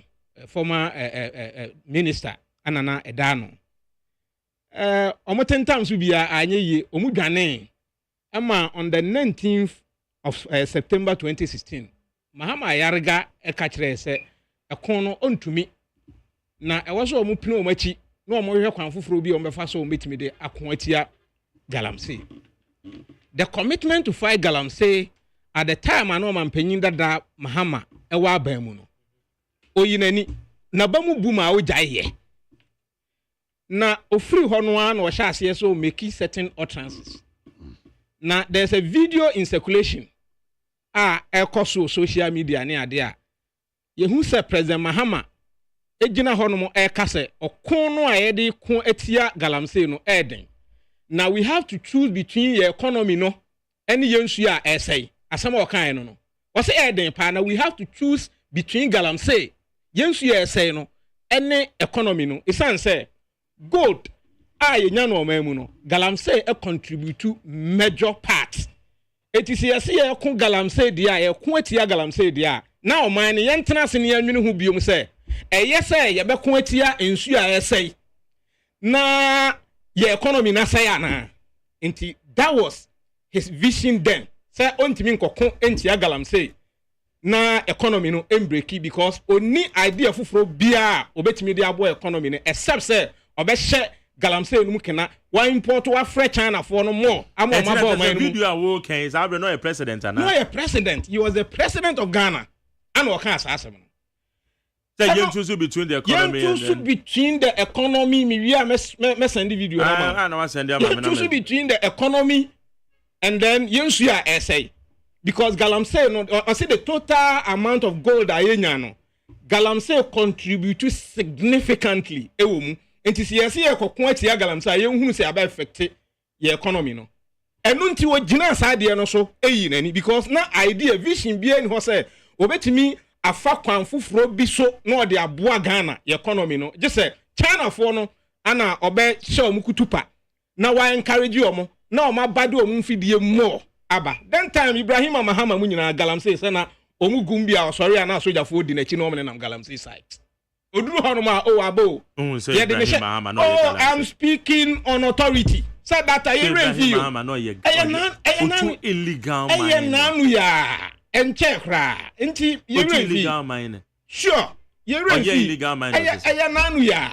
onam galamsey oduru abo me galamsey mining area wabo sesen konongo aso ogene de ewum enkofo omodo o ma ba begum enkofo omodo o ma ba begum asem a ode ne kokot o enkofo o ma ba begum o mo ye beba o ma ba begum o mo ye adwuma no majai bra ozu ba ha na obeye ode ne kokot o station kobi no bra we say Ibrahim wabodin yo me say and the din waboy wow and normally be ha we can radio so na dance ni ho sande ya ntimi at the time when Namagana so ya fodi na I hope say Cyber o kai say we na people were complaining say ya fodi na chi that means no oye illegal mining galamsey site go for ma pass so ma free China or the chef but I'm not aware but I'm not aware. I want you to retract me yi Ibrahim Mahama cry free mu you free it's so cool say Mahama na oni pepe bia so de be galamsey because o say okon a e be say your economy. Some operations and na operation they told us say me can be so na eno no kosi akire no na danko akufu ado ba ye say obe fight galamsey and we share records of galamsey fighter the holistic manner and as a buyer watimi taking the bold decision akko galamsey ni gidigidi pa edu ba bi kra na one of our members senior members Joe Wise eka say se betimi atu sa ohaw na se a there should be shoot and kill Ghana for the nisi apaso horo no say bi enti no okoka asase no but nani nyina ye ahomete a na ekoso san nsu a na ye se no a ye nyina ye pepampa e betimi atu illegal mining na e di san nsu no ase President Mahama in the course of fighting galamsey kojina ho say omo maye galamsey illegal mining say nsuo sense ase a court competent court of jurisdiction edo o makwa to prison e wo Ghana ha no ono oba obeyi o ma free efi ase ama makoto aso akoye o madwuma ana osoma eye kwakubu ahe ene the former your friend say minerals commission CEO so omo nante galamsey site no omo nhyem rantie no kutu paso omo nya o madwuma enti whilst President Akufo-Addo fighting galamsey, we had a very irresponsible former president and former party opposition members instigating galamseyers. So I want to do it. They should go ahead and do it. That the very day NDC. Why the Koka said they should go ahead and do it? Koka said they should go ahead and do it. Wankasa. Say adwuma na wamo ye no. Se wamo ba se JD mba be ye mampanyi a obehwe na watoto nuama ne ye no matuma ye omadwuma ne yie. And okade see so say galamsey no kwa de boostu economy, a local economy, and the latest video. By latest in some of the kind of say, or no Juma or Koye, and a man NDC. Every galamsey areas because Okosha among crime say, Abania insensitive to fight against galamsey. And what are you preaching? Who can say ya? Sao Kasa meme ba memoya. In the end, you are telling them say the party should go on and do it if they have the opportunity to do it. Oh, ana omunam achire aban no esi no na omun so ese no omun she galamsey fo no kutupa so omun go ahead na aban no ye so insensitive say opam omun say omun eye adwuma omun sa beka oman minua say NDC for sa betna ha na omun ka say President Akufo-Addo on fight galamsey oni akoma pase obe fight galamsey na asifim ya na mijiri said the good people of Ghana for 8 years ebehunu said the NDC for omusuban tie anything positive and am papa bia aban way so betu from policies to everything to the fight against galamsey NDC for gina nchen ana omo hye kutupa NDC for gina nchen ana and some of them can they are discouraging kofo and some of them can they are shen kofo kutupa amo makoso asay yensuo ene ensase no ana omuguso omoka. We thank God sir His Excellency Nana Danko Akufo-Addo as I take the initiative, the bold initiative again. Many wo kasai asojafo no e o folder omuguso a omoye adwuma and also NDC for san pesa omoda omo ho ana denti na wo hihye omo chan fine.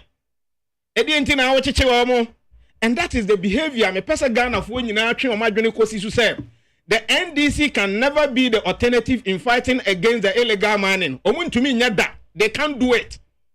It's not as if so medi o man so da. Just recently, just about 8 years ago, omuna na edi o man so. And what did they do? And that was the time even China for no ebu so pa Ghana hanom omo ba ya omo de machine chan fine ni machines ahodo obesisi yensuo so a yes I know.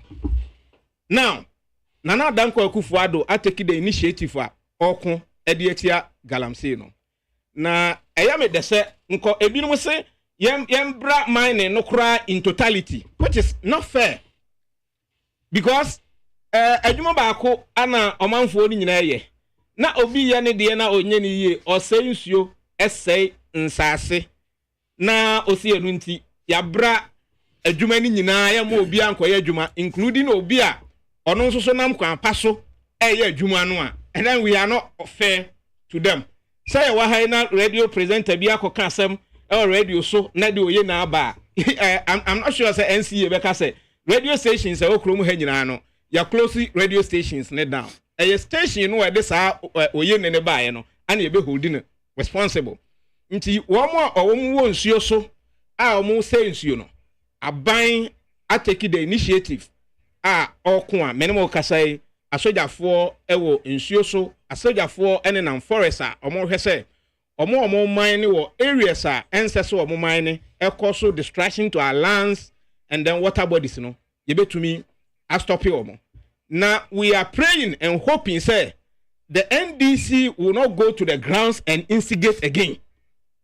Na say yehu say omo say that say suban ni bia dia mesre Ghana for say ye nyina ye betin to sukoko e dia kire NDC for no, because if they were responsible a kwan na Danko Akufo-Addo fa so a na all dealing with this galamsey issue no senanka NDC for no including Omampanyin Dada Mahama responsible a ankasa akon no nke etimi akon awie.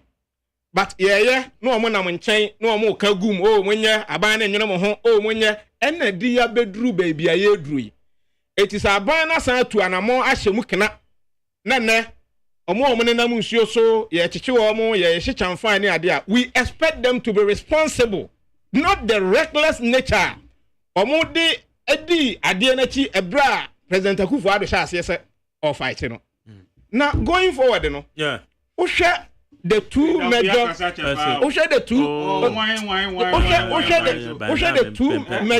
political parties, NDC and MPP. Now, manifesto. The MPP have shown say you were clear going forward, no, because it's obvious say Galamsey fighting and then you beat me. A ongoing process. Dr. Bawumia had the alternative and a solution to fighting the Galamsey no. Aba betudwa eno na akoka omo so o vice president enti onya ne he was opiso omo so man panyin dada mahama no o vice dia no ya omo ntimi nka asem ba akopekra amfa nkyerɛw Dr. Mahmudu Bawumia se oba obehwe na Galamsey ne yatimi regularize no mining no ya train wo mo even before say omanfo no be si form so omo kwa akoya adwuma no ya prospecting na hu say area ha na gold no because jumedi omudi sense as ni nsuyi ebi ohono mo a omo tutu asase ne saase no ko enso su scan kro omunya bi because machines and the know how omo betimi de hu say ahano no there is gold deposit no kra no omo ni bi nti eno anse haphazardly omo tutu ba bi omo benya access to Dr. Mahmoud Bawumia so oba bayema mpanyini a ye be regularize no na to say they have started community mining no and na okọ community mining areas aban ehhehye ya wode emrato ho ukọ those areas no a ubehunu say ensuo sei ene asase sei basabasa no ye hunu bi sa oba obehye mu kena na waboa ama emrantie no betimi akoso na oma ye adwuma no nanso omo beye ne yie wo kwampa so a yense yensuo ense yensase. Okay, better say high need 100.9 Nana. Okay. Yes sir. More how many minutes? I say 15 I me check the movie ya. Man go 15 minutes. One coin in 15 minutes. 10 minutes. Yeah, radin go. It da wo da ben pa na be kan. Kra me yon ho sa na wo kwa utafu. Me nka sa on me se da na se dia wo ganya. Me time me show. Me time na maje no. Obi anyo wo time na na yon go. Maje mo 1 minute. Me pa ye nye ye 1 minute 30 seconds. Tie 40 o mo nim so aje mo 1 minute. Mark Medasi, my first few minutes and assembly an issue of national concern. Thursday, the boss of Kakao, Emma Unia Odame, Ibisa, legitimate questions. So, in my opinion, I think say legitimately, me nanu be said in between me.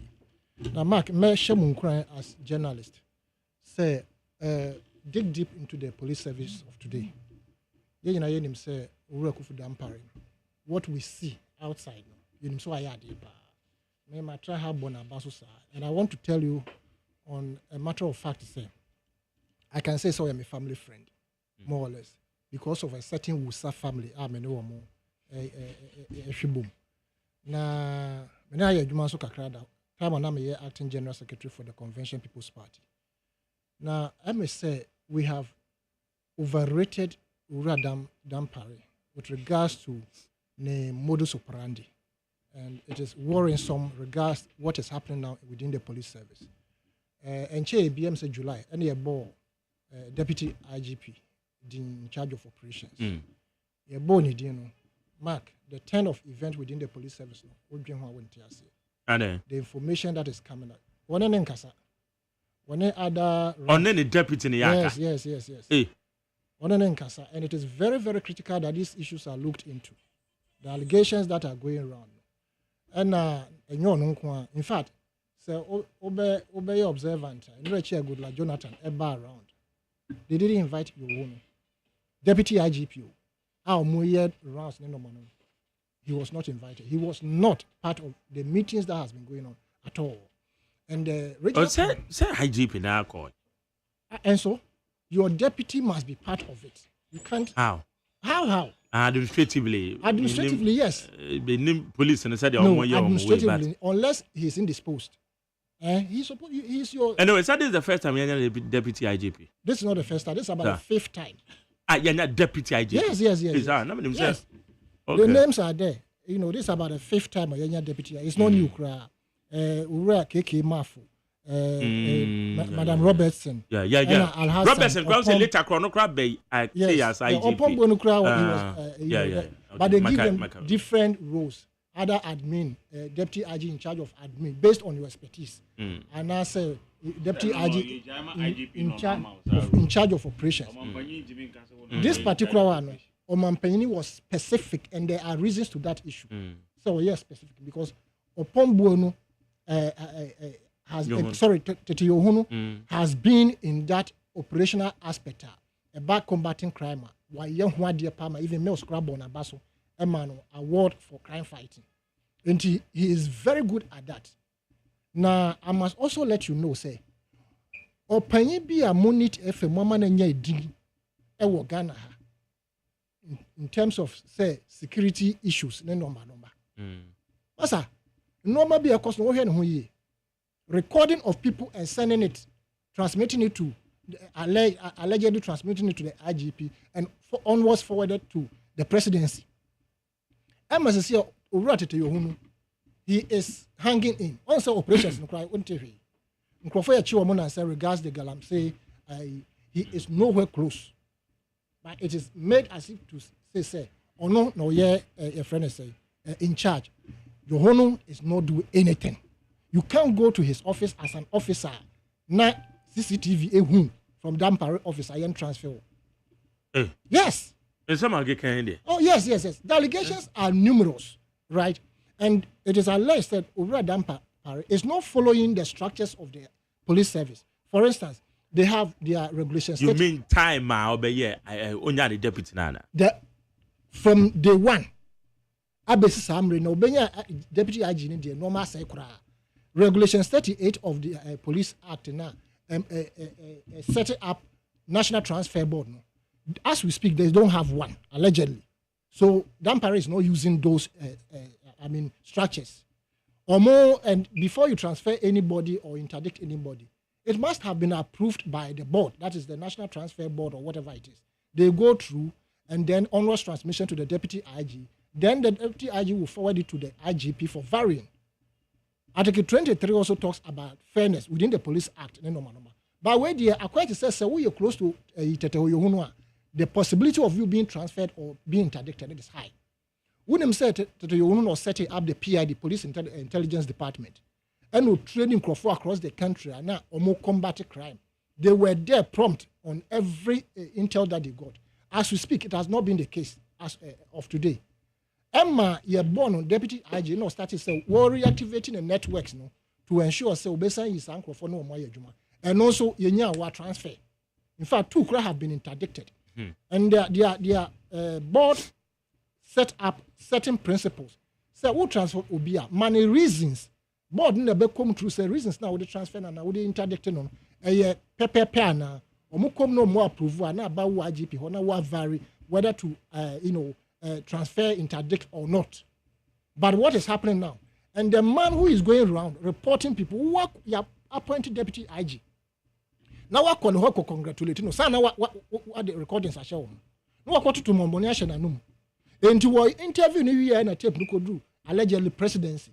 And one of your friends say, hey, who I am Deputy IG? Sada Oka. Money may an officer. Now, the very sensitive issue. You see, that is why we must be concerned. Yeah.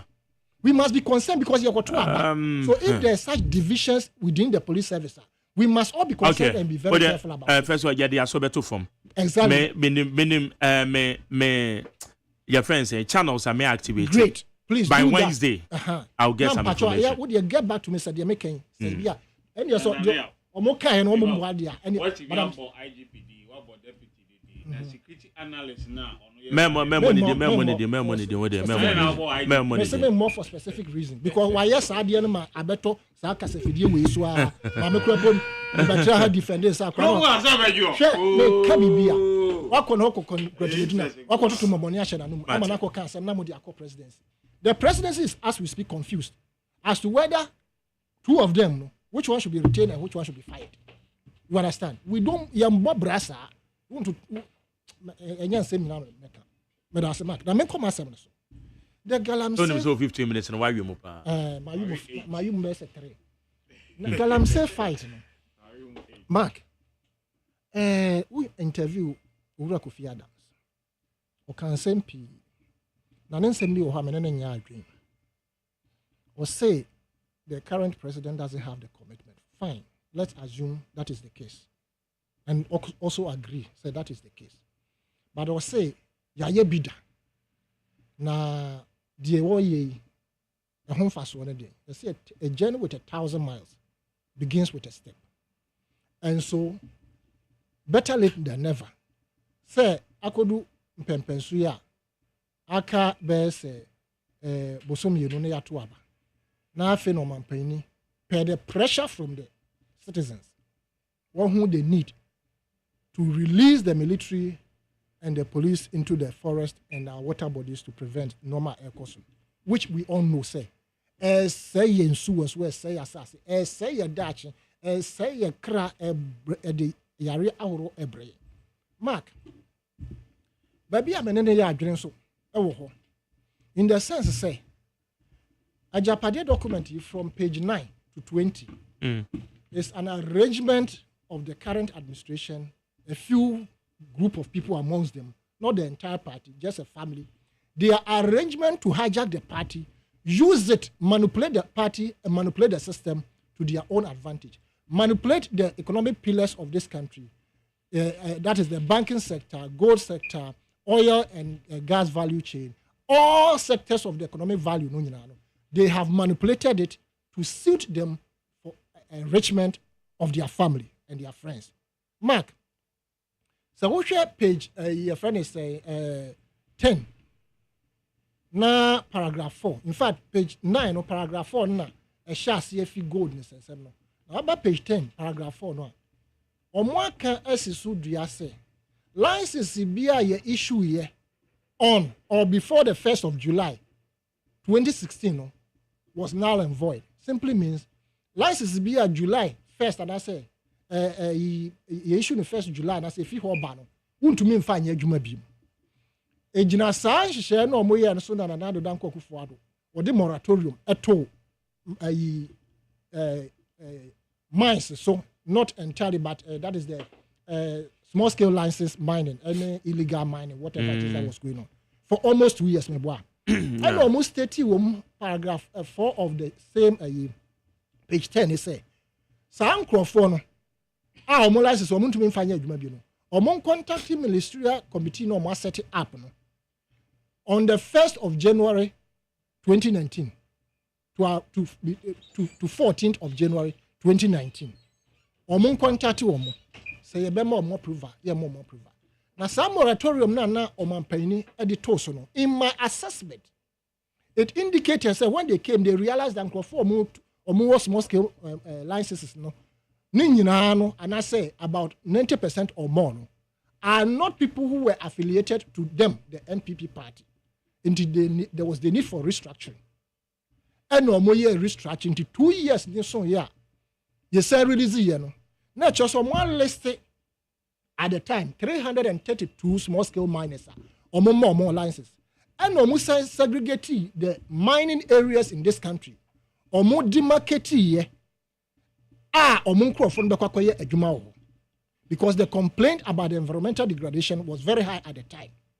Into a mampaini again and say because Mcroftway in your Japadia document because Mcroftway a boy a tree soon a horse in yes cardboard party in Hobra. Until I see a papa so a year legal, not a year good means to be able to still make our money through the mining. And all them know your taxes and okoto 100 gold catches at the buy.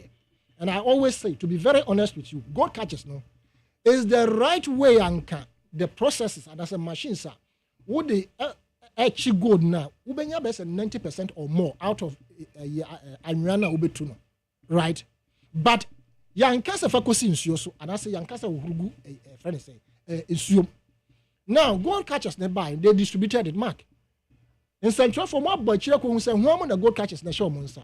And no normally share community mining no more. The community money has never benefited the community. Neither has it benefited the taxpayer. Rather, no, it benefited this family and friends for omope and as a community minor and benefit. Go into details, you will find out. Now, mpempenso ayabedu. Assassinin suwa asebedu sam pempenswe. Na se afei and a wo ba be catch say you put measures in place to combat the illegal mining. Then we have a problem to think say time na unkro for you were happy with them. You wanted them to go ahead to mine because you were benefiting. So see sorry any stakeholders and sorry anka releasing for say omunko system. Mark, it is also important to note say the inability of the president to put moratorium on these small-scale miners, any illegal mining, attest to the fact say they are beneficiaries. Take that out. So we share videos I call around Yashishomo excavators. When we were saying say it is the same government na A2 Adiano, the same government appointees no microphone A2. I almost said that. And you more. Mark, what happened? What has come out now is that the Anaya Kenina in the sense say and Crawford Yashu almost excavators nimbi. Ebia babonte on a video I call viral. All can say. Me abeti hey. Yeah, a excavator mabeshino. Excavator mababe pake. Mababe pake excavator mono mo twejatum. Ne jana mo twatunumu. Wo hu se nyanse bia any NPP fuotrim. Na ka 57 days am yakoto aba. Na excavator mo wo betwa ejatum. Na nipa no yashi na excavator na kropo no. Where police station executive and a yabeshin. It tells you say it is true say MPP4 and a illegal mining. Right?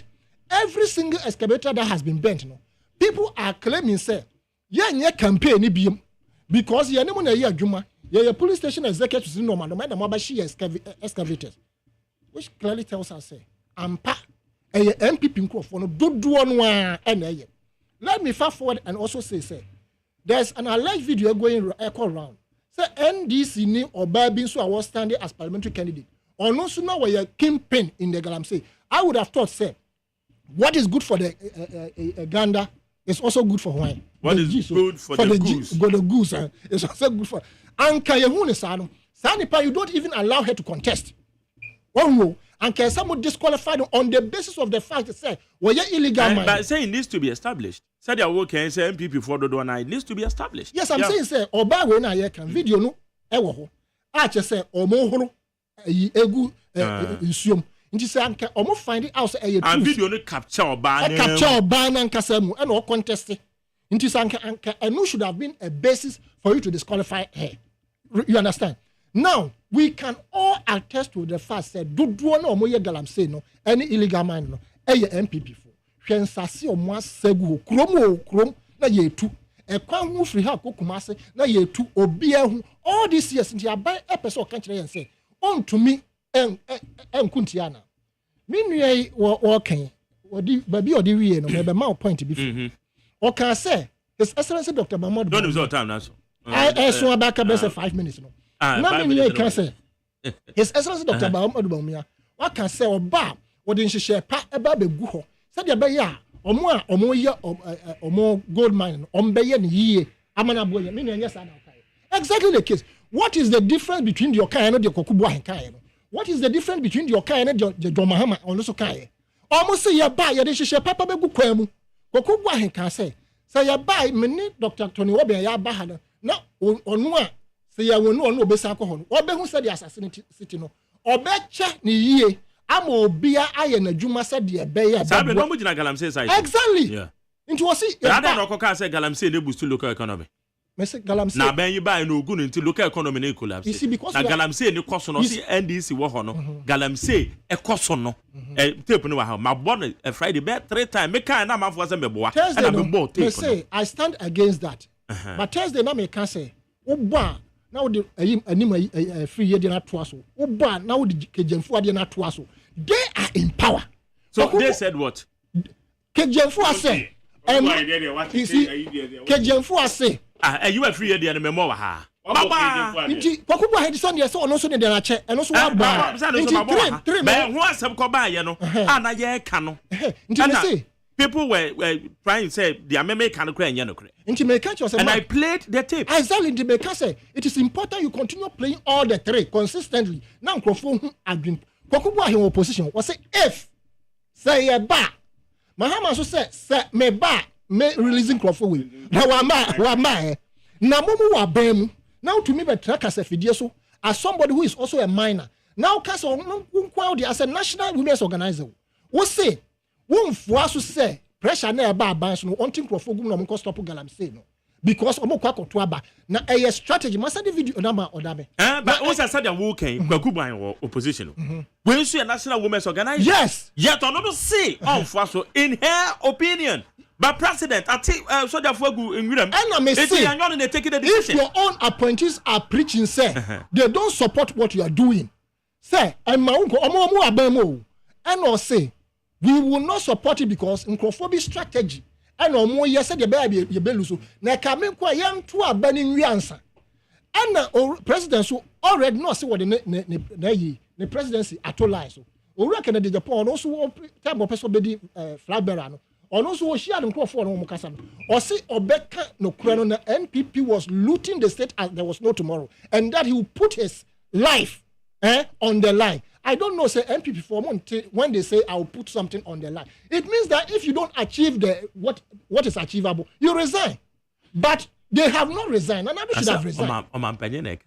Yes. And I didn't ask NPP for no Montie. So my penny. There be already Japan also can different the same thing, but no, they pray flag bearership. And no can say NPP are looting the state like there's no tomorrow. Now, on the Ukraine, that he will put his life on the line. They are still looting. What have you done? You have even gone to join them. You understand? And another Danko Akufo-Addo promised the whole Ghana and the whole world say, okay, I'll put my presidency on the line. Minimum so on TS here. As a CM Pempesu could do a densukra aseno. Now can resign honorably. Now Dr. Bawumia Twaso.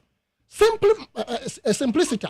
And the commitment to fight this galamsey, I think say yes. For now, no, what we are seeing, we should encourage the president. But the fact of the matter is, it is a ye be the two in Chenyon.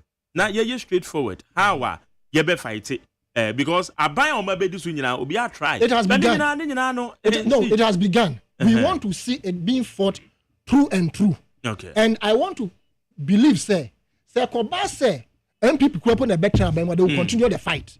So Kobasa Abana, they will also continue the fight. But in continuing the fight, now with the modalities, Papa, and so air too. Because an open now can say, I didn't also say you too, because yes, I didn't say you too, and just come for more. Or mine, but you too swa. Now you report at the end of the day, no. Or more country said, you could raman no. A dozen compared to what has been declared in Ghana as exported. And no, no problem. But that's it. All right, also better I say higher needs 100 points tonight to make your friend Ghana Montie. Best album hope you na my pekemo be 3 minutes bina for further we ye kwato aben so few weeks okay. But my first special birthday from ku we fama NDC chairman of the National Zongo Working Committee or your former national vice chairman, founder of Zongo for Mahama, and a former ambassador to Egypt, Egypt and Saudi Arabia, His Excellency Alhaji Said Senari. Today is your birthday. So happy birthday to you, Alhaji Said Senari. Nankopon Ishra Papa. Na the title Wababa Kopa, your friend Abdullah Sakra, or a regular panel member on my shows. Now also we show happy birthday. Now Chairman Kokofu, former member of Parliament, Bantama Constituency. And also another Baba, your friend Julia Oforiwa Kokofu, or Kwame Nkrumah University of Science and Technology. So Julia is celebrating her birthday today. So Julia, we are wishing you a happy birthday from your dad and the entire family. They are wishing you happy birthday. Adams. Yeah. Yes. Ewo, medase. Na me bra panyin ka say waka asem bi. Me ne nya adwene. Say MPP e wa ban mu and NDC opposition. Nti de on beka bia no e mogu. That's a fact. It's not, but it's never true. More than 2 million put 2 million opposition na ope. See e beto aba ma. Yeah. O see ento aba ma na wo alternative. Na alternative no wo be ka kire me say obi a wadi bone wakọ tutu wakọ say yensu ya che no a ube jai no a.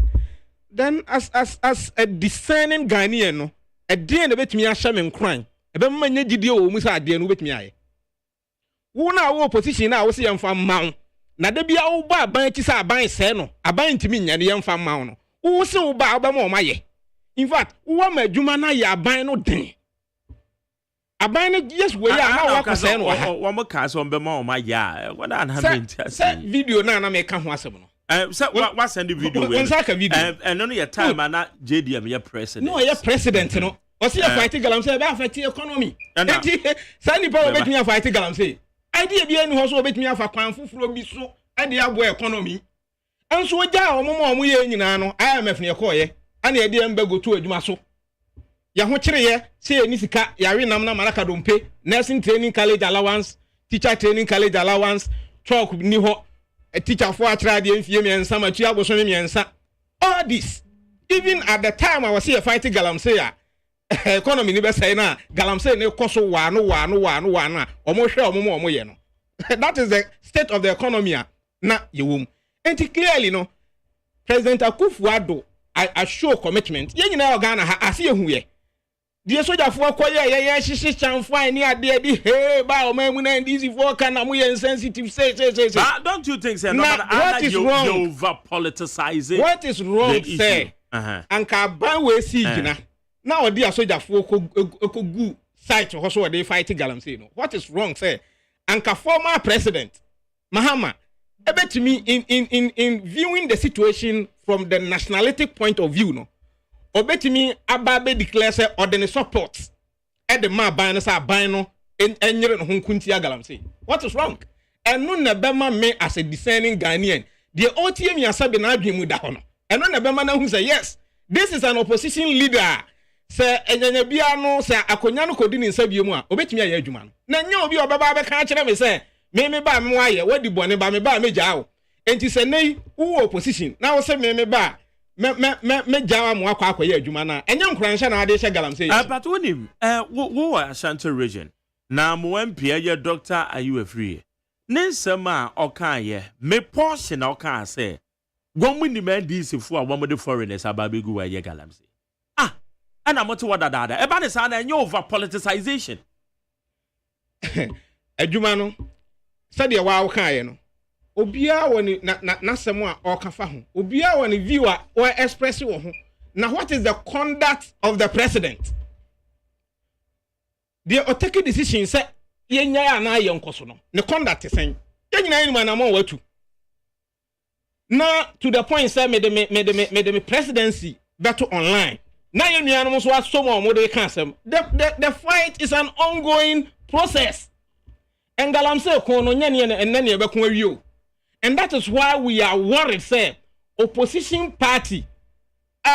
Nkaye hwe say omude niema bi begu akwama mi hu say nyanya bia na say in the unlikely event no say akonya no kura akodu omu nsemu a they have the commitment to fight the illegal mining to protect our water bodies. Omuso madi the waters. Na ban no ayire no ho ye adwuma see ebe make sure say you protect your lands and water bodies no. Omonso na mchense dabi ye de ebe mo akoso mo aye adwuma no mo ayache mo no ye be jam and that is the bane of the whole situation because also financiers no ho ba wo de ye ntimi o meti reason kan wa afa no no kan what reason obi de bonia ma court ajeli no then you come and tell us say ubeja no then nindali no wo sha mo ye adwuma no nkran se nipa no ogidie se NDC betumi aba mu no wo ye galamsey onkoso nye because when we see a chenwa NDC ba Mahama so obeja no and no na we say Ghana fo nyina ye de adwene kwaso say the fight against galamsey no enye individual bi ko enye political party bi ko eye nyina collective responsibility but the NDC want to take political advantage of it say eno na betimi amo ma wi ni election 2024 o message bi any hope you until they think say omo instigate na galamsey issues no omo de ye campaign en na bebo omo say kwakubu ahiaka o se eno adwuma okoye ye so omo obemo ma se asase no eno na ma omo wi ni those galamsey areas mo take political advantage but na dey say no grows opposition for dey say bibia we be take kasa o say Ibrahim Muhammad the soldier o me patcho me ye free me san revisit se wo chena no Also, you free ma. Also, you better to me money you free mo. But discard the crown me programs into men and revisit. Okay, no so ye no the free ma. Nam say you free. And you're part of it, money and tomorrow. Better to men and revisit. Yo, much. Debbie. Yeah, Debbie. Where you're free. Ibrahim on funny din ya grow. And yana sa crampo, say ya maho kwambo be in fa obi din ya ntwetwe. Yes. We sabi got to me wa ha. We don't do that. Unyano no. To and we you're free but men ko. What do na Mark? Yes. Assembly ba parliament ya a month for file for independent near there. Yes. And it's very important, yeah. Na we asim we have one sir. Na wa hwe one sir. Okay. Abra MPP were absolute majority in parliament. 2020. Yeah. No more 169 MPs. Was it 2020? Yes. 2020, no more 120. Na 2017 about 2020. 2020 assembly 2020 na mube chair ye wa. Because 7 parliament. End day 2020 December January 2025. Okay, internet 2021. 2020 na no more 169 no. Yeah. And I'm say honorable Amakwansi ama. Ako contest wa independent. Yen twan man 7 term ne kra. Let question yen free parliament. No so Michael Kwe, Professor Michael Kwe. Entitlement nyina na ade emo no. Na ene ebiasi. The same Amakwansi ama. Ofi independent abaye asambale for MPP. And Suhum MP. Yeah. Almost all they say Boafo. Ono so akọ independent. Yeah. And why biem? Emma Morrison. So Emma Morrison. TV. Cynthia Morrison. One of my favorite. Very beautiful. Yeah. No, on the tourism minister. Cynthia Morrison, and Omunina call independent. I may share my party, and this is say Bibia or home bet me a fast on ye send free parliament. I reduce some number, they should do it. Essence hang parliament reduction of numbers. Oh yes. Oh sir. Say you be ready budget alambo. Yeah. Niema bebre aban you be resume finance minister align up bills ni ade a omde call parliament loans ni ade a yem pass mo ni ade. You reduce your numbers. Hwe de omde ye jachi question. To essence MPP court say papa ikura mo friend ho MPP. Now so yeah. That meaning a Niema dami. Daily trial. That be any papa MPP court. Sanam kan. Ye chesa kasa ni free ho. Supreme Court. Ye ni MPP court. Oh okay. Supreme Court. Say, huh? Nana ya ojai sana what you are trying to do. When you're too higher than what you are trying to do. Many you perceive the free. Afro barometer. Ghanaians. And force in some ruling still perceive MPP court. Perceive as I want MPP court. Force peace court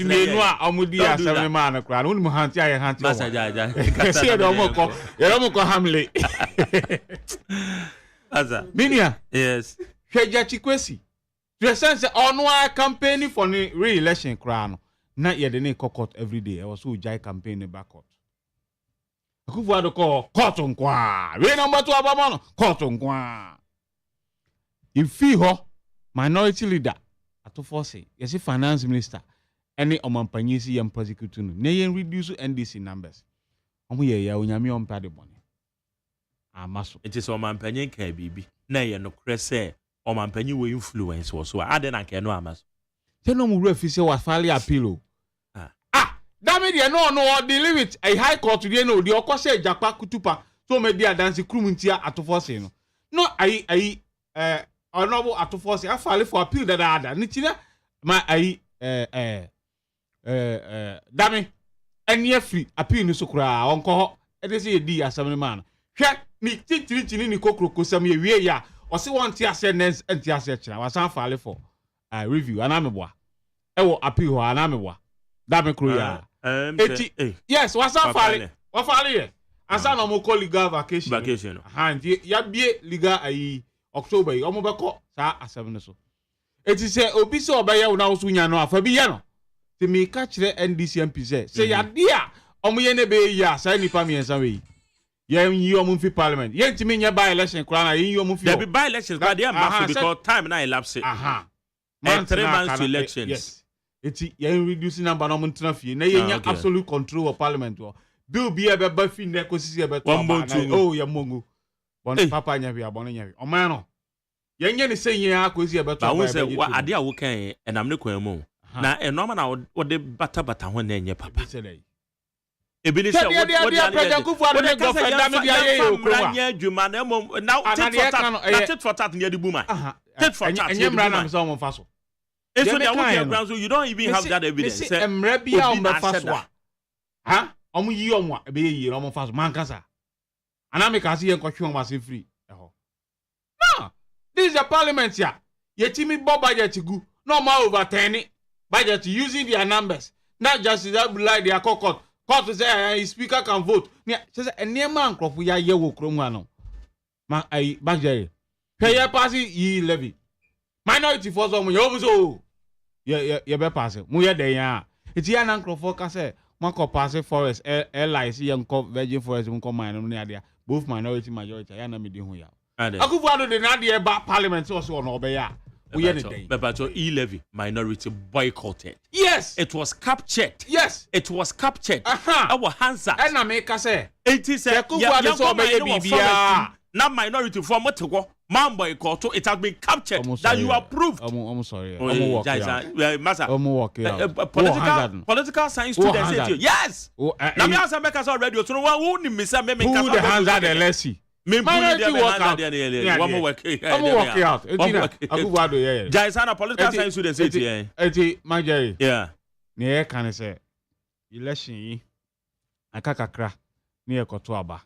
Manfo ni nyina ebo ayi na wadamfo opoku prempe ye napo why na madamfo napo oye me madamfo ana wo ka so say enye say wo yonko awon ni bokosu ata aha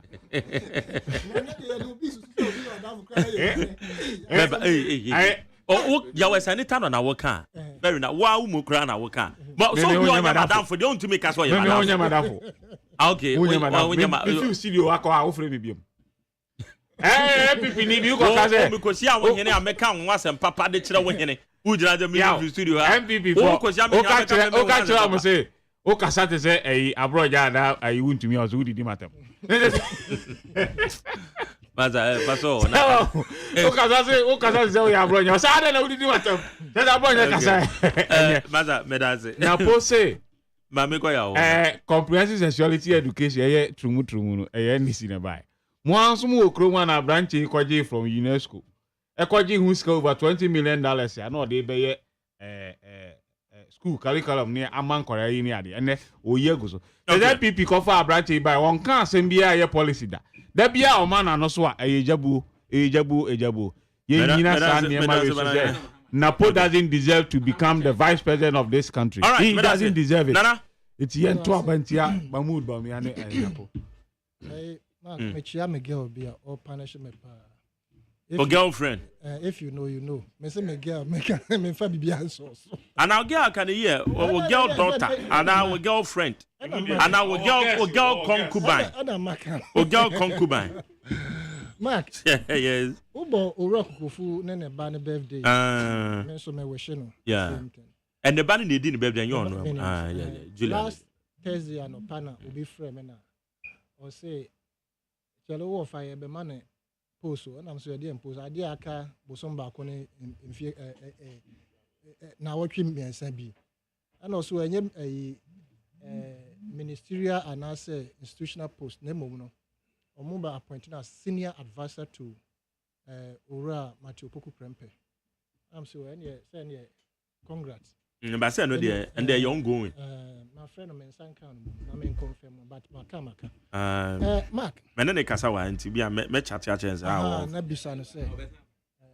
Mark Obesala. Mark. You see this girl I'm saying. Media na betumi aboyen. Now they needed audit no.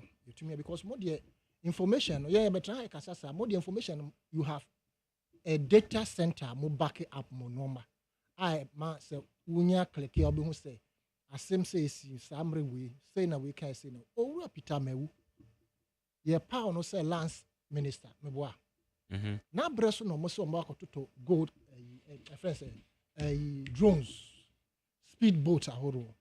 Any canoe monetize mo nyina ye de be tu enkrofo so sa. As we speak, the drones, we don't know where they are. As we speak, the speedboats, we don't know where they are.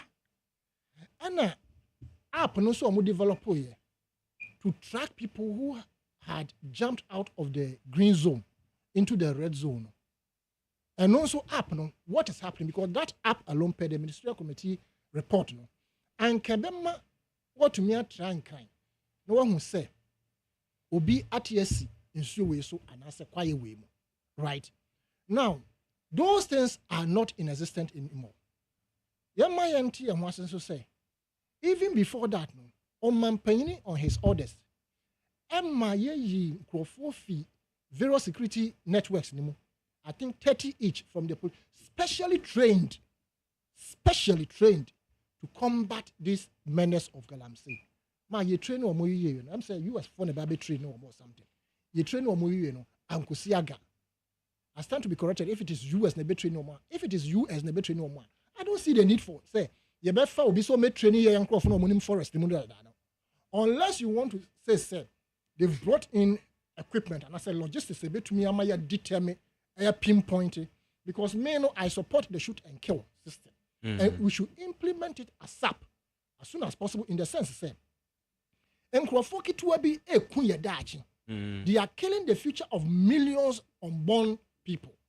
And what is the doesn't matter if we kill such a few people. And we are not saying say who are people a drone with a computer vision technology. Who call her nose oshutushutu. They shoot on precision. If you are in the red zone, they will shoot. And then yes, any part of corner I'm quite no. Let us bring in the drones that are equipped with those computer vision technology and infrared system. And I do the assume, o fly drone no a bet to me who says, Numri, and I said, Tano River, obi at Tiswa, Chanfan to obe shoot to direct. Yanka cry what them high, Macau Hada. Say, obi Pesu Okunya, from Russia, and now from Ukraine, and now from US. They can shoot precisely targeting me, without anybody getting hurt. Right? Until we can employ those things. And those are the things that are used in guerrilla fighting. Those days, none of you need that technology. No? And you acquire money, a gusa, and a young for a year, friend is saying, at a chemo, I have to fire Nima Katakata, and what you Murakataya, and the entire. This time around, no, we have technology that can deal with that. Okay. Even the technology that Obama and co used in killing a friend is saying. But Bin Laden. Bin Laden, no? A chum. Because if you watch the video, how they descended with the and a chum, they can sit in their comfort of their office and then shoot you directly, single-handed. One person, they will eliminate you without any difficulty. So, see, we should employ the shoot and kill system and on the bed tank for in not mining from our river bodies. All right. Forest reserves. Medan say na me fa tiefo kakra na tie we yendi Dr. Mahmoud Bawumia ho komo. Aya obi a obetima transform Ghana through digital innovation abefo kwan so. Vice President ni nyuma wa ye no Vice President bi enu a wa ye bisada e Ghana ha.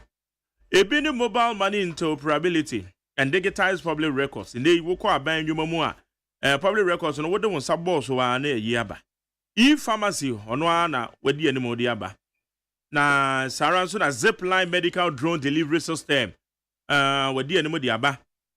Dr. Bawumia vision is very simple. Or say modern efficient Ghana where everyone benefits. Kwan papa so a my Ghana betima kon kind na ye nyina timi edidi. Now since 7 December, number 1 on the ballot paper. Ghana deserves a leader with a proven track record. And that leader is Dr. Bawumia. Your vote matters. Let's build a future together. It is possible. Yes, or mine, in here or candinia. Then this wadi who no betim the abo why you be paying at the abo mine. I say any panel Dr. Mahmoud Baumia. Or say it is possible.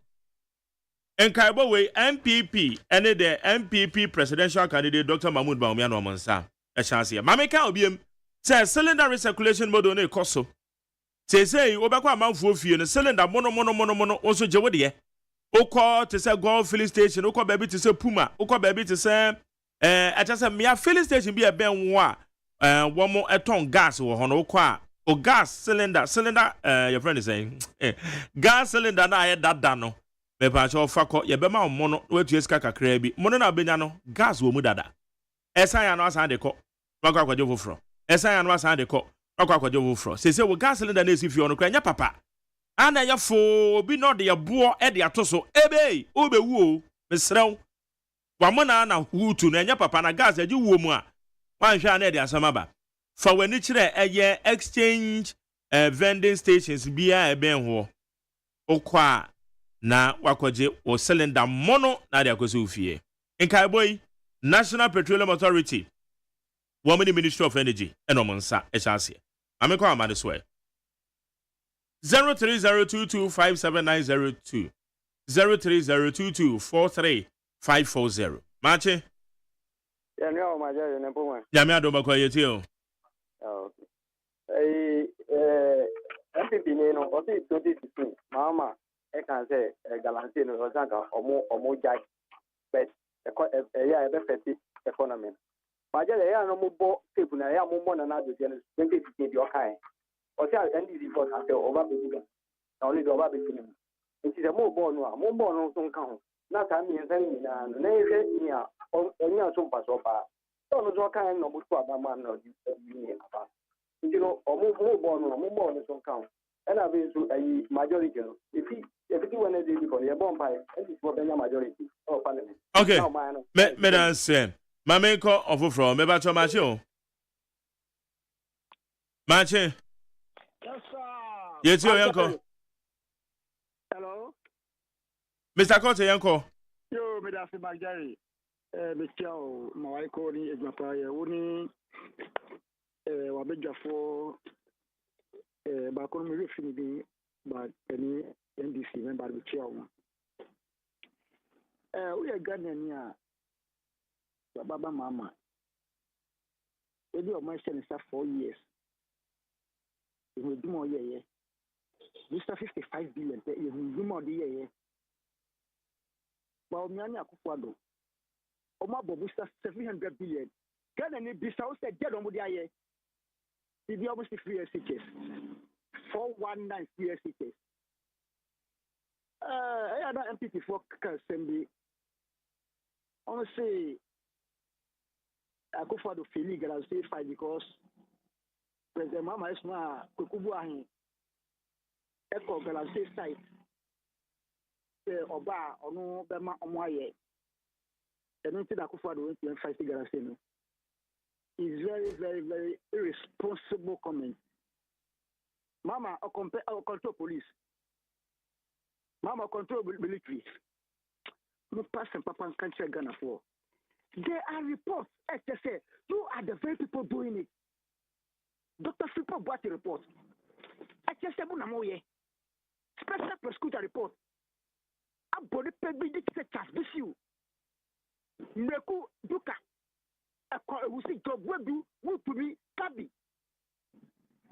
Say Omuya Galam say these people are working free and you are daily innocent people. I think President Mama complained about. Thank you. Madam say me fa na ba ko pe na ejuma o. And which of the numbers? Okay. Me ba cho mache. Yeah, Mandarin Badapo. Ya me adom yetio. Okay. My young Marcia said, Messi said, Ubo, Papa. A table ben no. That time we are going to say, I said, in now, Kumiano.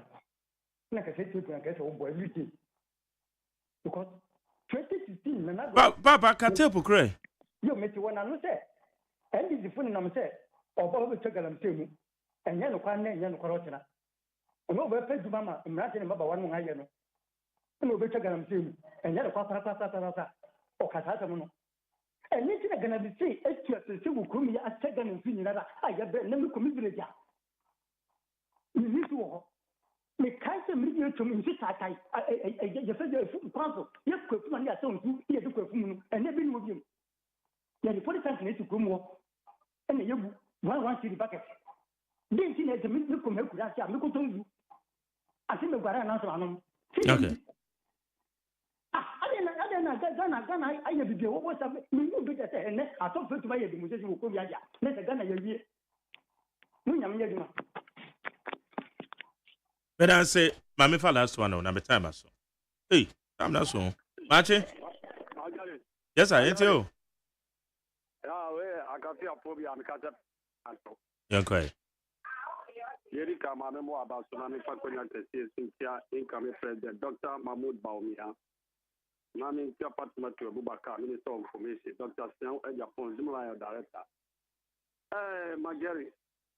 Said there be a not said, yeah, Ghana for Oman or Chemicate, Agyeman said, or promise say. On Ukraine 2016, Uko Chibi Kase say, Chibi Galamsey headquarters. That Magari is doing a headache. Oh, because now what is you? I want more pencil. Now, to buy any young them was there be one from my side and Cosso. Emma, why be a said you see any better? You ever to a party say a fear room ye. Kwakubuahi, your kind is a positive Kwakubuahi or your high. Who just some local can or your mamma and ask my home. So, Munkasa say, and then you didn't say you be a buyer can say. Because on one wants to say, well, I'm going to have some Galamsin, obey you. And the days in the car, not Obi by, and I've got good work in Yahweh.